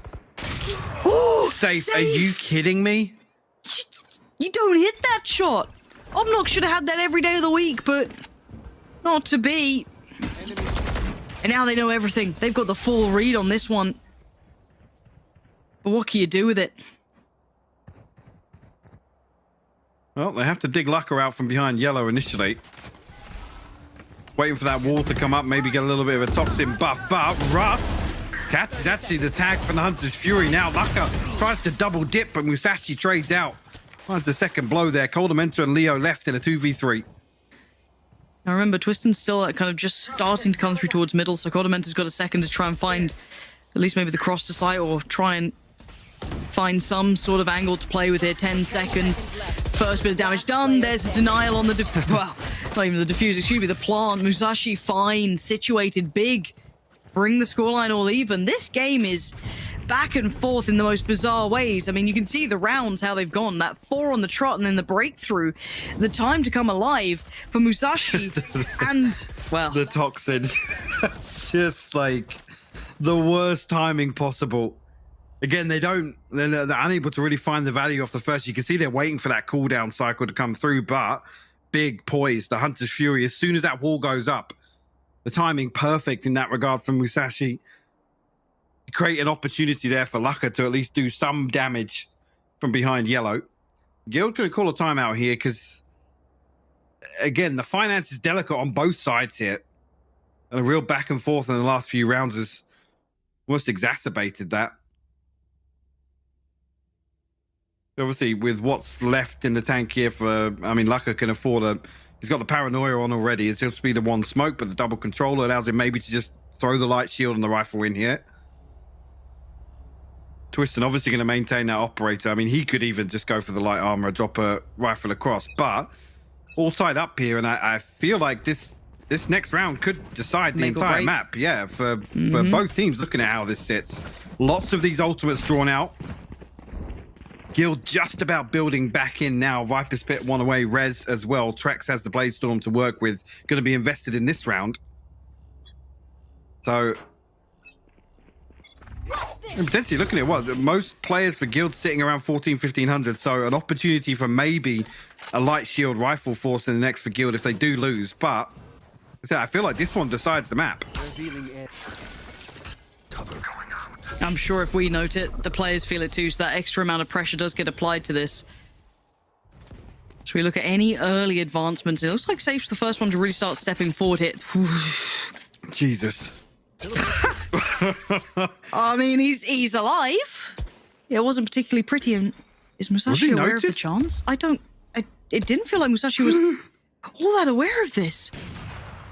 How deeply does he clear the spray? It's fine for Safe in the end. And now middle's divided. The map feels divided. And Big feel all the pressure that can come in their way. Where does Guild take this now? I thought Aslan would have spotted that on the cross as well. You see Safe panics as that poison orb drops, but Guild actually going to reset back towards B site here. Obnox will be called upon. The Snakebite going to force off the early angle. Oh, Obnox is still alive. Okay, he's taken down one, but there's trade-off. Good work from Leo. Jet, apparently not. Lucka, still standing, but looks like Safe's just going to be swinging that, and he is. Takes the fight, wins it, and falls away. Now Twisted and Aslan. Now you got 5. It's time to back away. Yeah. The wall's still there. They had no shot into this one, and Twisted wants that operator. Aslan, of course, trying to keep the weapon across as well. Again, I think that you have to do right. The players reading into this. They have to save here because this is a second crucial round win for either side. And coming into the next one with an operator and even a rifle here if you want to force up around that. It has some validity, at least, with 2. It makes it a lot more feasible to do so. And Trex knows that they're hunting it. Oh, Aslan! 11 HP! Do not lose this rifle. You have to hold on to this. If Big want to be able to buy around this and actually make it a real go of things, Trex is absolutely going to put his life on the line for it. They're all going to try it. And Twisted is trying to stay alive. The head tucked down, he's burning, he's melting! No! 20 HP, makes it through! They came close to removing it. The knock-on effect here, Lucka going to be able to afford a purchase, but Musashi obviously with the force onto the light armor. Missing a couple of bits of utility here, whether or not Lucka's going to sacrifice the shield for the paranoia, but there's everything left in the tank here for Big. It could be Guild finding map point. Twisting the key stakeholder in that regard, but he's not going to be rewarded with anybody challenging him on A site.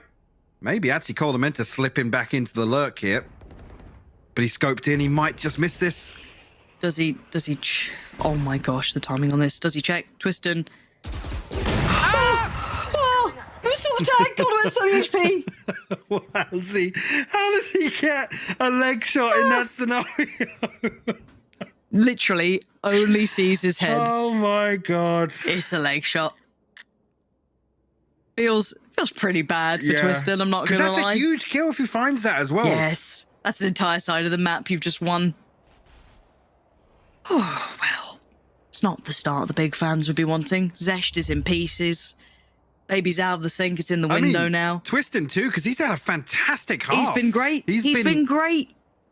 So influential for Big. Guild really grinding the clock down now. 37 seconds left. A man advantage here. Safe posted up pretty deep. He's found this space towards kitchen once again. And Russ will find Obnox. 30 seconds left. You had to see one of these two players really keep a grip on at least this B long push at this point, because as you noted, that push up towards kitchen means the rotations are going to be tested eventually, be it now or be it later. Aslan feeling all alone. He does have support towards CT, but that's from Musashi, and it's not particularly feeling safe. 10 seconds, makes a play for it. Only gets one. Spike now down.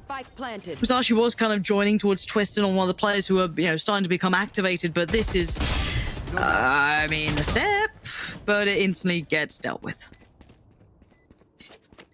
And there he is. Wow. It's a little cruel, isn't it, Yeah. Safe? That's 12. And nothing left now in the bank for Big. Match point. And forced out on just scraps here. It's a shame, really. I mean, They've certainly looked better in this appearance here. Whether or not Guild were... How? How? I was saying Guild certainly looking a little slower to start today than they were versus Mech, but Big certainly looking better from the previous appearance as well. I've got to note it. Oh, night and day in comparison. Here. I don't know if this particularly helps us put, you know, a little bit of a pinpoint on, you know, where we kind of put these teams, but looking at the start of things, Luck is going walkabouts and he's dead. We'll create an opening here. You sounded so disappointed. I mean, Guild now are unfortunately, I mean, this round in particular, they have to kind of force the issue, right? Yeah. And Guild are able to control it now with where they now feel a little more comfortable. Slowing the game down really suits them better. Just in that scenario, so it's almost like Twiston's been the one to really be the driving force, but he's unable to even find the trade there. So in round 23, Lucka's life thrown on the line for almost nothing, right? It's... Yeah. Not the dream. And it looks like that regress towards A is going to be coming in. So we need the two players who have stepped up to lock this the hell down. That's it. That's the long and short. If they continue this way, but it actually looks like they're peeling away. 40 seconds, though. And they haven't necessarily dissuaded Obnox from his prior position. Aslan, yes, getting a little bit more curious towards middle, but at this point, surely, because there's no intention behind the utility committed towards A, but away we go. Looking like that split through middle, but again, they still haven't cleared what they need to. This is 20 seconds now, Mike. Yeah. Guild are leaving this so late. Still two players to deal with as well. They have to find one of these kills pretty quick, and actually, look at the ultimate pop tier, going to give them access to top site. An opportunity here to get a plant, and finding the kills on the back of it as well. And Aslan, well, there goes the danger. It's all on you, Twiston. Can you save the day? He gets one, he needs 4 more. And they are peaking, they are being real cruel with it. 3 more knives. Show us something released special, in pocket. Twiston. You got to do something here. He's tried to play it, but he's being herded around the map. And now all those peaks, all those little looks that they were giving him, does get another just about with the final knife that he had to play with. Dives in for it, and Leo will be the one to deny any chance for Big in this, really, from building back. But I've got to say, that map felt a little hot and cold for Big at times. You did eventually see that activation from some of the players, but it was quite late in the day. Absolutely. I mean, Twiston will note it again. He had a fantastic map here. It was, again, for Big to still maintain it being so close with that differential in the first half as well. Crazy. Yes. But actually, on the flip side of that, Coldamenta, one who's not often represented numerically in terms of some of the results for Guild, having an absolutely insane appearance here on Icebox. Safe to back that up. Little slip up in the first half, but the recovery was there. Like I said, almost lit a fire under his ass in the second half, that's for sure. 100%. It looked like he was out for blood, but a 13-10 scoreline is certainly not definitive, and it's a good look for Big if we're holding out hope for potentially, you know, their performance throughout this. However, it's only map 1, right? We still have another map played. This was Big's choice, if I'm not mistaken, so that is maybe a little bit of worry in the minds of some. However, it's not about just some minds, it's about the desk's minds, and we'll find out what they're thinking after this break. Dare to challenge yourself.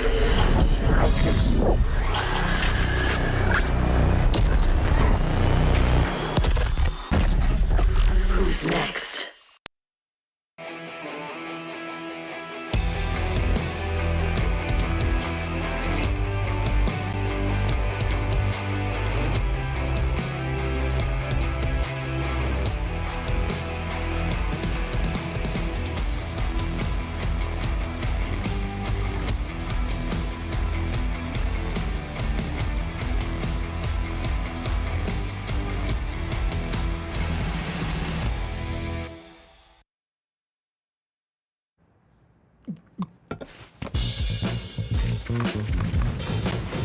Red Bull gives you wings.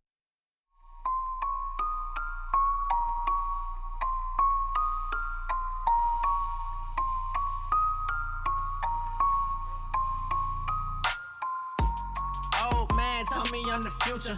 Got it from the shore, logged out from my computer. Ay, all my brothers ill advised. Neighborhood was gentrified. Local news talk about it, all of it get vilified. Who gon' stand behind me when the chips fall? Got my mechanic building rockets, we gon' lift off. Rebel from conception, got me searching for connection. My profession, see so many youngins selling out they soul like us concession.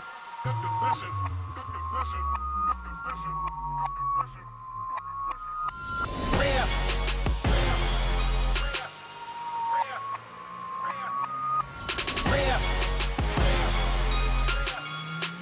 Homie, I ain't gotta be worried. Real, make the money back up. Real, can't nobody pass us. Real, homies about to act up. Real, yeah, it's the real. Yeah, real, make the money back up. Real, can't nobody pass us. Real, homies about to act up. Real, yeah, it's the real. Real.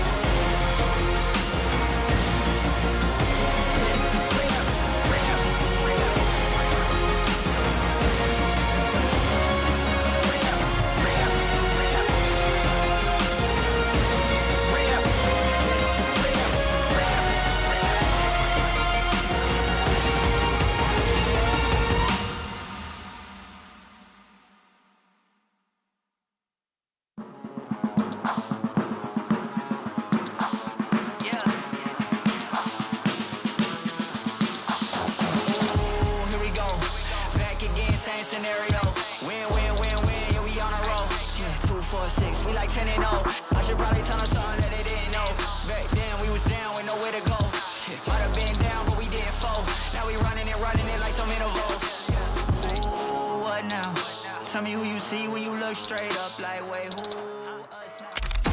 Dare to challenge yourself.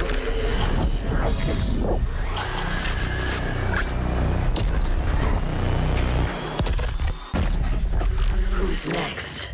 And it wasn't the one that was meant to be for Big, because Xilv takes home their pick. Icebox works brilliantly for the side of Coldamenta & Co. as they snatch it away and get a head start in this best of 3 series. But it didn't always look like that, Jess. It didn't always look like it could be a smooth sailing here for Xilv, because Big was starting off quite decently. All I wanted, and I said on the pre-desk, I set an expectation that Big takes last week and they give me something better. Was it the prettiest of better pitches? No, it was more like paint by numbers, but at least they ended up with a picture that I could recognize by the end of it, and it's called progression. Now, a little bit of progression here from Big, week by week, will put them in a good stead, at least for the end of the stage. Do I think it's a miraculous recovery? No. But there's still many more maps to come, and losing their own map pick, I think, just really nail in the coffin there. I mean, it's definitely a close one in the score, but there were so many rounds that were insanely close for Big. Like, I remember round number 8, we have that 1v1 where Safe is about to defuse, but Aslan is like, hey, yes, no, yes, no. Is this the one that we're watching? Yeah, I think so. Yeah, it's literally at this moment. And of course, don't get me wrong, Aslan played that beautifully. The problem is, after that, there's a pause for Big. They're like, okay, what are we doing? Like, how are we losing these things? How are we so late for the retake? What is going on, guys? And then is when Coldamenta comes online. He's literally, I don't care. I'm gonna use my wall earlier, and I'm just gonna go on the hunt for them. +6 entries for him. 6-0.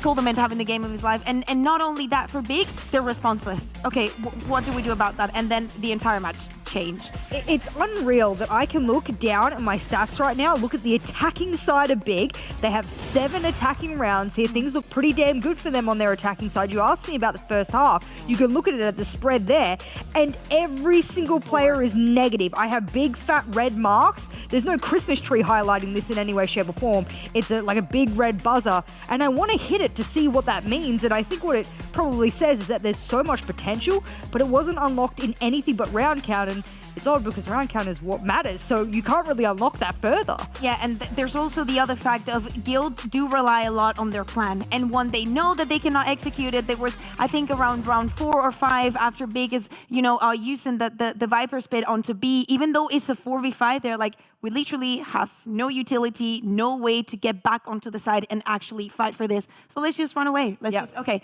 the round is going to go for you, but we're going to save everything that we have. You know, there's one player that you just mentioned briefly, and that was absolutely popping off. He's the IGL. He's not the duelist. He's not the second entry.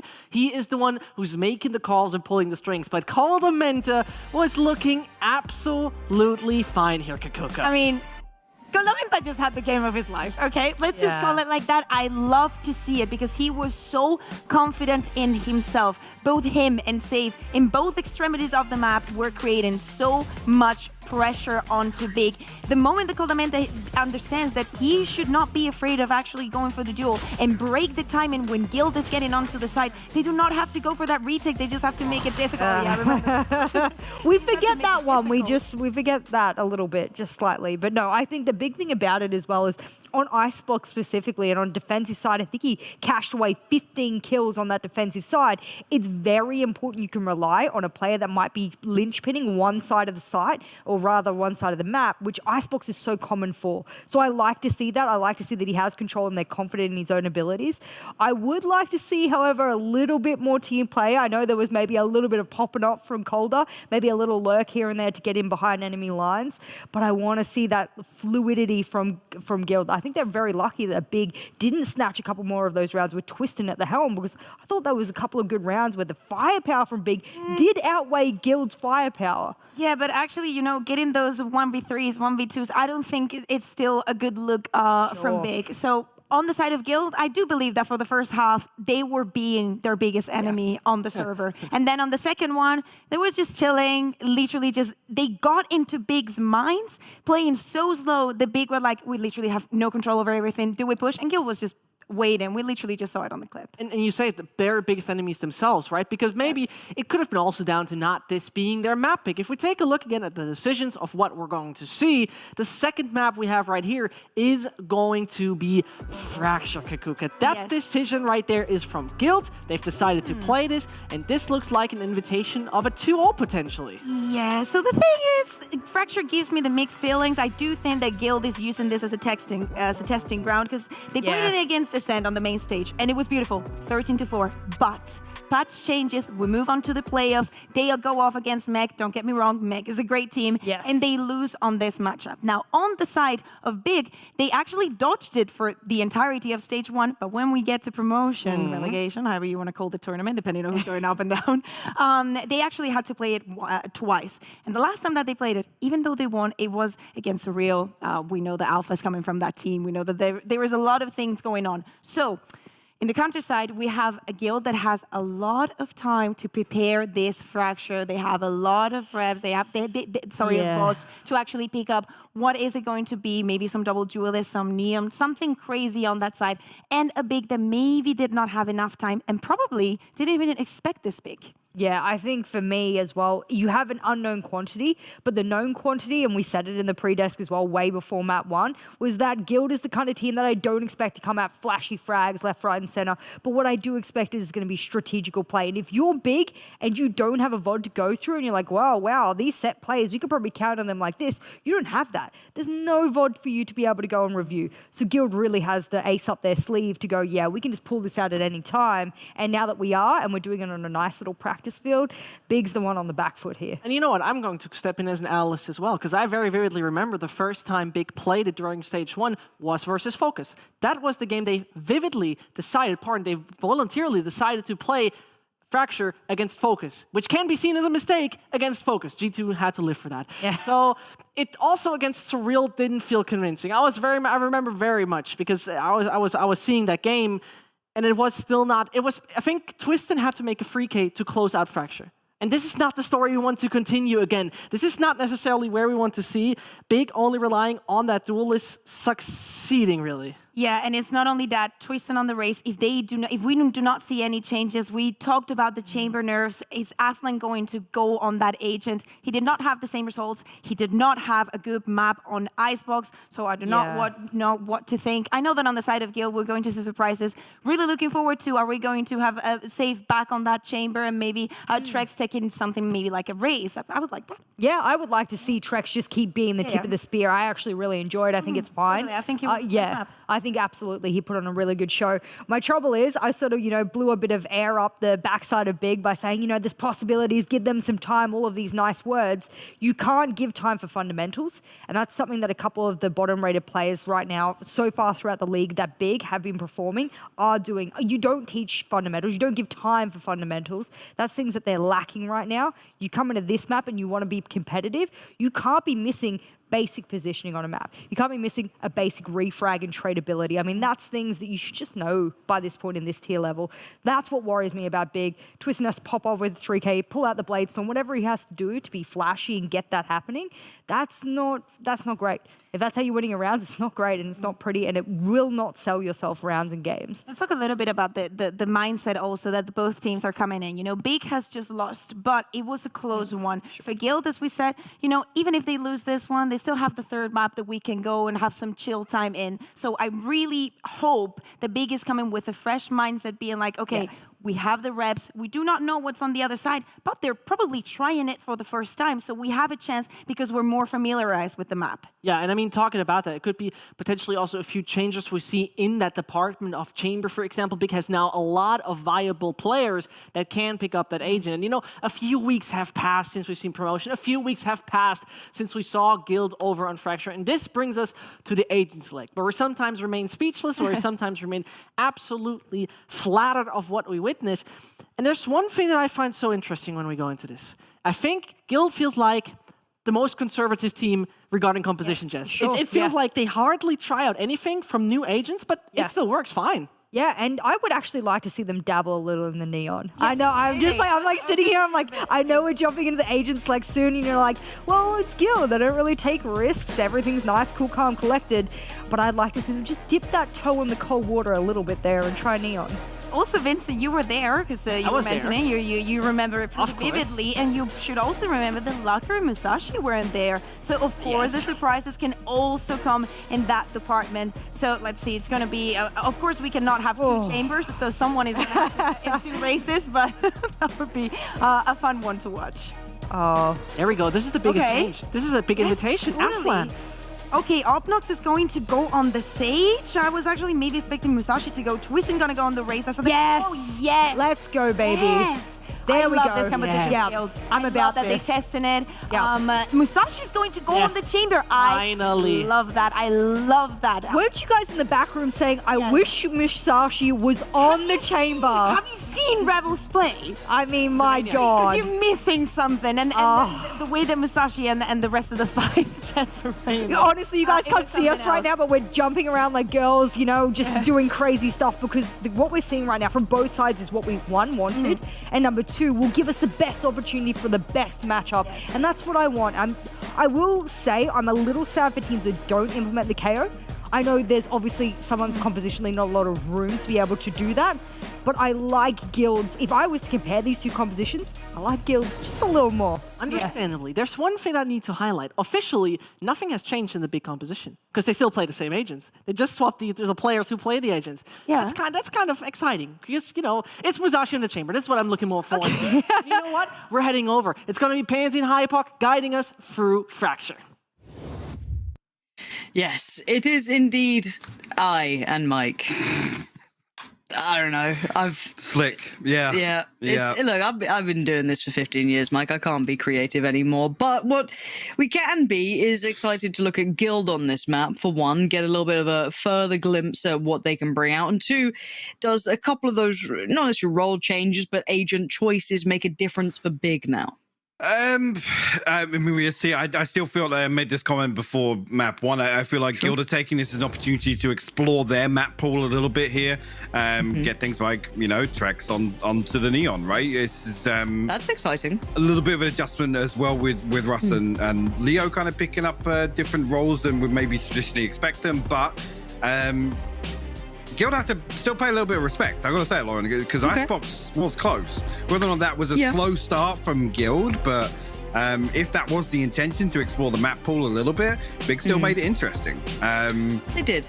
This is terrifying though, because Trex has been one of the highlights for Guild recently. Yes. I mean, he's just looked insane. So to see him now pick up the Neon, where we've seen other teams find success, I'm excited to see a team like Guild actually explore with this, play with it a little bit. Okay, so we've got a couple of things to keep track of throughout this game. What does Trex look like now he's picked up that Neon? We look at, Big for a couple of the agents coming out. How do they fare towards it? Do we like Musashi sitting on towards that chamber? A couple of bits and pieces. And again, expectations, I do put this towards Guild's favor. As Big a walk in this. Oh, but it's gone badly. Aside from, I guess, chip damage on Leo. For a second there, they were going to fully commit there, but yeah, the damage comes through, and actually, look at the pace. Now perfectly read. Yeah, they know that there's an opportunity towards a site. A little bit of a slow, at least. The unhand flash should at least get them into the site here. I don't think much can deny it. Musashi needs these shots to hit, and for some reason, they're trying to ignore that he exists. Trex is going to only find one, and Musashi is absolutely unleashed into this. And safe. A mile away from this now.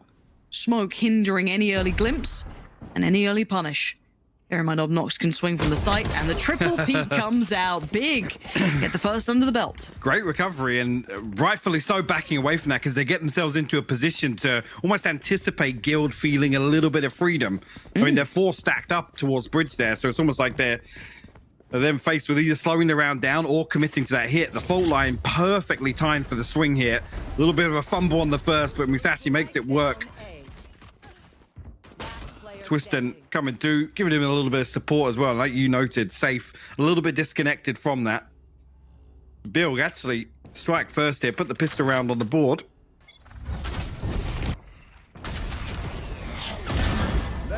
Musashi, what a way back in, man. This is it. This could be the building blocks, a confidence booster. A little bit of a reminder that, hey, we can actually do some big damage here, but the wrap comes out. And Aslan, okay, very nice. Clean work coming out until you fed Codimenta. Yeah. Okay. Didn't love that. No. Could have kept 3 alive. Damage done, but I'm not sure actually if where we saw pistols invested there. Yeah, Aslan still sit at 5100. Whether or not Obnox and Lucka may be a little frugal here early on, but it's interesting to see as well, actually, just straight away. They're almost a G2-esque attempt at the take towards A main here, Lauren. Oh, yeah, it's weird. A Bucky, a Ghost, a Sheriff. Yes. It's weird. It was like Guild was the same setup as the pistol here, almost their go-to default in that regard. Spike is positioned over towards bridge.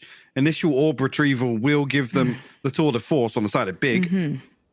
So Musashi makes the buy look much better now. Yeah, definitely making it a lot more feasible with that Bucky and the Sheriff in there.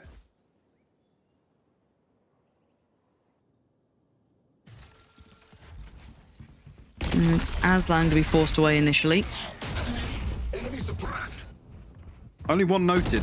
Twiston, well yeah, there, but didn't get noted on that, so, or any of the others for that matter. Yeah, it's a fair assumption to make, but again, 50 seconds now. And what could be interesting if Trex actually gets control of Dish here, if Guild drift back towards A side, because there's a massive gap created here. Musashi actually, you can see him posted up with the tour de force on the X-ray now. He's holding this angle though. Very diligent to keep control of this because it could 30 be seconds left. a good way to sell a different look, but Trap destroyed. let's see. That has, look at the rotation, 3 players. Yeah. They can't pull that many just off the back of that. And Twister now has been considered, but Aslan's holding the line. Going to take down Russ, 13 seconds. This is down to the wire. Leo is going to break through towards Obnox and take a little bit more of that space. 8 seconds, going to deny the bomb. no. Fully blind. Trex can do nothing. 3 seconds, they can't do a thing about this now. Guild left it too late in the day, and you got Big just digging their heels in. Locker? They find both kills as well. Just walks on in? Yeah, literally walks through the molly. So a massive, massive win for Big there. Huge. We'll get the operator online in the back of it. I'm not sure, really. I mean, there's timing. Yes, I'm trying to actually rack my brain, see if anything was noted on the back of presence shown elsewhere, because you noted it. Big actually, as 3 come through, whether or not there's a sound cue or something there. I mean, you're almost hoping that Trex almost, deny a little bit of vision, create a little bit more doubt in the minds of Big, but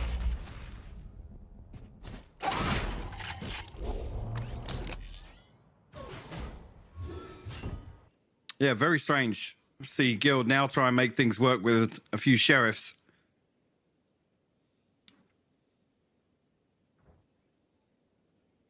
Oh, we spotted him. Oh, Cold Mentor. That'll work. That's cruelty at its finest. And a very required upgrade too. There's no need to go for the knife kill there. Absolutely none. But I'm all for it. Oh, we support it thoroughly. We are all aboard the knife train. Can you tell we're from London? Just knife crime really excites us. What can you say? Old habits die hard. Trex, though, needs to be careful here. Spike on the way being ferried across. Obnox has caught Russ, and actually he caught Trex as well. Is there a third to be found? Ooh, just about going to get out of there, but Musashi gives them a parting gift. Takes out safe as well, so the Spike gets left so far away from anyone's reach, as Cold Mentor was the one with that rifle. And Leo would need a miracle here. Going to maybe isolate Aslan. That's not bad. Force him into the fight. But while that happened, Cold Mentor was caught, and the round gets kept safe. A little over-investment there with the orbital strike as well to try and flip that back in their favor. But Obnox going huge to find 2 kills on the cross. Gives Big their 4th round. Guild, I gotta say, a slow start once again. Whether or not we're gonna see an adjustment here. Them lean a little heavier on some of these more coordinated attacks, because they're certainly not pressuring any of these setups from Big. No.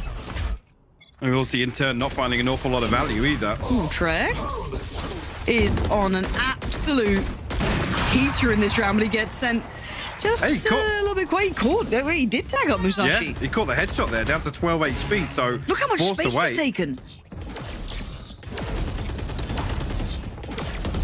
That's monumental. That presence alone, you got to respect it. Plant comes in, Russ does get the... No, doesn't actually get away. I thought he might have kept his life by maybe 1 tick of damage, but not at all. So now 4 for the post plant.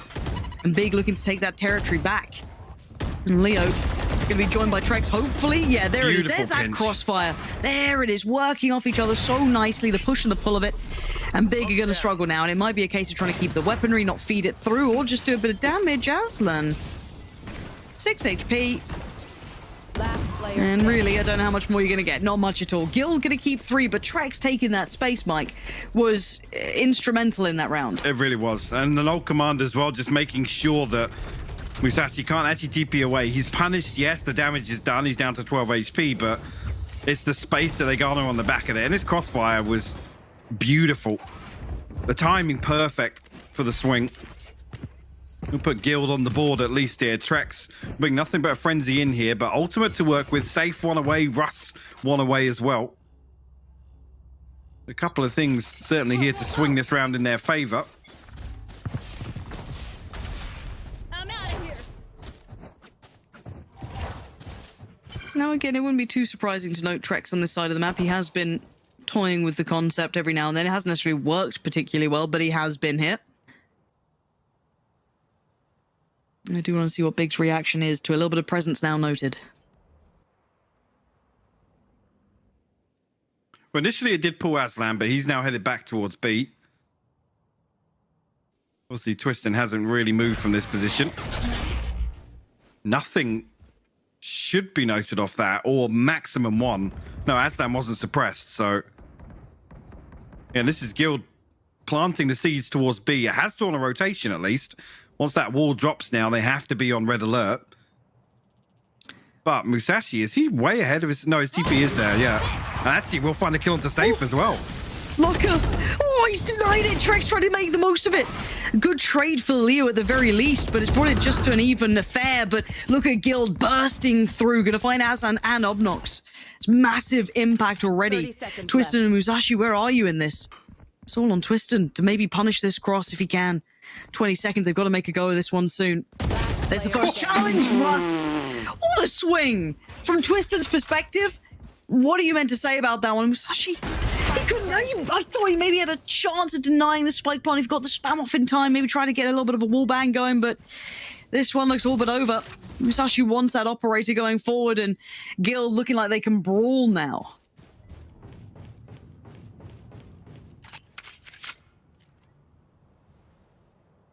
You're right, yeah, there's Twister now. I mean, great pinch through towards spawn as well from Guild, just calling that on the fly almost. With Trex digging a little deeper to find that kill, trying to make the most of it. Musashi has to cling to this operator. But Leo might even find the backstab here. Musashi isn't turning yet. Another knife kill? Oh. Ah! What are you looking at? Did he just get ratioed? I mean... Don't show a replay. Just show do not it. do no show no me no, it. no no no no. Show me it. It's not right. It's how did he not even see the barrel? How did he not see the barrel? The barrel, he saw half his body. Oh, you see the barrel first, Mike. Hello. Good. In another game, I'd make a FOV 70 joke, but this isn't the one. I mean, yeah. I don't know. Yeah. Leave it for another day. Trex once again testing this. It has not been a pretty route in, particularly. They feeling enough presence, notes enough pressure. He's peeling away, and they've got the A site for pretty much free. Off your feet. I'm out of here. And look how much they're over pushed. Musashi? Hello? What is going on, Mike? Not sure. Right, thank you very much. Back to the round. We'll check in with you after the next break. It's been weird this round already, and they essentially have both sides of the A site, and safe is on the lurk. So this has gone from bad to worse for Big. Nothing feels safe. Nothing is secure. Every angle could contain a player, and it pretty much does. Safe being one of them. Finds Aslan. Trek shuts down. Locker trying to just play by the door, and there's Leo to follow up. Big got surrounded on all fronts. Beautiful round. Guild now starting to flex a little bit of that, I guess, prowess in terms of the playbook. Well, the Big can really put a stop to this momentum. And again, the scoreline's still close enough. It's not having an overall impact here, but Big definitely need to be the ones to try and offset the rhythm here. Last purchase left here. Some light armors actually on the board. Tour de Force, Rolling Thunder, and Rez to work with. Leo back on that null command again. I've got to see something out of Big now to try and contain this little bit of resurgence that Guild is building. Who's actually wanting to go walkabouts over by Dish. A little bit of a glimpse, but not quite where Guild is eyeing up this time. Keep in mind, we did know that Trex was keeping a little bit of a watch towards this, but again, you can see them filtering over towards the B side of the map here, potentially with that pinch was safe.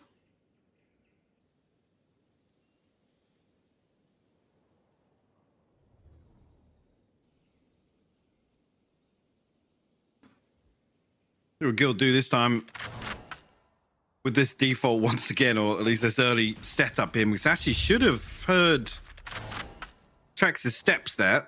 Will definitely be confirmed with the jump peak, but still actually stands his ground. We'll find the intention opener. behind it's not there. I'm still seeing that spike looking towards B. Nothing's really going to cause these players to over-rotate, though. If Twiston keeps this in check, which he is, follow up with the nade. You got the Molotov coming in, 30 seconds now, and you can see Guild starting to struggle a little bit with this way forward. Not having the access to one, and Twiston dives on in, but it's Leo so prepared on the other side. So the ult's about to get popped as well. This is all going to come down to the wire. 20 seconds. The spike is still on the way. Coming through by tower. It needs to get towards the side and get planted at this point. Safe with the spam, just trying to keep them away from... Musashi?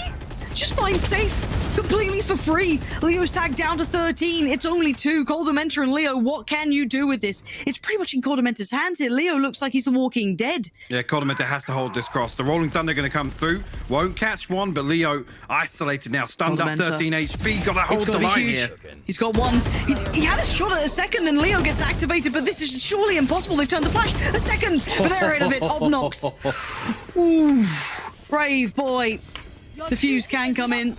They can get the res. And Big hold on once again. Just about. Like I said, they needed to slow things down. Come through from this. Huge round, nothing left behind this purchase. So the res coming through just to make sure the economy's protected a little bit. Musashi brings the tour de force in as well. Musashi, by the way, 13-4 for Big. Having a blinding start to this second map. Twiston actually slowing down a little bit. Moving over to the raise here, only on 2 and 6, but Showstopper online now. It has been isolated a few times as well. See what the approach is now. I mean, a huge adjustment from Big, reading into a potential A play here. Look at this. Twiston wants to swing it. Oh, he's even loaded trick. Oh, it's not pretty, but it's got the job done. Oh, you must have heard me. 2 openers here for Twiston. Apparently so.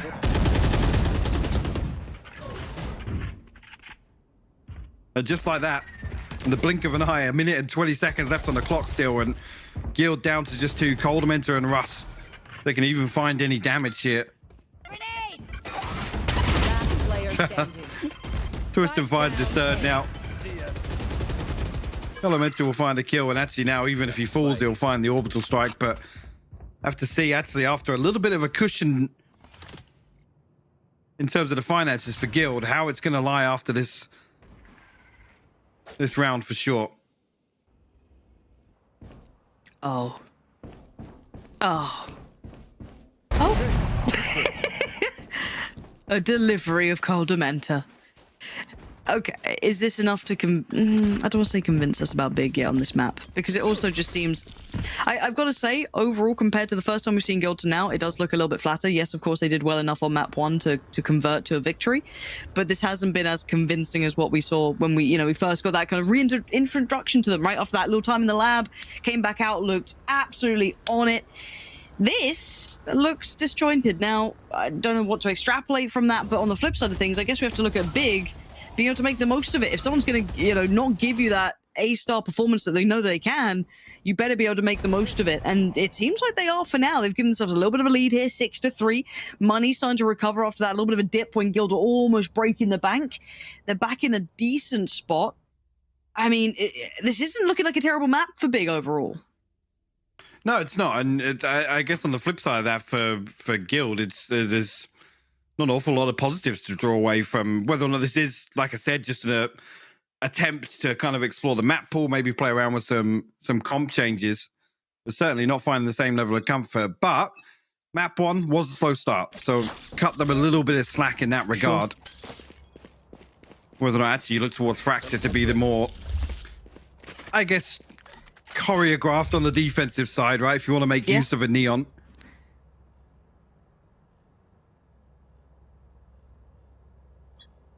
Okay, we go again. I need to see Guild kind of wake up here, if I'm honest. Again, I just feel it looks a bit out of sorts for me. Maybe a harsh criticism, maybe an underestimation of Big, potentially. This is what we're trying to work out, because right now, I want to see a bit more out of Guild. And start their journey towards that A site, or at least show as though that's the case.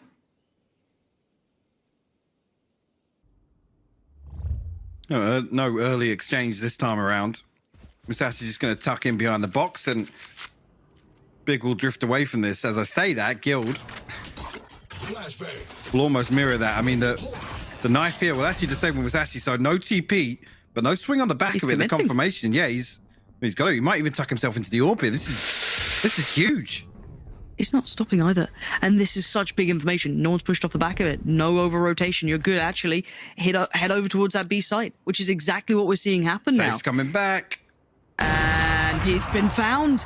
Musashi punishing Safe. Now, do they double down on this? Do they try and get the punish? If he loses his life, that's a huge problem, but he gets to keep it enough for now.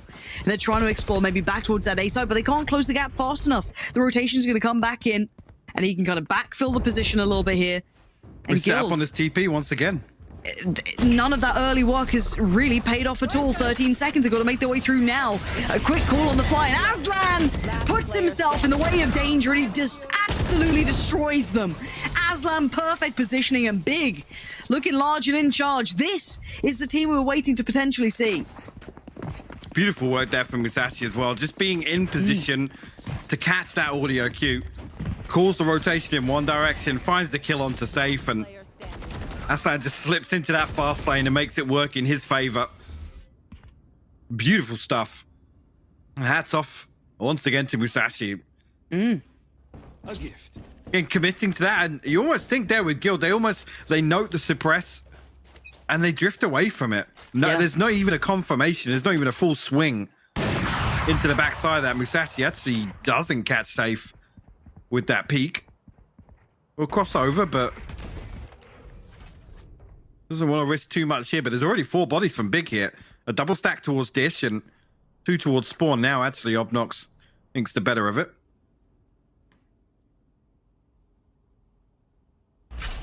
So much presence on this side of the map, though. Okay, this time you can see what Trex is up to again. Gonna have to respect it for now, but that late lurk over by Dish could be a thing. Keep that in the back of your minds that Safe has been over here the whole time. Spike gonna go down, and I don't know if that's gonna die. No, it doesn't. They get away with their life. Russ actually gets to dip away from this, and there's that late lurk finally activated. And I don't know if the call just wasn't there or Lucker just simply didn't believe. Musashi! Safe just beheads both of them. Mad impact already. But Big on out of it. Yeah, they've still got 2 alive, but can they keep control of this one? They do anything to keep this in check? I don't think so. It's just Obnox now. And it feels inevitable. As Russ does go down. What can you do with this? I will not stop. What a round from Safe. He is so sharp. To play that so late as well. He's spotted initially in that round, Lauren. Yeah. And you feel like you're cooked then. You feel like you can't make anything of that. Guild actually on the brink of maybe even finding 5 rounds here in this half. The second shot so clean. Oof.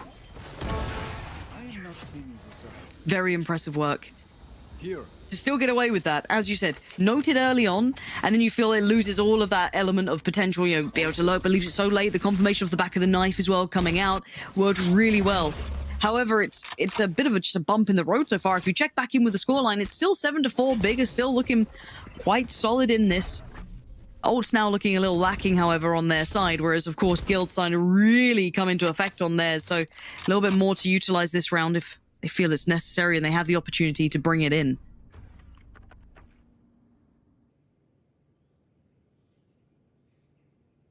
So yeah, I haven't really required much of a change from Big on that side. They've kind of been in the driver's seat, but like I said, you look back up the scoreline and Guild have kept this close enough to potentially find a 5th here on their attacking half. Just one member on site once again is Twisted, posted up behind Dice. So a much heavier emphasis from Guild in terms of the setup towards B. Right here. And no Trex to plant the seeds over towards Dish either. Initial paint shell sent out, a little bit of chip damage, but only going to slow things down. And here comes the hit. Look at Guild right there on the side. Aslan with the swing. Does he expect the other? So close by, but the trade comes out for Leo. And now the HP looking worse for wear, though. Trex gets punished by Obnox, reaggressing on the angle. The flash is divine, and the ult could be huge. Leo takes it away. The impact this man has had alone. Excuse me? No right for it, but Musashi still stands. 10 seconds, though. What more can be done? Leo trying to get the plant. Can it be denied with the spam? No. Doesn't quite get what he wants. And now a 1v2. operator and a bit of a dream at this point to try and clear back into this. Leo just got a 3-for-1 on the back of that orbital strike. They literally lined up perfectly for him. That is absolute madness here. Let's see if Musashi can respond at all here in this 1v2. Time ticking away. The Guild tucked into tower here. Coldamenta should find his first contact. It's actually Leo to find the ace. That was ridiculous, Lauren. Show me it again. The flash was perfect. Forces them back. The orbital strike pops. Leo's like, no. You're not having him, Coldamenta. And I'm pretty sure all three were headshots as well, by the way. The timing of it, I wouldn't doubt it. I wouldn't doubt it one bit. I mean, look, Leo, we know who he is. We know what this guy's capable of. But that was real nasty. And the fact that he gets to keep his life there, Aslan seemed like he wanted to try and deal with it. But here it is. Hold on. Oh, dearie me. Look at that. That is disgusting. Dreamy. 3 in the space of a second. Right there. Well, look, you can see the string of rounds there. Those final 2 maybe given a little bit more as Guild do get themselves 5, but Big is still in the lead. The Guild aren't resting by any moment. They are pushing further ahead into this. Oh, Obnox. Does he get away with it? Does he get away with any part of this? He's shown the hand now. And they bite down. Leo's going to punish. There's still players towards it, so they're not going to get those deep, mad post-plants. Safe is still around this. He's holding the edge of this smoke here, but the reposition will be noted here, and Twistin looking to fill the gap behind it. And Mucker turns his attention, and Safe, well, there's the punish on that, isn't it? It's down to 3. They're losing numbers now. Body's starting to hit the floor. Aslan does okay, but he needs a lot more. He needs 3 more to be precise. Well, the time on his side, but those eyes are trained on that smoke. They know what he wants to try and do, and the spam comes in. Try to tap away, can't find Coldamenta, and Leo can find him. So Guild knocking at the door now. I mean, this could be a taste. I was saying what I would expect with Guild to do here on Fracture, to be more oriented towards defensive proactivity, and that pistol round may be just an appetizer for what we see here. If Big actually going to throw anything in here, well, a couple of shots in a headhunter at least. But we'll run this out with classics, so almost conceding, well, he's giving up an opportunity here for Guild to tie things up. 2 Bulldogs, 2 Spectres to work with.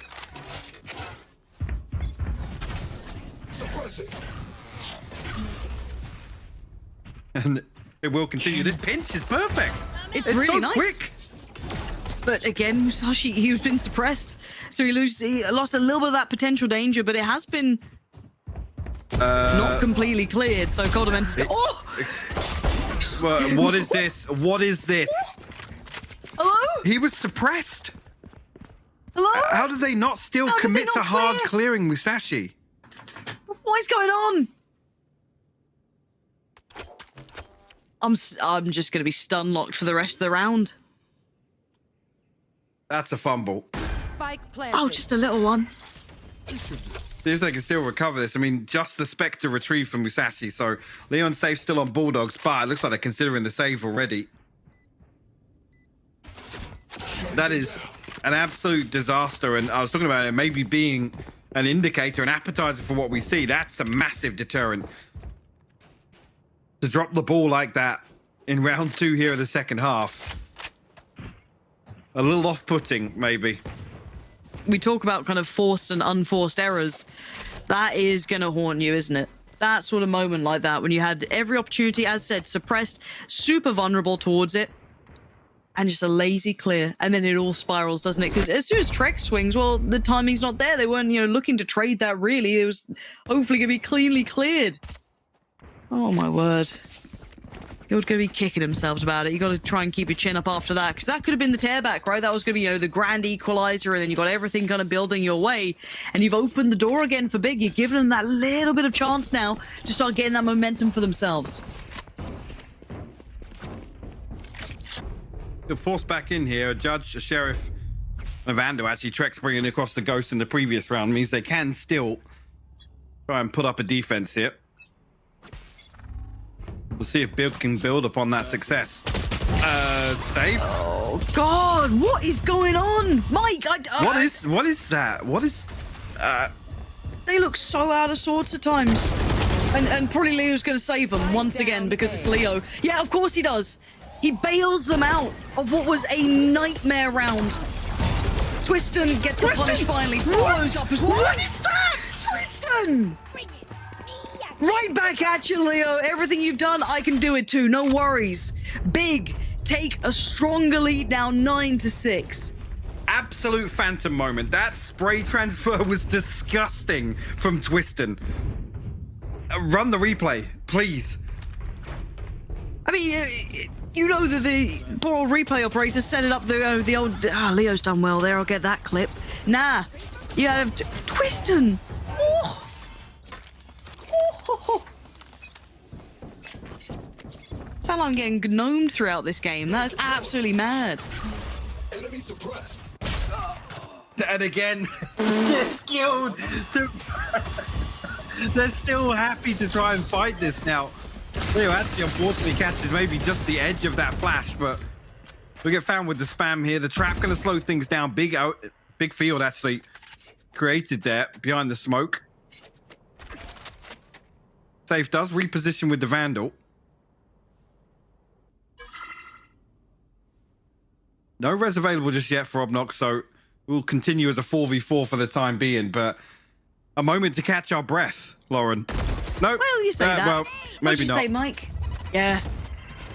Just peek it. Go on. 3 here now, 50 seconds. The bout's about to begin between these two, truly. Another flash comes in. I think you're going to hit this rotation, though. Yeah. I think Trek should have heard that, so... Oh, they're actually faking it. Oh, the fakey boys. Little Molly, and like, they'll be rotating. Don't worry, we definitely heard 5,000 steps. Just safe clear this with a little bit of a shoulder beat. Yeah, there it is. Enough noted. Time to get away from that. And he's just trying to play his life as best he can. 1, 2, second for safe. Still keeping them in this. The cross hadn't happened. So Coldamenta gets to fill the void, and now 13 seconds. The wall goes up, but peeking above it, Coldamenta wants in. Has to respect the utility put down by Lucker, but with the plant coming through, Big have the time on their side, but it is a 2v2. Trex and Rust. What? Oh, they connect the shots. What? And Gil get the round. What are these rounds? This is ridiculous. Guild answer back here with a couple of purchases here, but it will count as a thrifty nonetheless, keeping it within touching distance here. That would have been big on double digits. What is the purchase sit now? I mean, look at Guild's advantage in terms of this whole cycle. Safe going absolutely huge here. Gosh. When he took away that, I was looking at it, I took a glance towards the minimap. I was like, where is Safe second TP? Like, does he have a get out of jail free card here? Then he pulls the TP, and I'm like, well, yeah, he's screwed, right? Surely he's screwed in this scenario. Nope. Nope.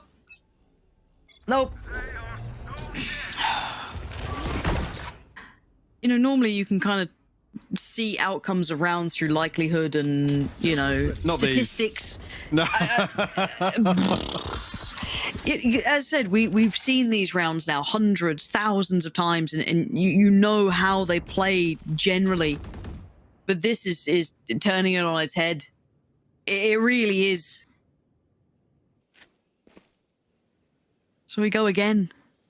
Some of the most G2 rounds coming out of Guild. It's just... it's the Coldamenta effect, right? Part of the pedigree. Yep. I don't think you're wrong with that. And that should be enough of an indicator that intention was looking towards that B site. Another player noted now, putting together the picture of what potentially Big are trying to build here. No command available as well for Leo, so he could pop this on contact if they do get confirmation. I mean, Musashi's already been noted with the operator to try and find a tag onto Russ, but Big will actually reset towards A here. Ooh. That Coldamenta tucked up pretty close. He's still got the molly to slow things down, but that smoke is about to dissipate. Another one to use, and at this point, I mean, it could be... He's got to get that molly out. He will do. Beautiful. Timing's now a problem. 18 seconds, what are you going to do with it? Twiston just goes for it, flies on in, but Coldamenta gets a free frag, and now you're down to 13 seconds now. Forced to move out of the way, but causing the attention of Safe. They take down one, and not a pretty shot, but time. I don't think they can even cross to the site. This one now, put a pin in it. I mean, the tour de force kill literally stops them from coming out there. The molly initially separates them, twisting, desperate to get ahead of it and find a kill, open the site up, but the swing through there on the back of Safe finds that one kill and it creates that slow field in the choke point. Beautiful stuff from Guild. Yeah, keeping a little bit of composure in all of this mayhem that's been going on. Big pump the brakes. Try and get a little bit of a regain of normality, potentially. I don't know who thrives better in this madness, because we've seen Big also find a little bit of that method in it, right? That kind of thriving in all the chaos, but Guild seem to be the conductors of it at the moment. But at 9-8, this is not a clear-cut game at all. This doesn't look like it's a Guild choice. What do we even say about Musashi's on 20 kills, man? He's going toe-to-toe with Leo right now. Isn't that's to consider, really. I mean, Russ is at a slow game once again, but it's not really been the downfall of Guild, I'll be honest. There's not been too many scenarios where you highlight him as the problem player. No. Trex not finding an awful lot of value. I'm going to say there are kind of glimmers of magic from this Neon pick, but certainly not anything to really write home about just yet.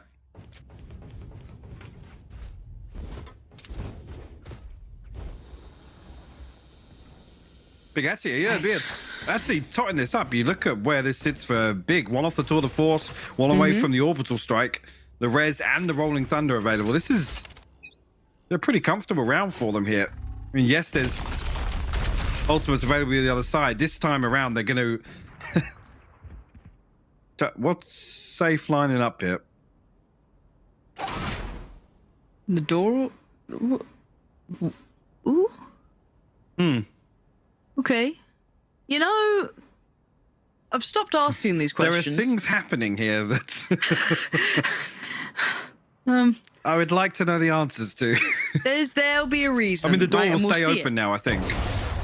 So it doesn't create a second audio cue. We'll find the tag at least here. The stun is perfect here. Trex! Talking about value from the Neon. Look at that. Safe and Trex going huge to hold down A main. Okay, that's a crossfire. That's a real push and pull between those two. Musashi's like, guys, what's... I've had dish. There's nobody dish. Poor Musashi. I mean, it's good. And to be fair, speaking of him, we hadn't had a game where I feel like I saw him really activate. And Icebox felt like a bit of a glimpse at it, right? We saw a little bit of him finding a bit of form towards the end. It was mostly twisting towards the top end of things, but I feel like we're finally getting an introduction to the rest of the big squad, right? I think we're finally going to see a couple of these other players find a bit of that. I'd like to obviously see more, because, well, this round's are now pretty much done. But again, it's good to see him, and we're starting to build a bit of character to this squad who've, again, had some pretty turbulent times. They are being put into the weirdest places and thrown through paces that Guild are throwing out of them, but that was a lovely little crossfire. So again, just, we're seeing that value of Neon really shown here. Said his ears must have been burning. Yep, just a little. And that is, I mean, after you see what the intention is there with Safe, creating the first audio cue and then actually the door not closing on the back of it allows them to get into that position. And the stun is perfect. Look at this. Fighting together so perfectly. Just off the back of that flash even comes back in. Really, really nice. 9-9 now. 3 on the trot, though, for Guild. Even looking at Big now. Scraping together something. You want to play? Let's play. And it's like trying to spread the wealth a little bit here. Big, I think, are going to try and now force them away from this A-main setup, but the flash is perfect again. So good, and they're still being denied. They're still trying to take a fight on it, though. Musashi gives them a way out. Gives them an out-of-jail-free card with those 2 shots. Yeah, a little overzealous there to double down on this A-main hold. Orbital Strike available for Coldamenta, but he's 2 HP. Now you look towards Russ and Safe to find something. Safe might even catch this rotation, Lauren. This is huge. He's punished for it, Musashi. Wise to it. Unbelievable consideration from the man. He is single-handedly keeping Big. He's reading them. He's reading them so well. This is a round and a half. Give it to him. Coldamenta's 2 HP. He's leaving a trail of blood on the way towards the site at this point. But again, single-handedly, I'd say in the last couple of moments, Musashi He's putting in work for Big. It's not just the Twiston show anymore. But it might be at least for this final kill. Not to be. Twiston gets denied. 2 HP now. Just Musashi's chilling. getting the ace, calling it. Coldamenta walks back out arcade. He goes to the bridge. He dies. All right, Mystic Meg. Cue the clip. Coldamenta walk towards bridge. Yes, yes. Yes? Let's go. There it is. Musashi gonna get the ace. Coldamenta goes down and old Mystic Meg calls it. Well done, Mike. Mystic Mike? Is that what we're calling you? Mystic Mike, I like that. There's something to that. It's got a little something. There's a crystal ball joke to be made somewhere here, but we're into round 20. Big now actually find themselves around ahead. It's interesting to see now Guild almost feeling like they want to double down on that A main hold, and it's ultimately their demise. I mean, Big just punish them for it. Musashi 25 and 9 now on the chamber. He's having a game. Decent cushion actually built up from Guild. I was just looking back over. You glance over the numbers on the right side here. Still things to work with. Finally going to see this rolling thunder coming through from Lucka. But it's all a fake. Look at where Big is set up. Safe. You need a little bit of that. Oh, he just flare. gets into TP range. Oof. Backs away just with a second to spare. But the sight hit, well, it got hindered, didn't it? And look at the turn of the event on the other side of things. Yeah, look at where Musashi's got to. Yep. He's got full tower control. It just... Oh! Okay. But Coldamenta's punished that. So now Big have no real, I guess, advantage on this site here anymore. Coldamenta's still going to punish Lucka as well. The wall goes up, but it gets broken just as quickly. Gets another headshot. They're just in pieces. Aslan does what he can, but it's all down to Twiston in a 1v4. We've already seen one ace. I doubt we're going to see many more of those here, as Trek's going to find him in the end, and all of that room found by Musashi, and it makes nothing of it in the end. I mean, these rounds are just crazy. Big, literally, I don't think a single person is shift walking there. Like, literally just W keying back and forth each side. The response in kind from Guild is the Rolling Thunder and the Orbital Strike, so they then hit the brakes again, head back towards B, where Musashi's found his way into tower somehow. But he's posted up on site with an operator. A straight up 50-50 there. I mean, if he's playing a little safer, maybe can grant his team safe passage, but nonetheless, Guild tie things up. Yeah, and you can see the fact-finding mission from Trex already. Has a little glance, sees nothing. Dissolves that approach and looks back to where the rest of this side could be coming from, which obviously we can see the intention early on.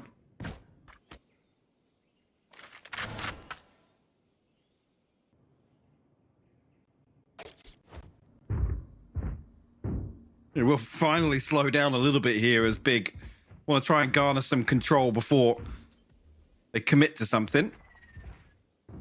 There. Nobody really here to challenge Arcade, but when these smokes come through, Big are already pretty close on a Twiston at least to capitalize on it.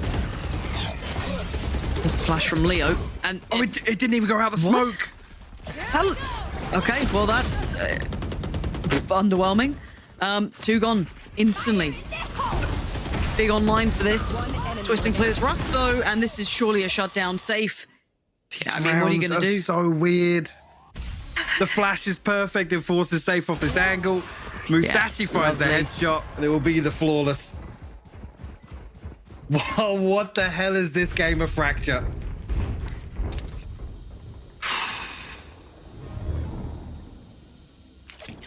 I just... It's so back and forth. And even when you think, oh yeah, Guild are in a good position to greet this. No, they're not. No. No, actually, they're in the worst None of these positions position. are any good at all, so... No. Flash is a bit poo, it's fine. Just swing out. Bloody hell. But this time the aggression on the correct side of the map, so I do wonder if they get much off the back of this, because Safe's committing to it. There's 2 that players aftershot's around the going to be box. huge. It's going to be... It's Trex who gets it, but they're committing to this one. Guild, they're digging the heels in. They want the brawl. They want the fight. And that Safe was lingering around for a fair amount of time, but he eventually gets out of there. But they do lose 1-for-1 on either side. Why is Trex still playing inside the smoke? Again, I don't know, Mike. It's Guild trying to double down on these early holds. I mean, this one, it's only a 1-for-1 trade, so... And actually, you take away Obnox, the wall is removed, and now it maybe hinders a sight hit that Big might try and string together, but Musashi creeping closer and closer with the operator. Will he find anything here? The adjustment, look at that! This guy just thinks everything's working his way, and he's playing like it. The flash this time works out enough for Leo. He still eats a fair amount of himself. This is the most scrappy round that I think I've seen so far. It's literally turned into ranked. Spike planted. I don't know what the hell is going on. There just seems to be this absolute pandemonium. Dementa now, there's a double up in towards tower. This would be a miracle, but apparently those come true. And he's even expecting the potential of a swing here. Taking a second or two to pause for a thought. And you're right, Lucka decides to dip away. I mean, Kodamenta's got a lot of time to work with. He's got a smoke and a molly to work with. But now with that second phase on the spike, he has to make a decision. Smoke's down. Where does he commit it? On the spike itself. Tap. And he's sitting at least a half. He's in the whole way through, and Lucka takes a leisurely stroll, but he does get Big to 12. I'm not used to watching these sort of games. I don't understand half of the decisions that are coming in, the overcommits on some of the aggression. It looks like a pump of the brakes, probably for Guild at this point, because some of the looks that have been coming out are bizarre to me. Bizarre's the word. And some of that adjustment is Mate, obscene. If his gun got out quicker, he was in the right place as well. Absolutely obscene. Yeah. Musashi has had such an insane map 2 here. I don't want to say the deciding factor, but in a lot of these rounds, he absolutely has been. Yeah. Bigger played a good game, but it's been on the back of, well, I'd say with Twistin having a slower map 2, you've got to credit a lot of these rounds to Musashi. You have to. The amount of space he's finding, the room he's operating under as well. Like, as much as, yes, you look at the kills, obviously, it's the far more tantalizing part. But the fact, rolling your mind back to when he was able to walk to tower, he's finding so much space, so much capability throughout this game to just open up chance, give them room to kind of work in. And now coming into what could be the final round, Mike, you got to ask the question in this. What sort of purchase are they going to muster together? I think Kodamenta's a little light on cash here. Safe might be, looking to maybe get that ult going, because otherwise he's not working with a great deal. Again, it's not going to be a pretty round for Guild to play with. No, I think he will pass across Spectre to Kodamenta. So, yeah, they're going to try and retrieve an AWP here for Safe and make the best of a bad situation, honestly. But yeah, Big here actually ready to punish it. What a read from Big. Twistin and Musashi trying to deny that orb on Dish. And they're rewarded with the first blood. No tour de force to work with. A man advantage for Big here.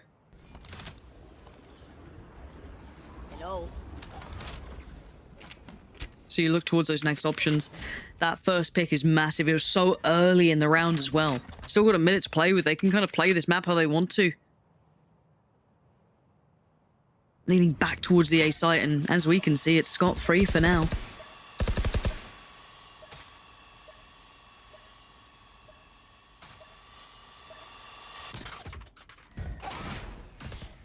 If he'll want to re-aggress it all there, because if they kind of just want to commit to this deeper hold, Twistin forced out with that fragment actually will mean Leo does equalize here. A little bit of damage done, but Big will inherit site control on the back of it. It could be critical for the outcome, but for now, what we do know is that Big's going to get a plant.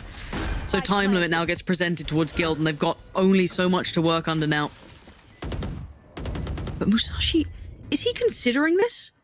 The timing's off by a couple of seconds, but for a moment, he was reading this so perfectly, and Trex needs to be on the money. You saw another turn from Musashi. I really thought that could have been his. It's not. It's 3 now standing, and they got to get a move on here. See if they can make something of this. And it's late in the day here. It certainly is. They're going to have to do some real wonder on this one to make it happen. Trex overextends and over. The top does find one. Leo with the trade out, but now look at the time. It is down to the wire. They should. Has he got? I think he's just got it. He's just got it. Should. Mike. Yeah. Should. Not even close. Not even close. Not even close. It's fine. 12 to 11. You could also argue that that's just a second later. If they're able to control the pressure a little better on the side of Big, Aslan holds on to that molly, has faith in his teammates ultimately that he can, leave it a second and a half later. That's map. That's literally map for Big. Yep. 12 to 11. Sporadic rounds coming in for Guild. Well, the ult sit here, and well, Tour de Force now available. Yeah. No command once again for Leo. Tour de Force, I feel like this is Musashi's 10th ultimate. I think he's having it the whole time. The whole time. Well, actually, Aslan one away from the orbital strike and the Rolling Thunder available. So Russ... Aslan's got it. To say, Russ actually set up here with Trex to try and pressure towards underpass here. But still will be committed. I mean, it was used as a fake last time, but... Guild have cleared all the way through bridge. Everyone's here. It's gonna be the battle. The battle on B, and Twiston's won the first frag. Gets the follow-up. What a moment to find it. 2 big kills. Eventually comes out for Cold Dementor on the trade out, but Big are winning these fights, and they're winning it in style. This could be their map. Want to solidify a little bit of expectation of them going forward. Cold Dementor and safe though. Anything left up the sleeve? Cold Dementor threads through a little. Smoke gives him safe passage to maybe isolate towards tower. He wants to clear this, and rightly so, but Obnox gonna hear enough. He was tucked a little deeper. And there's the orbital strike waiting, and there's the frag before it. Obnox safe, good shot, but it's 87 HP and a bit of a dream at this point. The post plants are solid enough. The molly comes in, and you can see it. It's all for nothing. Pouring in the utility. Big keep themselves alive in this series at 13 to 11. And you got to say it, Musashi being such a proponent in this for the boys, taking them into a realm that I didn't know they could really push towards. Absolutely, thoroughly impressed from that performance from Big. Honestly, a couple of people maybe lacking behind a little bit, but sure. I mean, this isn't one that I expected. With what we see from Guild and the tendencies and maybe the expectations in how Guild play, I would have thought this was well drilled. The fact that I feel like this series is an opportunity for them to explore their map pool a little bit was a little underwhelming for me, to be honest. The number of times that you question the decision making, which so often is the positive for Guild, that was a little concerning to watch. I do love this whole idea of what this game could be now, but I do know what that third map is. So you get brought back down to reality a little bit, where this should... The contingency plan, right? Yes, it's safety. It's a safety net for someone like Guild in my mind. However, we have seen stranger things happen purely in that game alone. So this is now kind of thrown into the realms of who knows what. I think anyone with a pair of eyes could tell you this game was anything other than normal, but it does certainly make for exciting Valorant. So we're going to head to a short break because now we have the third map unlocked, and when we're back, we'll be diving right into it. Dare to challenge yourself.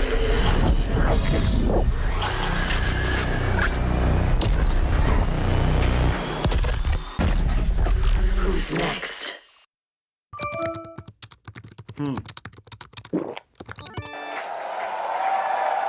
Red Bull gives you wings.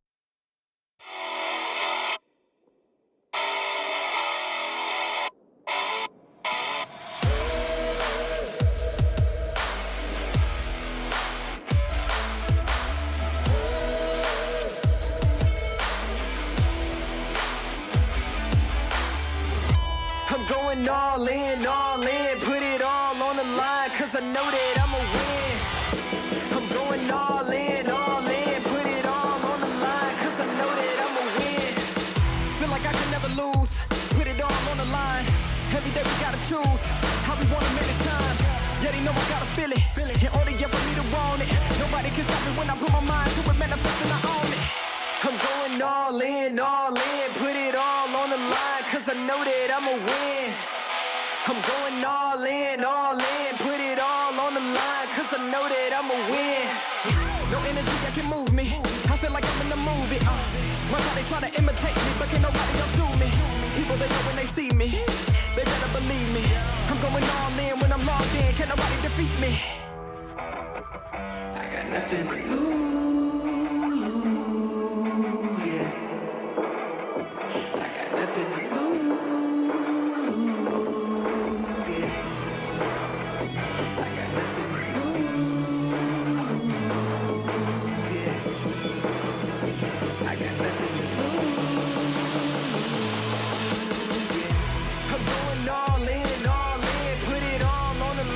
I know that I'ma win. I'm going all in,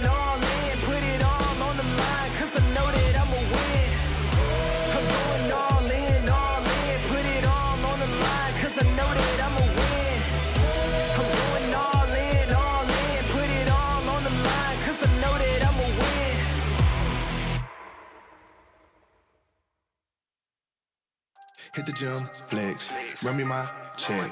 We on your neck, shooters on deck. All we do, win. All we do, win. All we do, win. All we do, win. Hit the gym, flex, run me my check. We on your neck, shooters on deck. All we do, win. All we do, win. All we do, win. All we do, win. I need a dub for shoulder, bag and trophy, I need to go.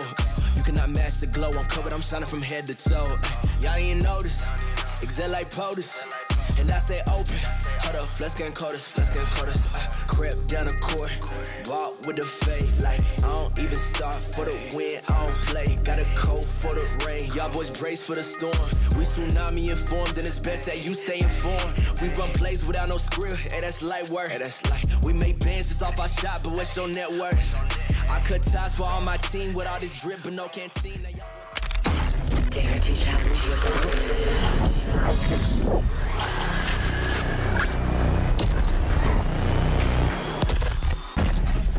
Who's next? Endlich. This was a statement of intent, but my goodness, it was a roller coaster ride with bumps, with loopings, with way too many nail biters as we're going through that fracture. A pick by Guild. And this is making it more crazy to me right here, Jess, that we're ending up on this with such a scoreline, such a situation, just way too much to talk about here. You know, you said something in the pre-desk, something to the effect of, it's not the same roster as Zescht, there's two new players. And guess what? One of those two new players... What else did I tell you when I saw that chamber? What else did I tell you when I saw that chamber? Avert your eyes to the right-hand side of your screen, because that man was the key, the linchpin to Big's ability here, not only to be able to make space, but to scare Guild. A team that they probably thought would be an easy pushover this week has suddenly turned into a fight where they're now up against the ropes, upon which I don't think they would have expected that. In any case, especially on their map pick.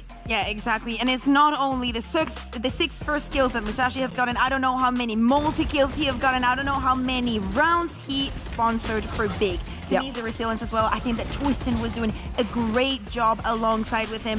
I think that Lothar would be extremely proud of how this chamber had been played. And on the side of Guild, I honestly just need to stop watching them attack so slowly. Because they were being slow. The moment that they stop and they're like, okay, let's just swift off the gear.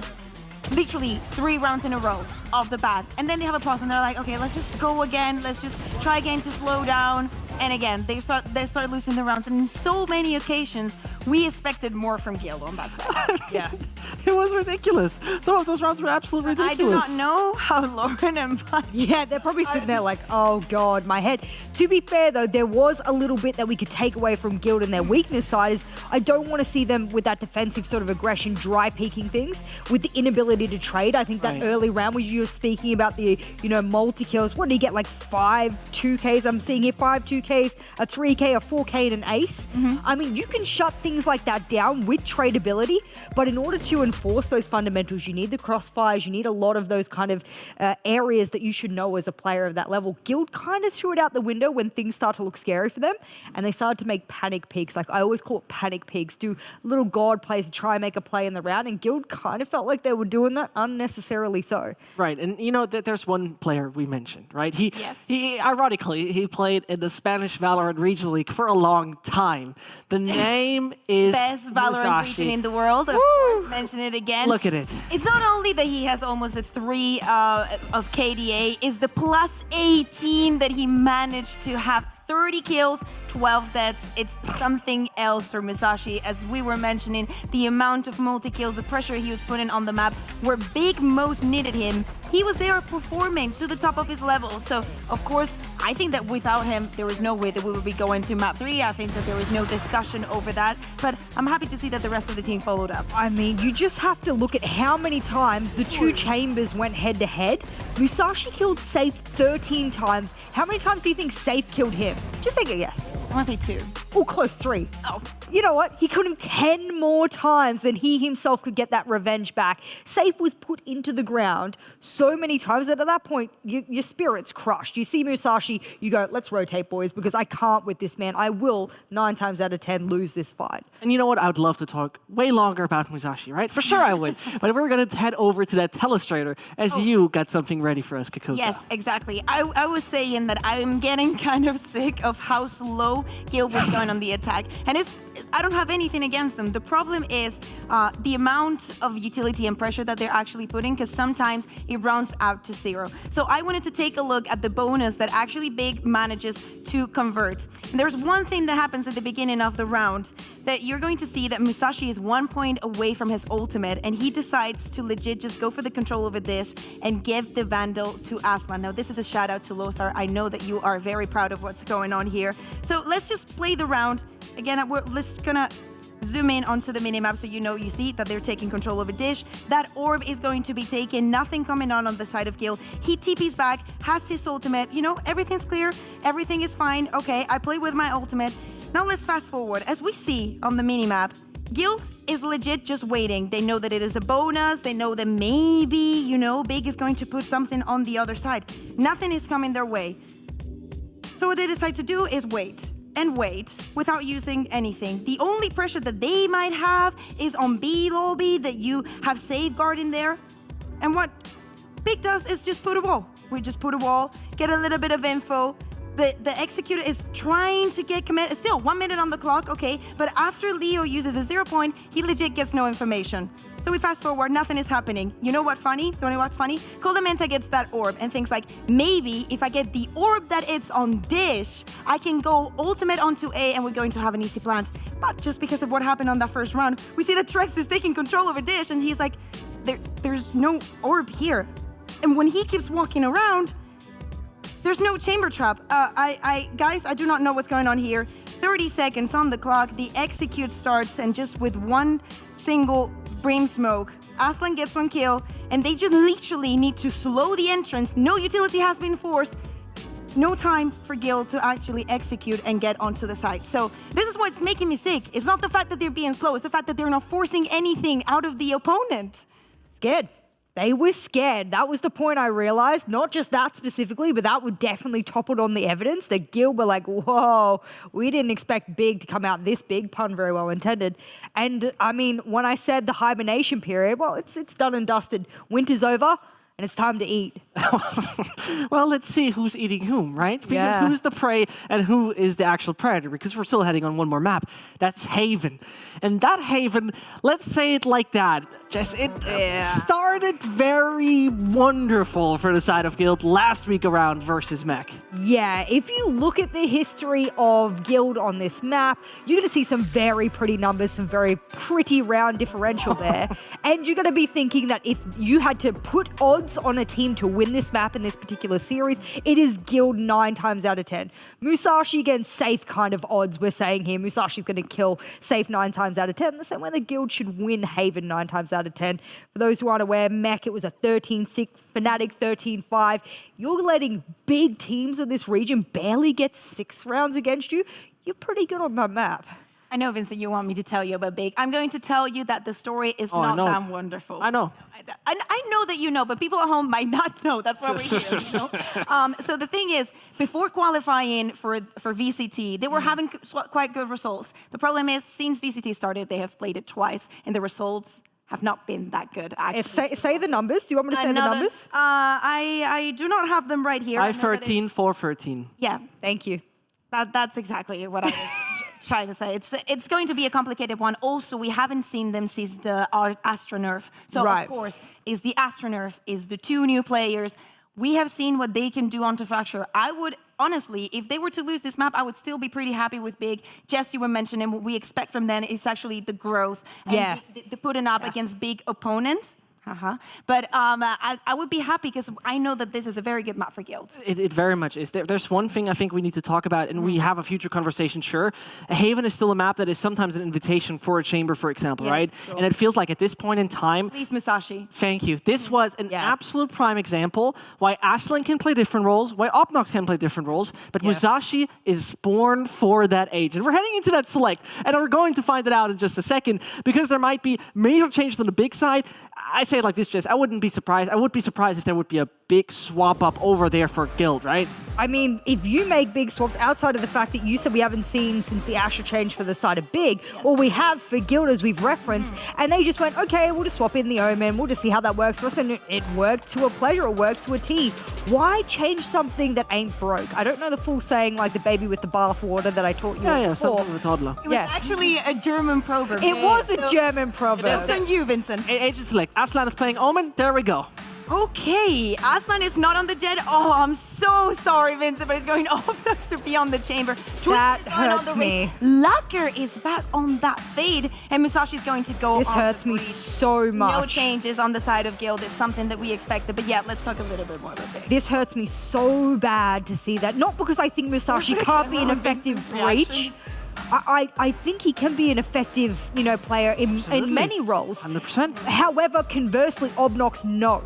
That's the problem, is that you need to fill the gap. It's like having a pothole in the road. Which one would you rather fall into here? Would you rather fall into the one that maybe has a little bit of padding, which could be Musashi here, or the Obnox hole, which is just, dare I say the pun, obnoxious?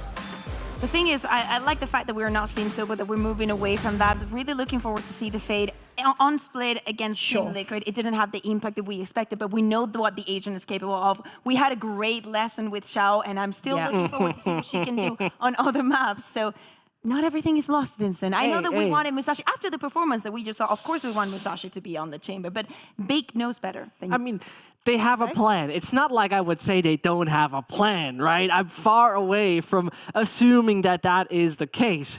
At the same time, I have a reason to be worried. Let's put it that way. It feels like when we talk about Haven real quick, that it is the time to start the game. And you know what? We're going to do so. Will it be Big winning their first series or Guild just snatching that one home? It's time to find that out.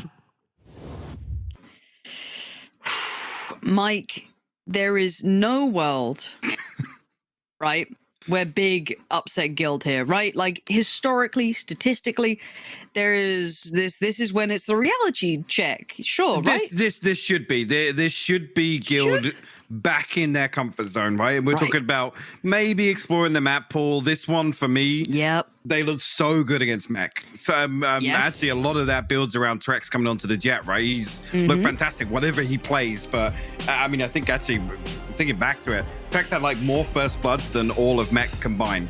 Oh, he was having an absolute stomp here. And actually, second to that as well was Leo. Leo looked absolutely fantastic on the Sova. He went like 21-5 or something. So this for me should be Guild. A little bit of a reset here. Mental reset, approach this now, feeling confident, feeling as if you're in a great, it's almost like the, I guess, the prestige, right? If this map veto is coming into a position now where they're like, yeah, okay, well, you take us to the third, it's Haven, by the way. Yeah. So you've got the final boss, right? It's like when you think you've beaten one in, like, all those Souls-like games, and then suddenly it just goes into that next phase. The music kicks back up, and you're sat here on Haven. So for Big, it's okay. Have you got the depth? Have you really got the capability to do this, or are Guild gonna just give you a stark reminder of who they are? So far, stark reminder seems like the answer. But there is still Musashi, who had an outstanding performance on map 2, but now it is just Obnox. 6 shots of the Headhunter. A chance here to do some damage, but it's only going to be the one. 3 survive and a confident take towards Garage there. No real secrets about it on the way in. Aslan, I mean, lucky not to get caught off earlier, to be honest with you. Yeah. Guild get on the board. I think that's probably something to set a precedent for how they want to approach this very early on. 2 Bulldogs coming into this. Trek's going to try and be frugal here in the second round with the Frenzy. Maybe just try and create a little bit of space. Looks like they got their sights set on C, and actually Big are going to stack up towards A. Yeah, this... It's wide open. Again, this would be the one that really puts big on the map if they can do damage throughout this series.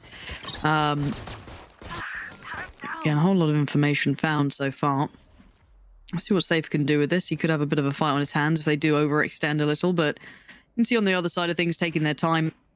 The rest of the guild side trying to explore carefully and cautiously, maybe feel out if there is a stack. And it seems like they've recalled Russ over towards this side, maybe temper a little bit of this stack that there are indicators of. Guild's still very, very cautious, though. I mean, just that initial smoke going to slow things down for them. Now Safe has come away from that flank control duty. I think now Big are just about figuring out what's going on. Track's going to be given the few on the flank. Yeah. I mean, nobody exploring towards spawn itself, so yeah, no confirmation just yet of how many there are, but it's going to be 4 members of Big. Might even just stack up to play exits here, yeah. Yeah, looks like that may be the notion. This seems a little bit wrapped up, doesn't it? See if Twiston can maybe close in a little. I doubt anyone's going to be willingly exiting through garage. I'll tell a lie. Frex is going walkabouts, and well, that's gone well. Seems like that's where the buck stops here, though, as Leo's going to take over the angle. And you can see Obnoxo trying to catch a little bit of the out, but Guild playing as a pack animal, it seems.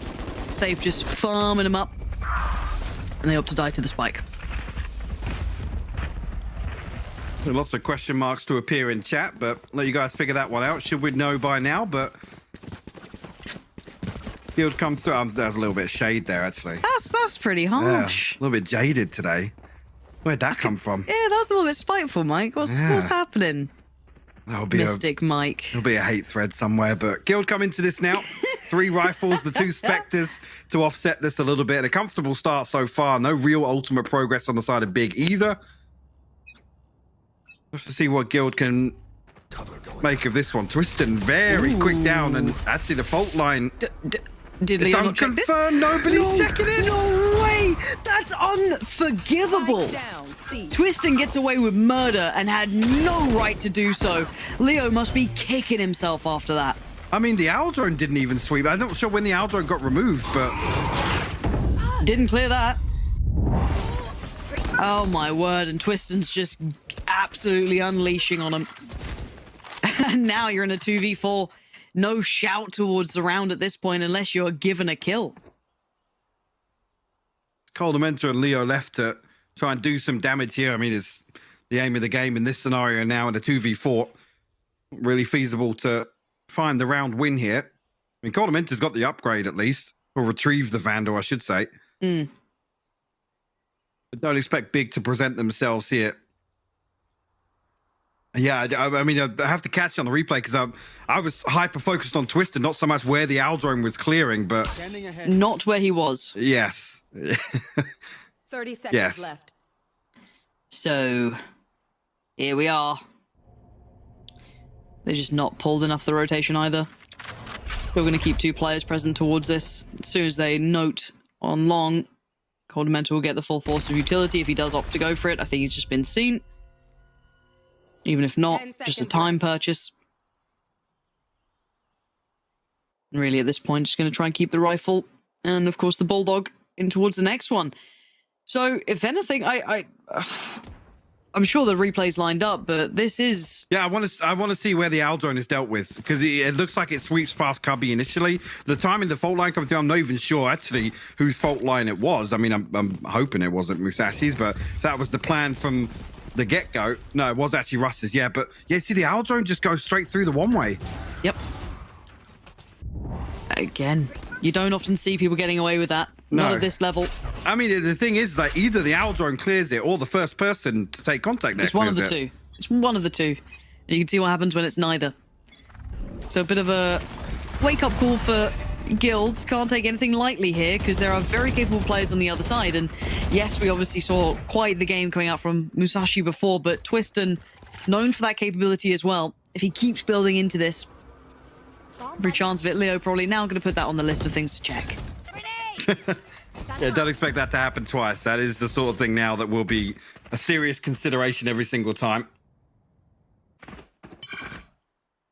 Orb will be retrieved here, and actually Twisting close enough to hear that, so... Blinding.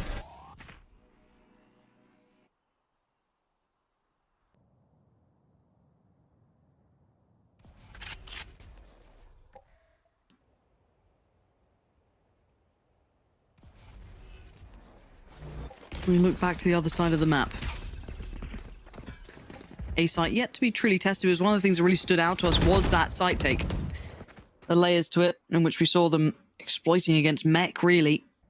Trek's not with them this time, though. Still going to be on that flank duty, and they haven't really fully committed to this either. Still being held back by Lucka. 28 seconds, and the punish comes in. Coldamenta goes down. The next step is this B site, which Musashi's starting to become a little bit worried about, and rightly so. Here they come, and there they go. Safe already dealt with. Trek's going to make his way towards the site, but this body's on here by Big, and they ain't moving. They actually hold the line there. And force survive once again, so a big buffer towards the economy. Now, let's just see where Guild's purchase sits a little bit. A couple of rifles thrown in the mix early on, but a great hold here from Guild. From Big, as Guild tried to slow things down and find a little progress towards B. Absolutely nothing to be found on the other side of it.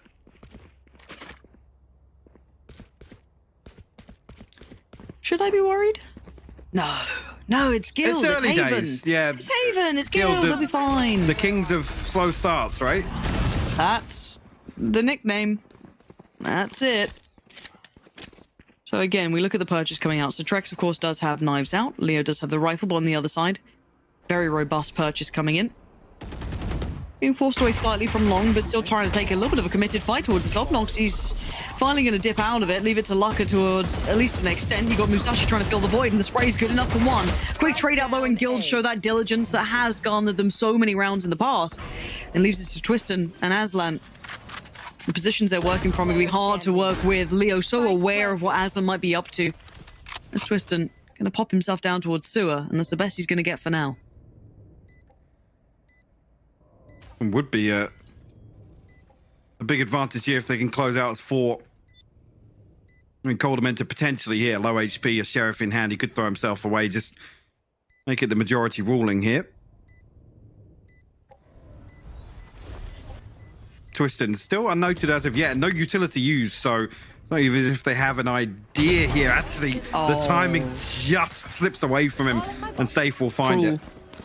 Yeah, and again, that site take from Guild, I think, is something that we've come to know. I think anyone who watched the first time that we got to see them here after, you know, coming back into the challenges, they looked formidable at doing that. And I think that's something that we're going to grow accustomed to once again. But Big have already shown that they can challenge elsewhere.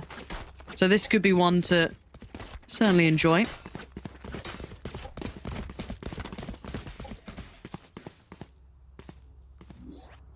I have been quite impressed by Big.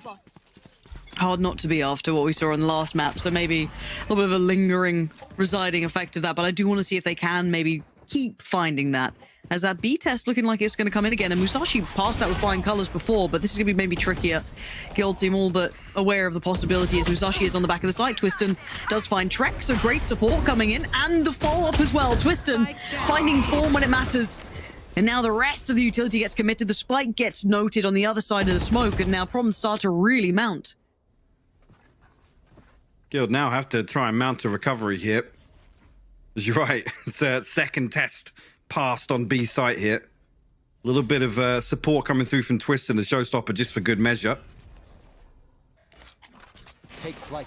Still tools to work with, though. Safe's actually got the lockdown, and with Big kind of a very condensed formation here, you could actually get through to Sewer, put this down, force them towards C-Link. I mean, 40 seconds left. See, they're pretty hesitant right now. Yeah, it might be the play in order to retrieve this spike, and yeah, he's drifting this way. He's going to do absolutely that, Lauren. Okay, well, there it is. There's your way back in, potentially, isn't it? Smoke comes out. Try and buy him a couple more seconds. And they're going to have to evacuate the site, give it over for a second. Coldamenta wants to go on that retrieval mission. Got it, gets out. And actually, doubles down on it. Going to try and maybe cut through. No, he's just trying to stick the spike plant TP's away, still gonna eat it. 8 stunned. seconds. Can he actually get there? I don't know if he can make it there in time. 6 seconds, 5. I He's don't got it. think he's. Is he on the site close enough? Maybe he is. Spike gonna go just about down. 3v3 in the post plant and the brawl still on that B side. This is messy. Safe and Coldamenta up against Aslan and Obnox. You can already see that Aslan slipped through, so it's the Omen v Omen fight that could define the site. Coldamenta tries to slip away and Obnox gets taken down, so it's all into the hands of Aslan. What do you have to work with still? Give himself a room to work. He's going to at least get it halfway, or at least try to. Denied in the end by Coldamenta. And they recover under the most strenuous circumstances. Safe wins 2 massive 1v1s there on B site. Coldamenta as well catches the Rolling Thunder, and the double TP actually gets him there with what? Half a second to spare? Literally half a second to spare. Like I said, I thought he was done. I was even noticing it was getting so late for Safe to actually put that lockdown in place, right? I mean, reading the possibility of maybe still one member of Big being disconnected, but 4 players for Big committed to holding that spike out of position, the lockdown perfectly counters that.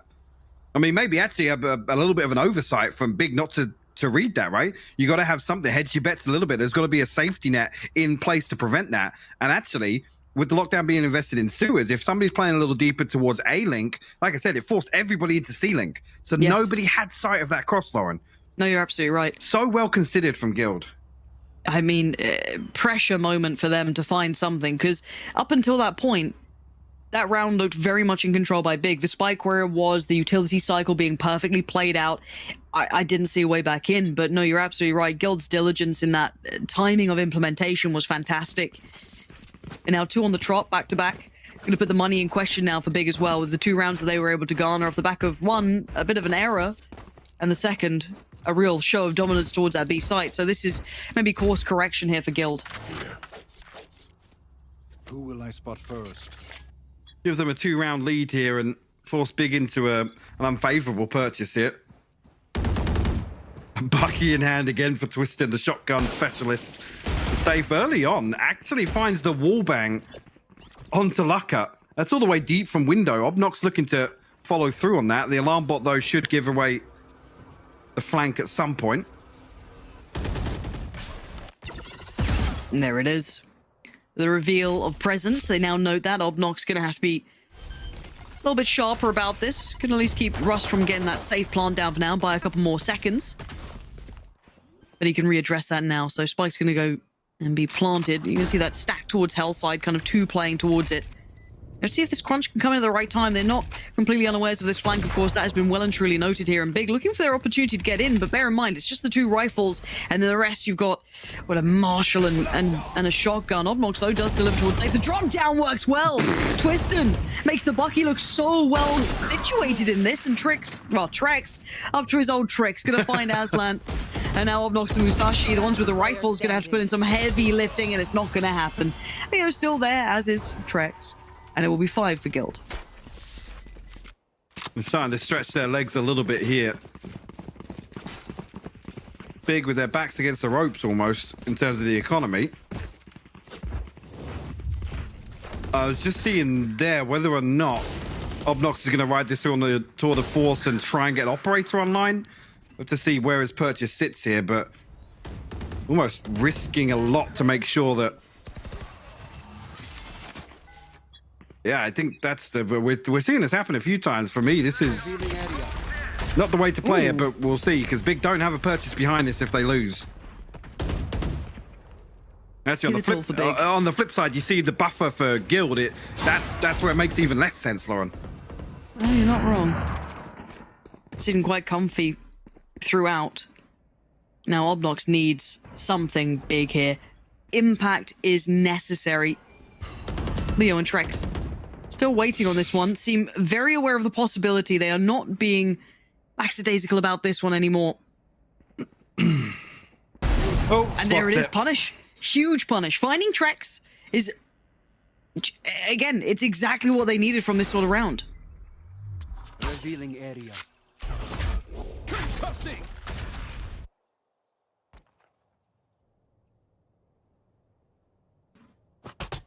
Guild will drift away a little bit here. Leo will be noted, well, not confirmed on the other side of it, but safe holding a little closer as well. Now 30 seconds left. Guild have to make a decision 30 seconds pretty left. quickly. Obnox still tucked up here. Rust actually does take the damage there and re-swings on it. What is going on? The spike is still in the hands of Coldamenta. The rest of Guild are trying to make their approach towards that B side, maybe all but a ruse, but 15 seconds, they've got to make something work here. And Big shut down the two elements of this. Coldamenta's done for, it doesn't matter. 10 seconds left. I don't know where I sit on this. I'm split between two halves that Guild are looking a little out of sorts on occasion, but they bested Mech on this and in comfy fashion. I feel like there's a few examples here of just overthinking it, overcooking it a little bit. Yeah, maybe. And again, I mean, the purchase not really making that much of a difference here. Obnox comes through, the round wins there, they get a little buffer and actually will throw the operator in the mix here. Guild still pretty comfortable, and I'd say actually still an advantage here in terms of this ult cycle as well. Safe one off the lockdown, 2 missing for the Blade Storm, and everything else available. So lots of tools to work with. Whether or not Guild now are going to lean a little heavier on a coordinated hit. Have a little pause come through. Not sure if that's safe. He hasn't actually purchased yet, so. Oh, good. It's our favorite, Mike. Yep. We were How's due your day one. been, We mate? haven't had one today, actually. I know. It's been wild. So, yeah, how's your day been? As we are in a technical pause, so might as well. A very strange day of Valorant today. Yes. I got to say it. A very, very weird day. It has felt bizarre, hasn't it? I was kind of talking to you in between the games, and I know people are like, why aren't the casters more hype? Why aren't they yelling? Well, sometimes they're, trying to go for side hits on 20 seconds and nothing's worked and it's already kind of dead in the water, but here we are. Some of the rounds have been just so out of character for these games. I feel like that FPX G2 series feels like a lifetime ago, right? Like that could have been last week, but it was a nice look, I guess. In regards to like Ascent really stood out to me. That was quite fun to cast. That attacking side was certainly good. And it does seem as though I think it's an audio issue that is currently going on. So hopefully that gets fixed up nice and soon. Let me just double check. It was an audio problem for Guild. So again, coming into this series though, I don't know if it's just our lack of familiarity with Big that is now catching us off guard. Because we got to see their first game, right? And it kind of, it allows you to build that potential perception of a team, and then when that gets shattered by a game like this, it kind of throws things out of sorts. And I don't know how well prepared Guild are for a team like Big as well, because yes, you can watch tape, but that's against a different caliber of team altogether. Yeah, the reason I say it's weird is because we always come into, especially now having the benefit of a little bit of context for some of these teams, with where teams then match up to the expectations of the previous week, of previous performances. Yeah, and how we see these teams kind of overlap. There's been lots of rounds where, recently where Guild have looked much better. I've credited their decision making, right, and their ability to really grasp the macro game on a totally different level to even what we saw last year, right, where we did see a little bit of magic towards the end. I think across this series already, and there's so many examples of the opposite of that. And that's where things kind of descend into the inverted commas unknown, right? Where it is really hard to then actually, make a call on some of this. Going into Haven here, you'd almost expect with what we saw versus Mech, Guild to be very, very decisive. 100%. And we're seeing them actually play a little more cautiously than they did previously. Whether or not that's just it's Mech, we have to come out swinging here. Big, like I said in the previous map, maybe there wasn't enough respect shown. That's kind of left up to everybody else, but for me this is certainly uncharacteristic, and we're looking for Guild to really solidify their names. The thing that's always missed from the Guild name in Valorant has been consistency. The highs have been high, but again with last split it tapering off a little bit towards the end. These are the sorts of things we want to see them clean up. No, I think you're on the money with that as well. The element of consistency, but as said, I think to me the highlight that I saw recently was Twisted discussing that if we can do what we do in practice, we could do so much better. So I'm hoping we see more of that, and it looks like they're actually trying to fight out from sewers this time. Not letting it go for free by any means. And look at the quick push up on the rest of the map. They've pretty much got him surrounded here. And Musashi's already got one. Finding Trex. Yeah. That's through the smoke on long, by the way. Oh, but do they expect the second player? Remember, we know luck is down here. They had them surrounded from the start. This is huge. They heard the fallback. They assumed that's all it was, and it wasn't. And now Twiston starts to build into the round. I think he noted one along. He did, for sure now. Russ has been seen, but where's Leo? Dead, right? Well, Ooh. he's checking on it. Twiston finding both players, and Obnox, of course, securing the kill onto Russ. That was a shutdown. Very comprehensive from Big. It really was. And like I said, Gilda giving up all this space, allowing Big to make these pushes. Where Gilda looking to slow down the early round, it doesn't really suit them. I mean, traditionally, you'd see them get into positions so quickly for some of these site XX, and just haven't seen another round where actually Safe's utility is almost mitigated with this mid push. You know what? One more round from Big. String 3 together, and I'm actually starting to get all aboard this, because that last round stood out to me. That looked like they were taking, you know, a little bit of that creative approach themselves, not allowing this, you know, pace to be dictated to them. I like that kind of double stack up towards Sewer. You're not going to get away with it twice. But Obnox, I thought that shot was on the money. It's not at all. But for the second time, he gets it. How is he still there, and how is he getting away with the shot? I do not know, but the plant's going to come in, and the Hunter's Fury is going to come out on the other side of it. Fucker's going to be careful. Time's being bought here by Leo, just purely to try and ward them away for now. Well, 4 strong in this retake, though. A couple of bits of utility to work from. The paranoia, the paint shells, blast packs as well, and some flashes to work with. So let's see what Big can muster together here. Yeah, but it's getting down pretty late on the clock. They've got to make a move now, and that's how you do it. Twiston gonna just tear him apart. What is that? Big! Who is this team?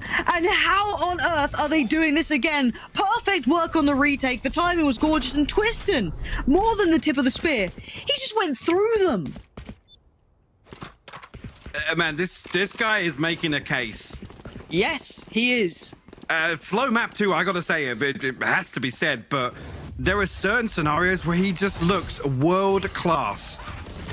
I mean, look at that. Finds the first kill onto Coldamenta, spins and actually still makes use of the paranoia. Finds that kill onto Graffiti. That is absolutely insane. What a retake from Big. The fact that Obnox also avoids the Rolling Thunder, by the way, is still noted. Yeah. I think the assumption is there that he must be stunned up, right? The Rolling Thunder's caught him. Yep. Still just goes 1 for 1 there, which is massive in terms of slowing that hit down. And like I said, Big had so many tools for the retake, and they used them perfectly, Lauren. I guess if you want to look at it this way, right? You're Big coming into this.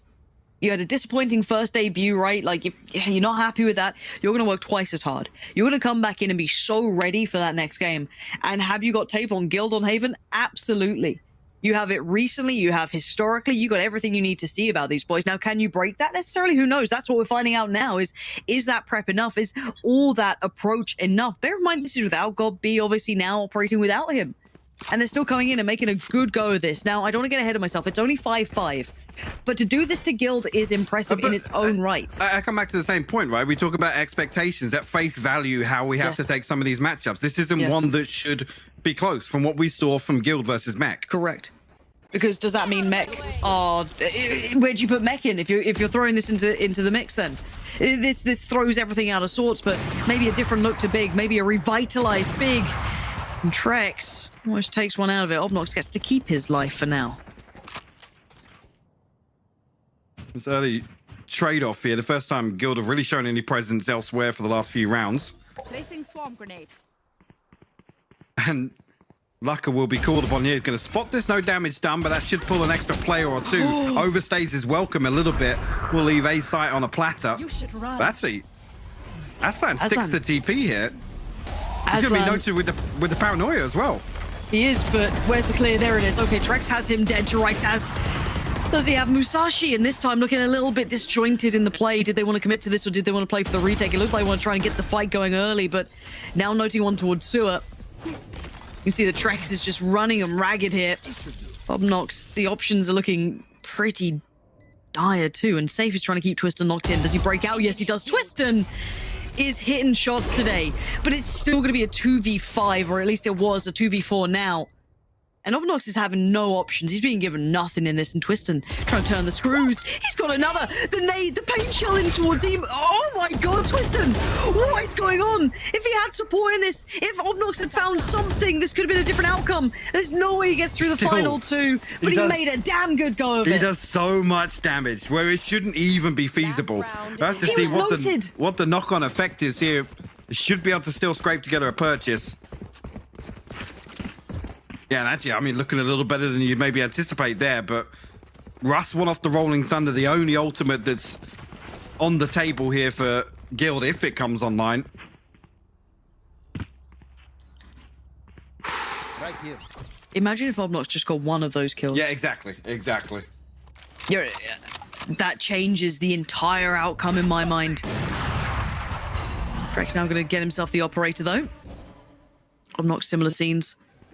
Got to see that come in to really bear some fruit here. The big side as well. That could be a really nice next layer to this, because we know that Twiston's good for it. Like, we've been new now. That this is nothing fresh to our eyes, but we need that one other player to join him. And that's when you get to see a whole different caliber of play. Leo instantly quelled from trying to springboard off the back, but Twiston's unrelenting. He's still sticking around. He's going walkabouts. Not going to get the drop on Leo, though, so there's the trade out for the early round. Brings us to a 4v4. Still a lot of time to work with here. Aslan noted there with the recon bolt. Has to retreat to site. The Guild looking as if they want to follow through on this intention. Fault line available. This could be huge for Musashi if he can slow this down. He's actually going to pop it, yeah, in response there. But actually, Safe gets ahead of it. Okay, Safe does indeed get ahead of it, makes the most of it for only one, but it's Obnox on the shutdown. Said I wanted to see more, and he does show us a little more, but it's Leo and Russ left alive. 30 seconds, and make it only one. Playing from the back of the plateau, Bigger locking this one out. Impeccable performance, 6-6 now. Switching sides. I am a little blown away. That string of rounds they were just digging their heels into. Massive impact. And again, that could have almost been, what, 5 on the trot as well? Keep in mind, that was when Twiston really challenged on that retake after having no right to do so. To give a little context, it was 10-2 on Guild's attacking half versus Mech. God, what? Yeah. What a difference. So, credit where it's due for Big here. Making this so a 6-6 on the half is absolutely unexpected in my eyes, for sure. Don't overthink it. That's my job. We'll have to see what Guild can do now on the defense and on the flip side. See what Big can string together here on their attack. I mean, Twiston is going to be the one to be the driving force for Big here, and he's been so exciting so far on Haven. I'm here for it. Yep, Codimenta's caught. He's in a whole lot of trouble now. Luckily, able to slow this down and maybe tee up Safe for the punish on the back of Lucka, but there's more players here, but they've all been denied. Guild's pistol rounds, man. They are so fast and furious. It's actually insane. Great pinch coming through Garage there. The back of, you think Holdamenta is all but isolated there. As good as dead in that scenario, but the reinforcements come through. Just look at the minimap here, just how quickly Guild are willing. They're flying out a window. Okay, take the lead. I'm waiting for that gun round, Mike. I'm waiting for it now. Guild can take a couple of rounds here, build up like they should. That's fine. I want to see the gun round. Do Big have the same capability on this attacking side? Placing swarm grenade. Swarm grenade out.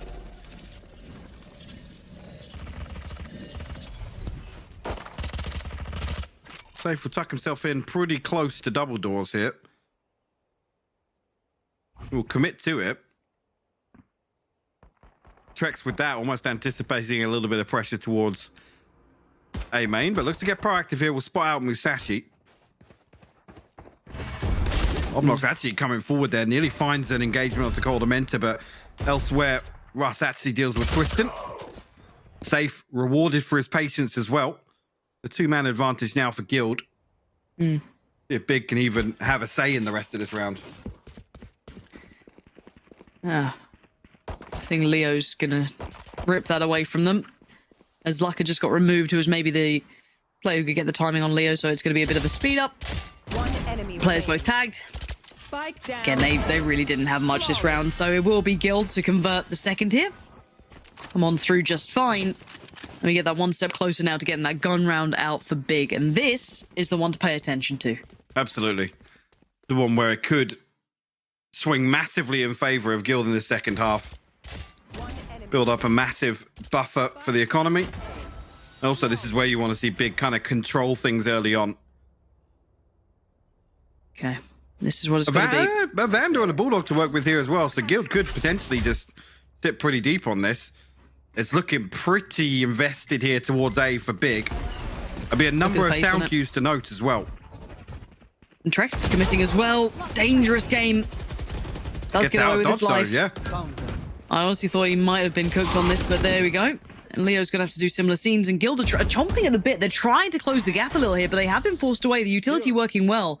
Double stack towards the exit of sewer, though. You can see the swing. They do get Leo out of the corner, so he should be safe enough. Just to get him out of danger there. A key to note, look at Coldementis' progress elsewhere. He has to be a little bit quicker with this flank if he wants to have a say ahead of this execution, but at least we'll put down a smoke to help his teammates on A site. And Big very hesitant now. They know a lot rides on this round. This is crunch time, isn't it? This is when you can really carve a lead out for yourself, but you've not held a default. You haven't been given any chances beyond those early exchanges. He didn't really walk away with Trex, so taking a little bit of damage here, and away we go. Trex still gets away with though. First comes in almost for free. No trade, no follow-up. And this time Twisting gets shut down. It's lucky to do the damage, but it's all Guild for now. The last two, not much to be said about this. Too many targets, too many players, and Guild get to convert the bonus as well. Yes, they did bolster it a little. You're right, Mike. It was a Bulldog and a Vandal, but now they should be laughing in comparison. Trex actually makes 46 HP work from so early on in that round as well. Actually turns around and gets 3 kills when the hit comes through. Massive advantage now for Guild. Should be double digits on the board. No ults to really build anything for Big here. Just Sheriffs to work with. Actually, for Guild, an opportunity to get, well, potentially Blade Storm lockdown as well. Rust not too far away from the Rolling Thunder either. Swarm grenade out. Oh, safe. What is that? Shot and a half. One enemy remaining. Observers are on it today. Yeah, catching all 3 of those headshots, actually, yeah. Nice work, boys. As Obnox now.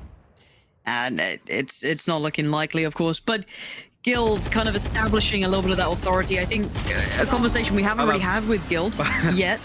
Sorry, I love that Tommy placement from Safe, by the way, because it literally just spots if somebody slips into that corner. Safe just playing with his food almost. Yep.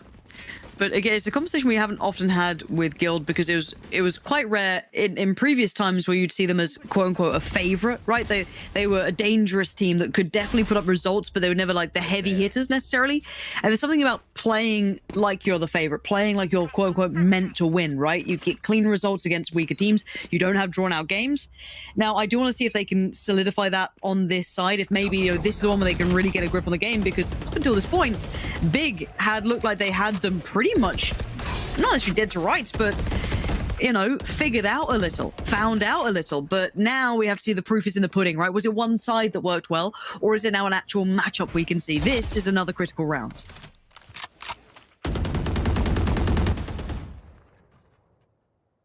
I feel like a critical round, yes, almost the nail in the coffin here. Big at least need to do significant damage here.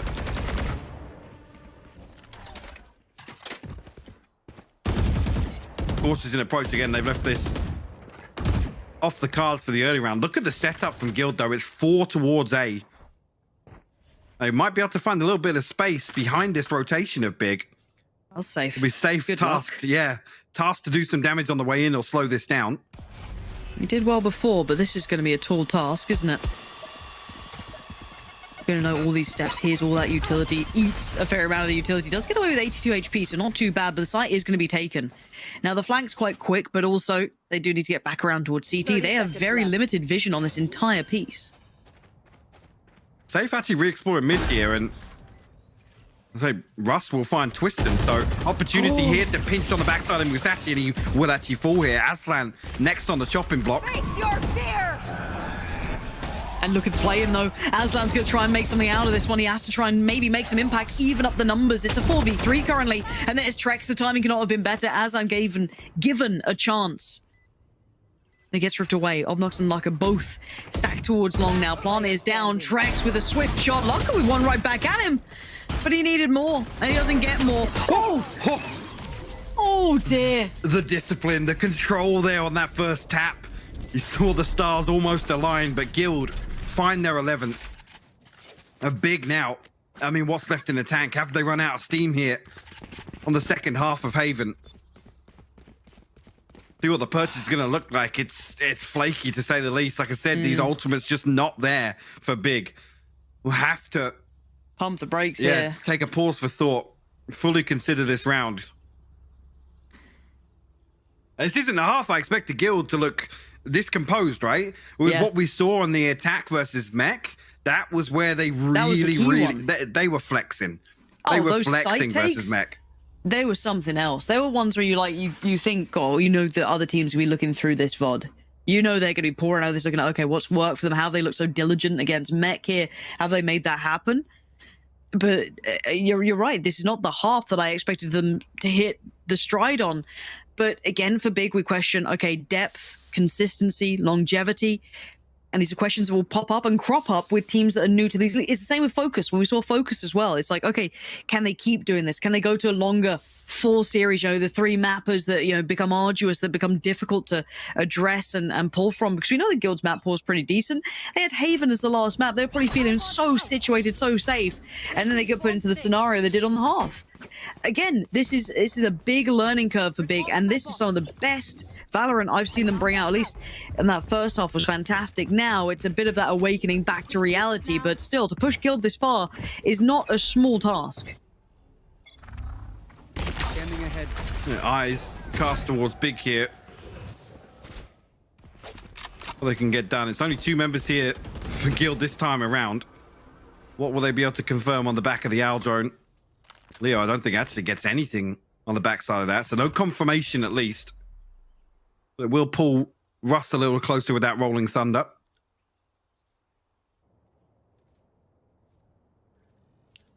Dave actually still does have the lockdown available, so... Bomb grenade out. Nano Swarm, slow down any progress here. Safe looking for that headshot angle once again. Just got the protocol list to try and deal with Safe, but... You see him just pulling away some of these tools here that Safe has been relying on to maintain this garage control. Forced him deeper towards CT and actually made him commit towards that C site, so it does give him, I guess, a little bit of a timing window. But here is where I want to say, I mean, if Coldamenta falls, you almost want to see Russ retreat because they have the lockdown and the Rolling Thunder for the retake. Timing. It's perfect. Coldamenta even finds 2. Aslan going down is enough. That's now going to remove 1 prong of this attack and allow all the focus to be brought towards Twiston. But it is Twiston and it is Musashi. And they still come together and they still find the frags. Spike gets recovered and they need this now. But does Trex do something dirty to them? 10 seconds. He wants to deny. He finds 1 towards Hell and Safe sends them down towards it. Guild answering right back in kind. And that is beautiful, by the way, from Trex. He pops the Blade Storm. Everybody expects that double updraft from the box, but he throws the Cloud Burst, curves it in to allow a little pocket for Safe to move in by. That is so well played by Guild in the retake. But again, how did that even become possible? How did it even become that scenario? Those first 2 picks Coldamenta gets, incredible. All going to be funneled together. Again, some brilliant performances coming out from individuals on Big, and you can see all that potential, all that possibility. But now it comes down to 1 more round, and the buy is far from ideal. Hoping to try and get Obnox with that ultimate online, which he does now have. Showstopper available as well. True, true. Musashi, though, tagged up very early on down to 6 HP. Expect him to be maybe a late round piece with that Rolling Thunder, set up this site hit towards 8. But Trex is posted up now. A little bit of an adjustment. The operator online for him. And look at this smoke. There we go. Twiston, make the most of this one. Might be the last time to post it. Does get it. Trex goes down. Okay. Leo still stands, though. And Leo has capability, diligence. Lockdown and now it's all about with. timing. Vision now depleted. Twister, though, gets halted for a second, 50 seconds now. The KJ odds come in as well. Lucka breaks through on the side, takes down Leo. The upgrade on the rifle, the Coldamenta punishing from above. Rust is there, and Guild starting to just tear away at their hopes as they have to evacuate the site. And somehow Obnox and Twiston don't get detained off that, but Spike fully in control, 30 seconds left. And actually, the alarm puts offline. Twiston's got through B side. 30 seconds left. But you can already see Coldamenta is looking this way. He's posted. He knows there's a chance, but does Obnox pull enough of the attention? That's what I want to see. Obnox, you have to garner their attention right now, or it's too little too late. You got to make something happen. And the timing! Wait, what? Coldamenta just looked away for a moment. 14 seconds now, Twiston. If you want to make a big difference, this is the round to do it. 10 seconds, or it's over with. Twiston has to make the play. He's found another 5 seconds. Can he find any more on this? He's gone for the quickest plan he can. And actually went for the fight. And it's going to be the one that costs him everything. Guild get across the line at 13-6. Oh my word, what a finish to Haven here. I can't believe that. I mean, Rust doesn't have line of sight. I think Twiston's conscious of the wallbang coming through, but what a finish to Haven. That was absolutely insane, Lauren. I can't quite believe that. I mean, credit where credit's due. Twiston once again being just a fantastic piece for Big. But Guild showing real resilience on that second half, just looking absolutely clinical, total regain of composure, and looking as comfortable as they did versus Mech, honestly. That was the big doubt from the first half. That's what I mean from that, Lauren. It didn't look the same as what we saw versus Mech, but that defensive half was an absolute masterclass. This map really picked up. You know, for me, I was a bit worried that was going to be just the real fizzle out of what we saw coming in from map 2. I was really hoping for a good finish, and honestly, I just want to see more from Big now as well. Guild, keep moving the foot in the same way. Now, while I say Guild, it is your chance to let us know your player of the match. Do get your votes in towards us. Your options are down below. Let us know what you think. But again, we have to talk what this means for the two teams. Guild, they've done well enough. They showed a little bit of weakness, but they do shut down the game. But for me, we finally got to see the potential of Big. The Big that you've heard about in maybe some of the scrims and some of the practices. That was the first real reality check of this team could be a dangerous side, right?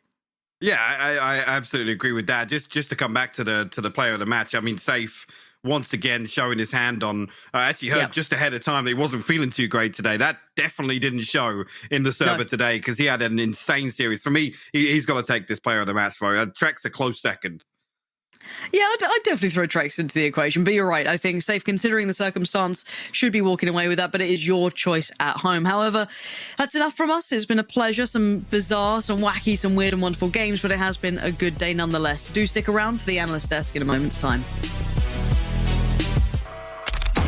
Dare to challenge yourself.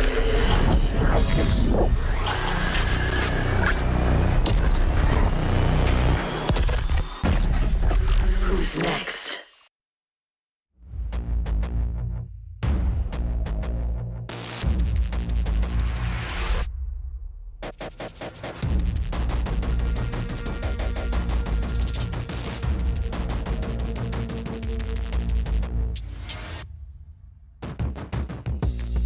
Here we go.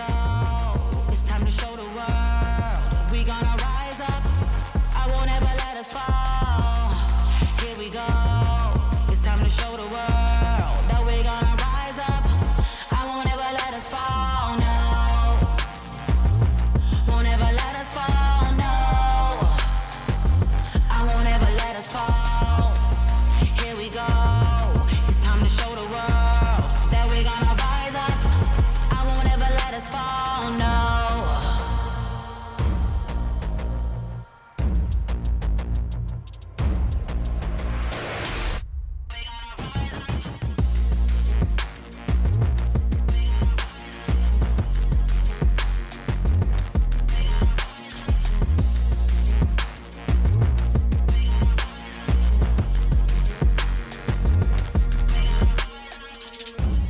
So high, we will never hit the ground. There's levels to this, and we're taking a crown. We on a level, a whole nother level, it's just us. We going, keep going, it's only one way in, it's way up. I won't ever let us fall, no. Won't ever let us fall, no. I won't ever let us fall.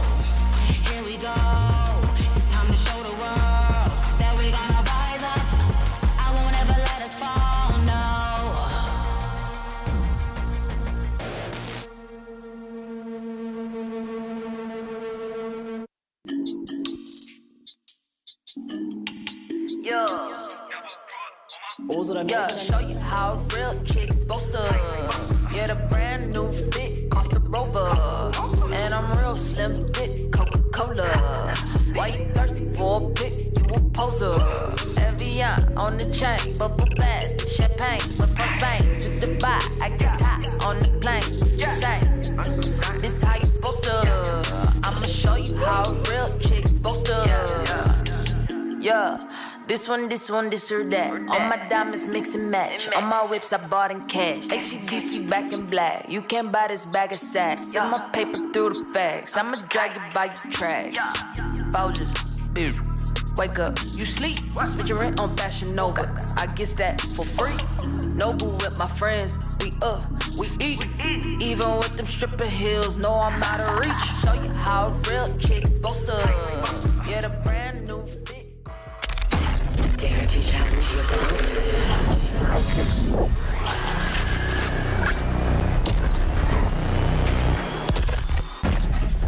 Who's next?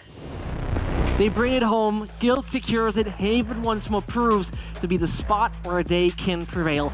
But we got one hell of a fight right there. Big was bringing it quite far. The second half then was one of a kind, Jess. And that second half right there was pretty much the nail in the coffin, but before that, it was hella competitive. I mean, you say nail in the coffin. I didn't even know if there was going to be a coffin for Big in the first place here. So I was like, okay, get to the second half. There's a real possibility that Big might be able to claw their way out of this. Pun very well intended until it got very scary there for the side of Big. And I think when you're going up against a team like Guilds and you said this is their playground, I very much agree. Haven is one of those things where you could just see where a team will feel those fundamentals quite easily and they don't have to think so much about it. That's what it looked like for Guild. And Big had to throw so many spanners in the works. A lot of that was mechanically based and it wasn't so much strategic, which Guild fought well.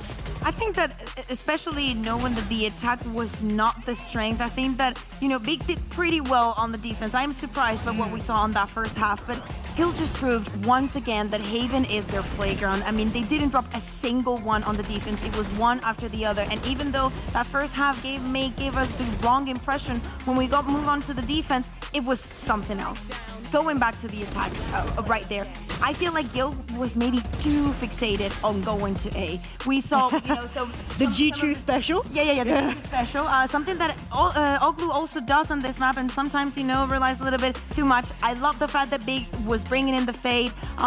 Maybe, you know, swapping that usual Sova Jet by that Fade chamber. Some changes onto the map. Guild actually took some time to adapt to it, but then they started touching other parts of the map, and they started getting the ramps for themselves. And on the defense, I just do not even know what to say. Like, they know exactly how to read this map, and it's a very hard map to read.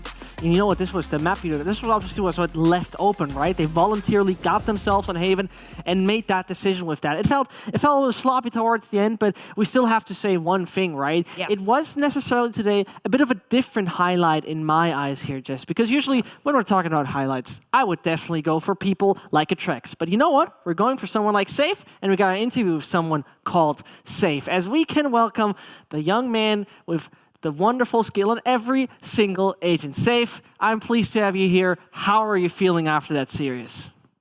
I'm feeling great. I mean, I'm glad that we managed to get the win anyway, regardless of how it was looking like in game. I know we had a rough map there on Fracture where we didn't really get what we wanted. And, you know, coming into the third map, we just reset ourselves.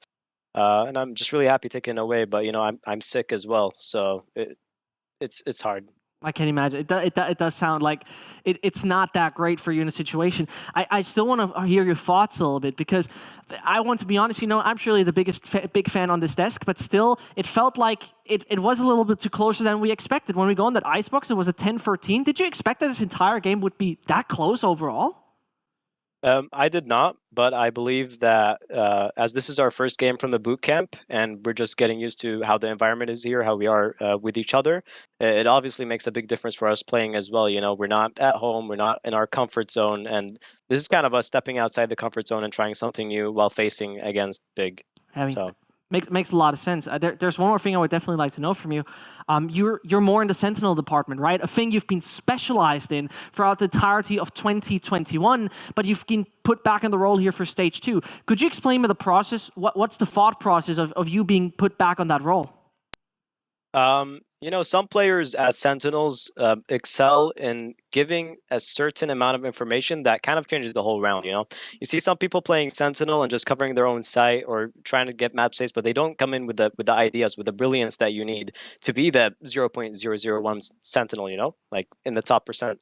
And that's kind of what I excel on, and that's kind of what we all saw, and we saw that there was a massive impact with having me on the Sentinel instead, as I do come with these ideas, I do contribute to the calling, and yeah, that's the decision behind it. I mean, it's remarkable. I gotta say, it's a very noticeable difference when someone who has played a duelist as well is coming up not in the fragging department, but also in the creative one. It was a great series. It was a great show you delivered. You're 2-0 right now, and I think you can celebrate and rest for the night, so hopefully you get well soon. Thank you very much for your time, Safe.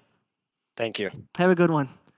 Wow, I mean, you really notice it. You really realize how good he is of a player, considering the kind of role changes we see with him. So it's nice to watch, right? For me, Kaquka Safe has always been a versatile player, always put on that Sentinel role to save the team, most literally, but it feels like he found his right spot with Guild right now. I think that we should put him on the desk sometimes. Yeah. The answers that he's amazing. Given, yeah, I think he's great. If this is the save that we get when he's sick, I mean, when he's feeling his best, I don't know what we're going to get. I hope that they're enjoying Copenhagen. Maybe they get to stay there for a little while. Oh, I see what you're hinting at there. I'd like to also see that as well. And it's nice that he has confidence in his leadership. He said, if you want to be the 0.01 top Sentinel, which I think he's making reference that he himself is, so shout out to that kind of confidence. But if he's standing there and going, there's more creativity than that's needed to be a Sentinel, then I hold the site, this is what I do, here's my utility, you know, thumbs up, I did my job. There is more to it, and he wants to show that that's the kind of thing that he can bring.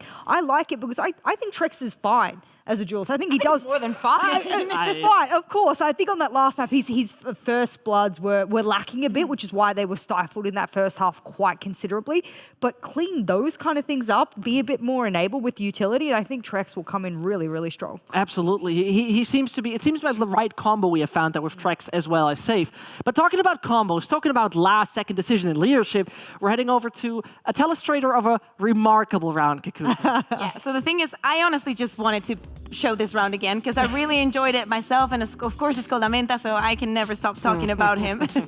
But it is a round, I said that Guild was maybe too fixated onto A. Some of the rounds they decided to go B, and it looked like, you know, Big was kind of prepared for that one. And I'm picking up the round at this very moment because after they've decided to take that first decision, they try to get onto side, and Big is not allowing it to happen. The spike, as you see, has been dropped at the entrance. There's Nebulas, there's things to actually, you know, prevent them from entering the side. And of course, Guild has also a couple of pieces of utility, noticing that they're not going to be pushed from behind. Let's play the round because I think it's very interesting how Leo decides to use his drone to get some information onto what's happening onto Garage. No one is playing close, a little bit of utility. Aslan's going to be spotted, he's going to be moved. And, you know, as time runs out, we can notice that Musashi has his ultimate, and we see at the same time Safe moving on to A short, making sure that he's going to have a safe ultimate here to push him out of the side. I'm gonna fast forward a little bit, and at this moment we know that Big of course needs to leave the side,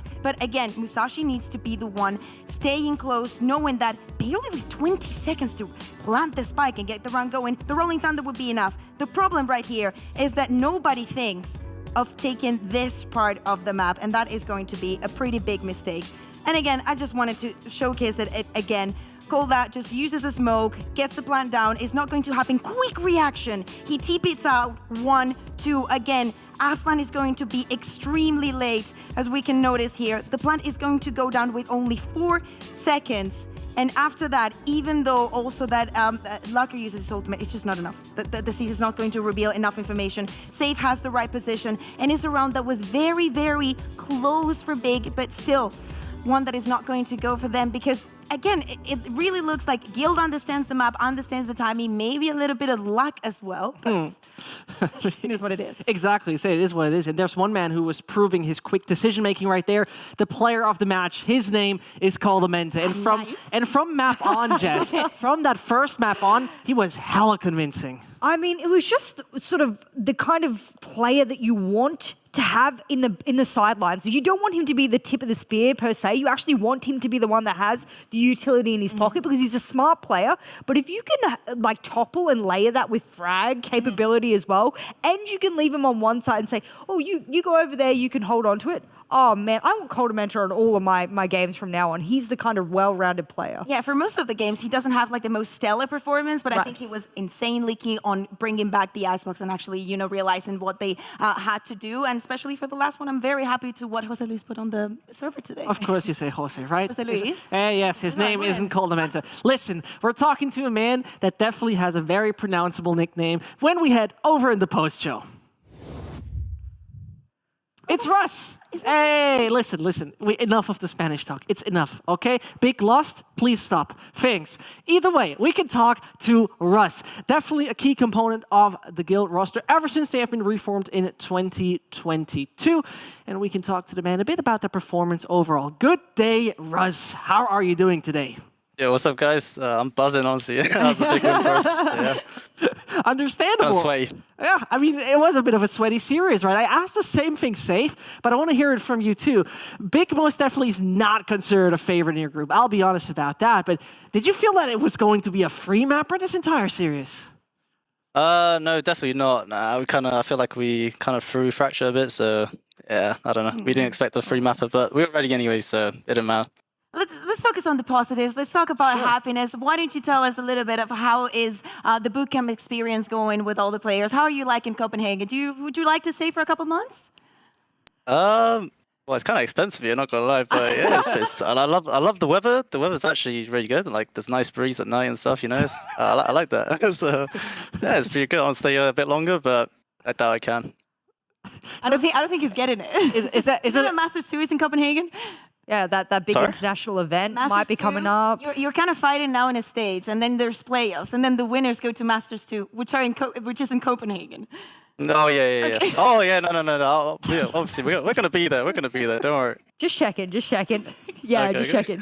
How do you feel like the changes, especially with Safe and Trex and everything, is going for you guys at the moment? Are you like really lined up with that? Are you feeling the impact that that's having? Because we're seeing it, but obviously it's different when you're in the team. You're part of the communications. Yeah, for sure. I feel like everyone's comfortable. We can pretty much play like every agent in the team. So it's like the swaps were like it's kind of needed, but like yeah, I don't know. It feels like everyone can play whatever agent they want, and you know the comms are there, and yeah, we're ready to play. That's it. You talk about almost every agent, but you know we're kind of lacking a little bit of chamber that is overseeing all the teams, some more innovations. What are your thoughts primarily on teams? You know, keeping on these compositions, and also are we going to see something else crazy for you? Would you maybe show us a little bit of a Yoru? Oh. A Phoenix? Maybe we'll see that. I don't know about that yet. But the chamber thing, I feel like everyone knows how to play against the chamber now, so it's like it's kind of readable, you know. So especially with the one trap, like I don't know, it's kind of a mess right now with the chamber. The one trap is like I don't know, I think it's rubbish. So yeah, I don't know. It's like if you just go and prepared when you play against the chamber, you kind of know how to play, I guess. Yeah. I mean. There's one crucial thing, right? There's one crucial thing, especially as an Australian on the desk. You surely are, besides Starkso, considered one of the best Skies we have in this world. And you are not playing Sky this stage anymore. You have to please let me know, and take all the time, what in your eyes has changed throughout the entire meta that this agent becomes way less relevant? I still think Sky's good. But good. Also, I've been playing KO for the team as well, so it's like, I don't know, we're all kind of like, we can play literally anything, right? So it's like whatever fits like the team. I think I just play it. So right now we don't kind of need Sky in a way. So yeah, unless or maybe one of the maps you'll see. Oh, is that a map we haven't seen yet in VCT EMEA? Is that the one that you might be referencing? Yeah, don't worry. I know where my Australian girl fits in. So yeah, if we get that map, I'll be excited to see. The good part is, right, we can take a bit of time and take a look at the standings for us, because there's surely a few things where we had a lot of players saying this is surprising, this is less surprising. And when we're going over that and take a look at all the 12 teams we have, there are sure a few things that are remarkable. Taking a look at those two groups, right? What is the biggest surprise for you here? I honestly, I don't know. Like, obviously, the top group is it's kind of crazy, right? I guess you could say that. And anyone can win in that group, and yeah, that's pretty much it. But the Gambit thing, I don't know. We'll see how they play tomorrow. Maybe everyone's figured them out or something. We'll see. We'll see. Mm-hmm. Want to see what they're made of. Let's take a little bit of a look at your group, because Team Liquid is, currently on top of you. You're actually, in the same spot. But next week, you're going to be playing up against them. So who's going to come on top? And why? Honestly, we'll see. We'll see on the day, I guess. Matt doesn't give away any secrets at all, does he? Are you scared? Are you? Oh, no. Never scared. What are your thoughts on Scream and Raze? Yeah. Yeah, I don't know. That's weird, to be honest. They got Soulcast, right? So I'm not sure why. Soulcast is busy playing other agents. Astra. Yeah. Mm-hmm. Yeah. Are you ready for those? If they bring out the Fade, bring out everything, yeah? Doesn't matter what kind of trickery and composition they bring, you guys are ready next week? I think Fade's kind of rubbish, honestly. Like, maybe one. Oh, get him off the post show. That's it. I want to hear. No. Why do you believe Fade is just not that good? Just I would be curious about that. I don't know. You got Sky and Sova. Honestly, like I feel like they're equally great. Like Sova's still good, but I don't know. The drone might be a little bit thing, but like I think Sova's really good still. But the Fade, I don't know. I think Fade's only got a one map so far. I feel like I played Fade on a lot of maps, so and I feel like there's one map it's good for. No, I'm not gonna say it though. So of course, we'll leave it to it. Secrets. I was just hoping that we would maybe see you or Leo maybe playing on that agent, but if you think that it's not that good, you try. I think he said Fade is rubbish. Yeah. So I don't think it's ever He's coming British, out. so. Yeah, it's bad. There's one thing that I'd be very curious about, because when we talk about the formation of your team, there was Coldamenta, and Coldamenta was made as an IGL. When we just talked to Safe, he was mentioning something and having a bigger impact in the decision making of the team. Is that something that changed from stage 1 to stage 2 with Safe having a bigger say in things? Oh yeah, for sure. I think stage 1 is big for us because we gained a lot of experience, and I feel like from that we've actually developed a lot as players, and yeah, like everything is like more, I guess, clicking, I guess you can say, right? And yeah, I feel like everyone has a voice on the team, and I think Safe makes a lot of the big calls as well, and same with Leo, and yeah, same with Coldamenta. Oh, Coldamenta's the caller, but still, I think like Leo and Safe make a lot of the big calls as well. So the whole team's calling, everything's clicking, you say. But if you had one team that you don't want to go up against in either group, if you're going to make it to this international, upon which you're already in the land that you would be playing in, who would that team be? Who's your biggest fear? Honestly, I'm not sure about fear, but I think Fnatic got some luck or something. I don't know. I don't know what it is, but like the boosters giving them something, or I don't know. Like they're crazy right now. They're crazy right now. You said, you know what? It makes no sense, honestly. I don't know. They get lucky every game. I feel like. Hold on. It's no skill. It's just luck. Hold on. Okay. It's just luck. We're just gonna stop you there because we got to take a look at the future, right? We still got a Sunday to deliver, and we're gonna talk with you about those games we have right up ahead. And I don't even know what to start with, right? Mech versus Na'Vi.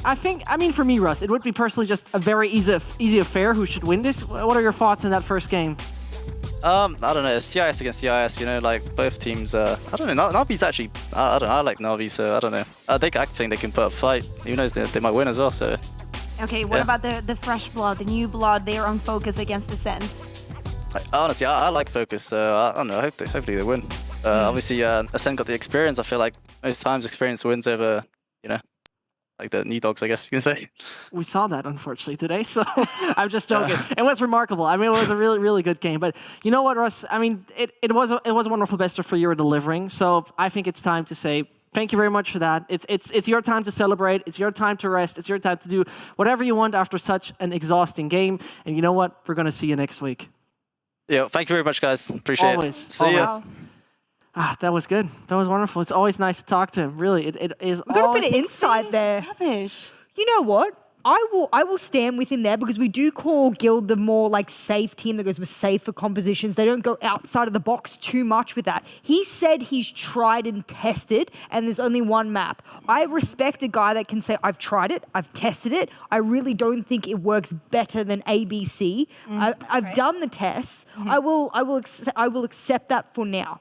I want to see what that one map is, though. I want to see where he supposedly thinks it's good. I mean, there's been a lot of teams testing, so I would love to see, you know, how they would do against a team like FPX. And you know what? There's going to be more tests going around as we're going to head very soon into North America. And you know what? You don't want to miss this, really. I can tell you that. It is TSM versus 100 Thieves at 10 p.m. CST, twitch.tv/Valorant. But if you say, please leave me with an A, I do not want to see it, ValorantEsports.com/VODs is giving you all you need when it comes down to those games that you want to rewatch. And this means for now, we've talked enough. We said enough because we are heading into a little break till tomorrow where you once more can experience the finest bit of Valorant with VCT EMEA Stage 2. So we're going to see you guys tomorrow and have a good one. Can't stop me now. Can't stop me now.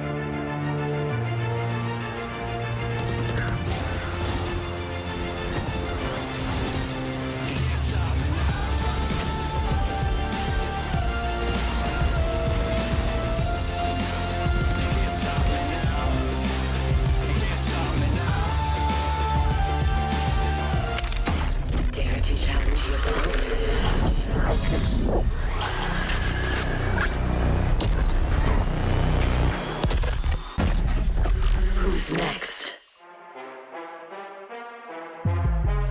Yeah.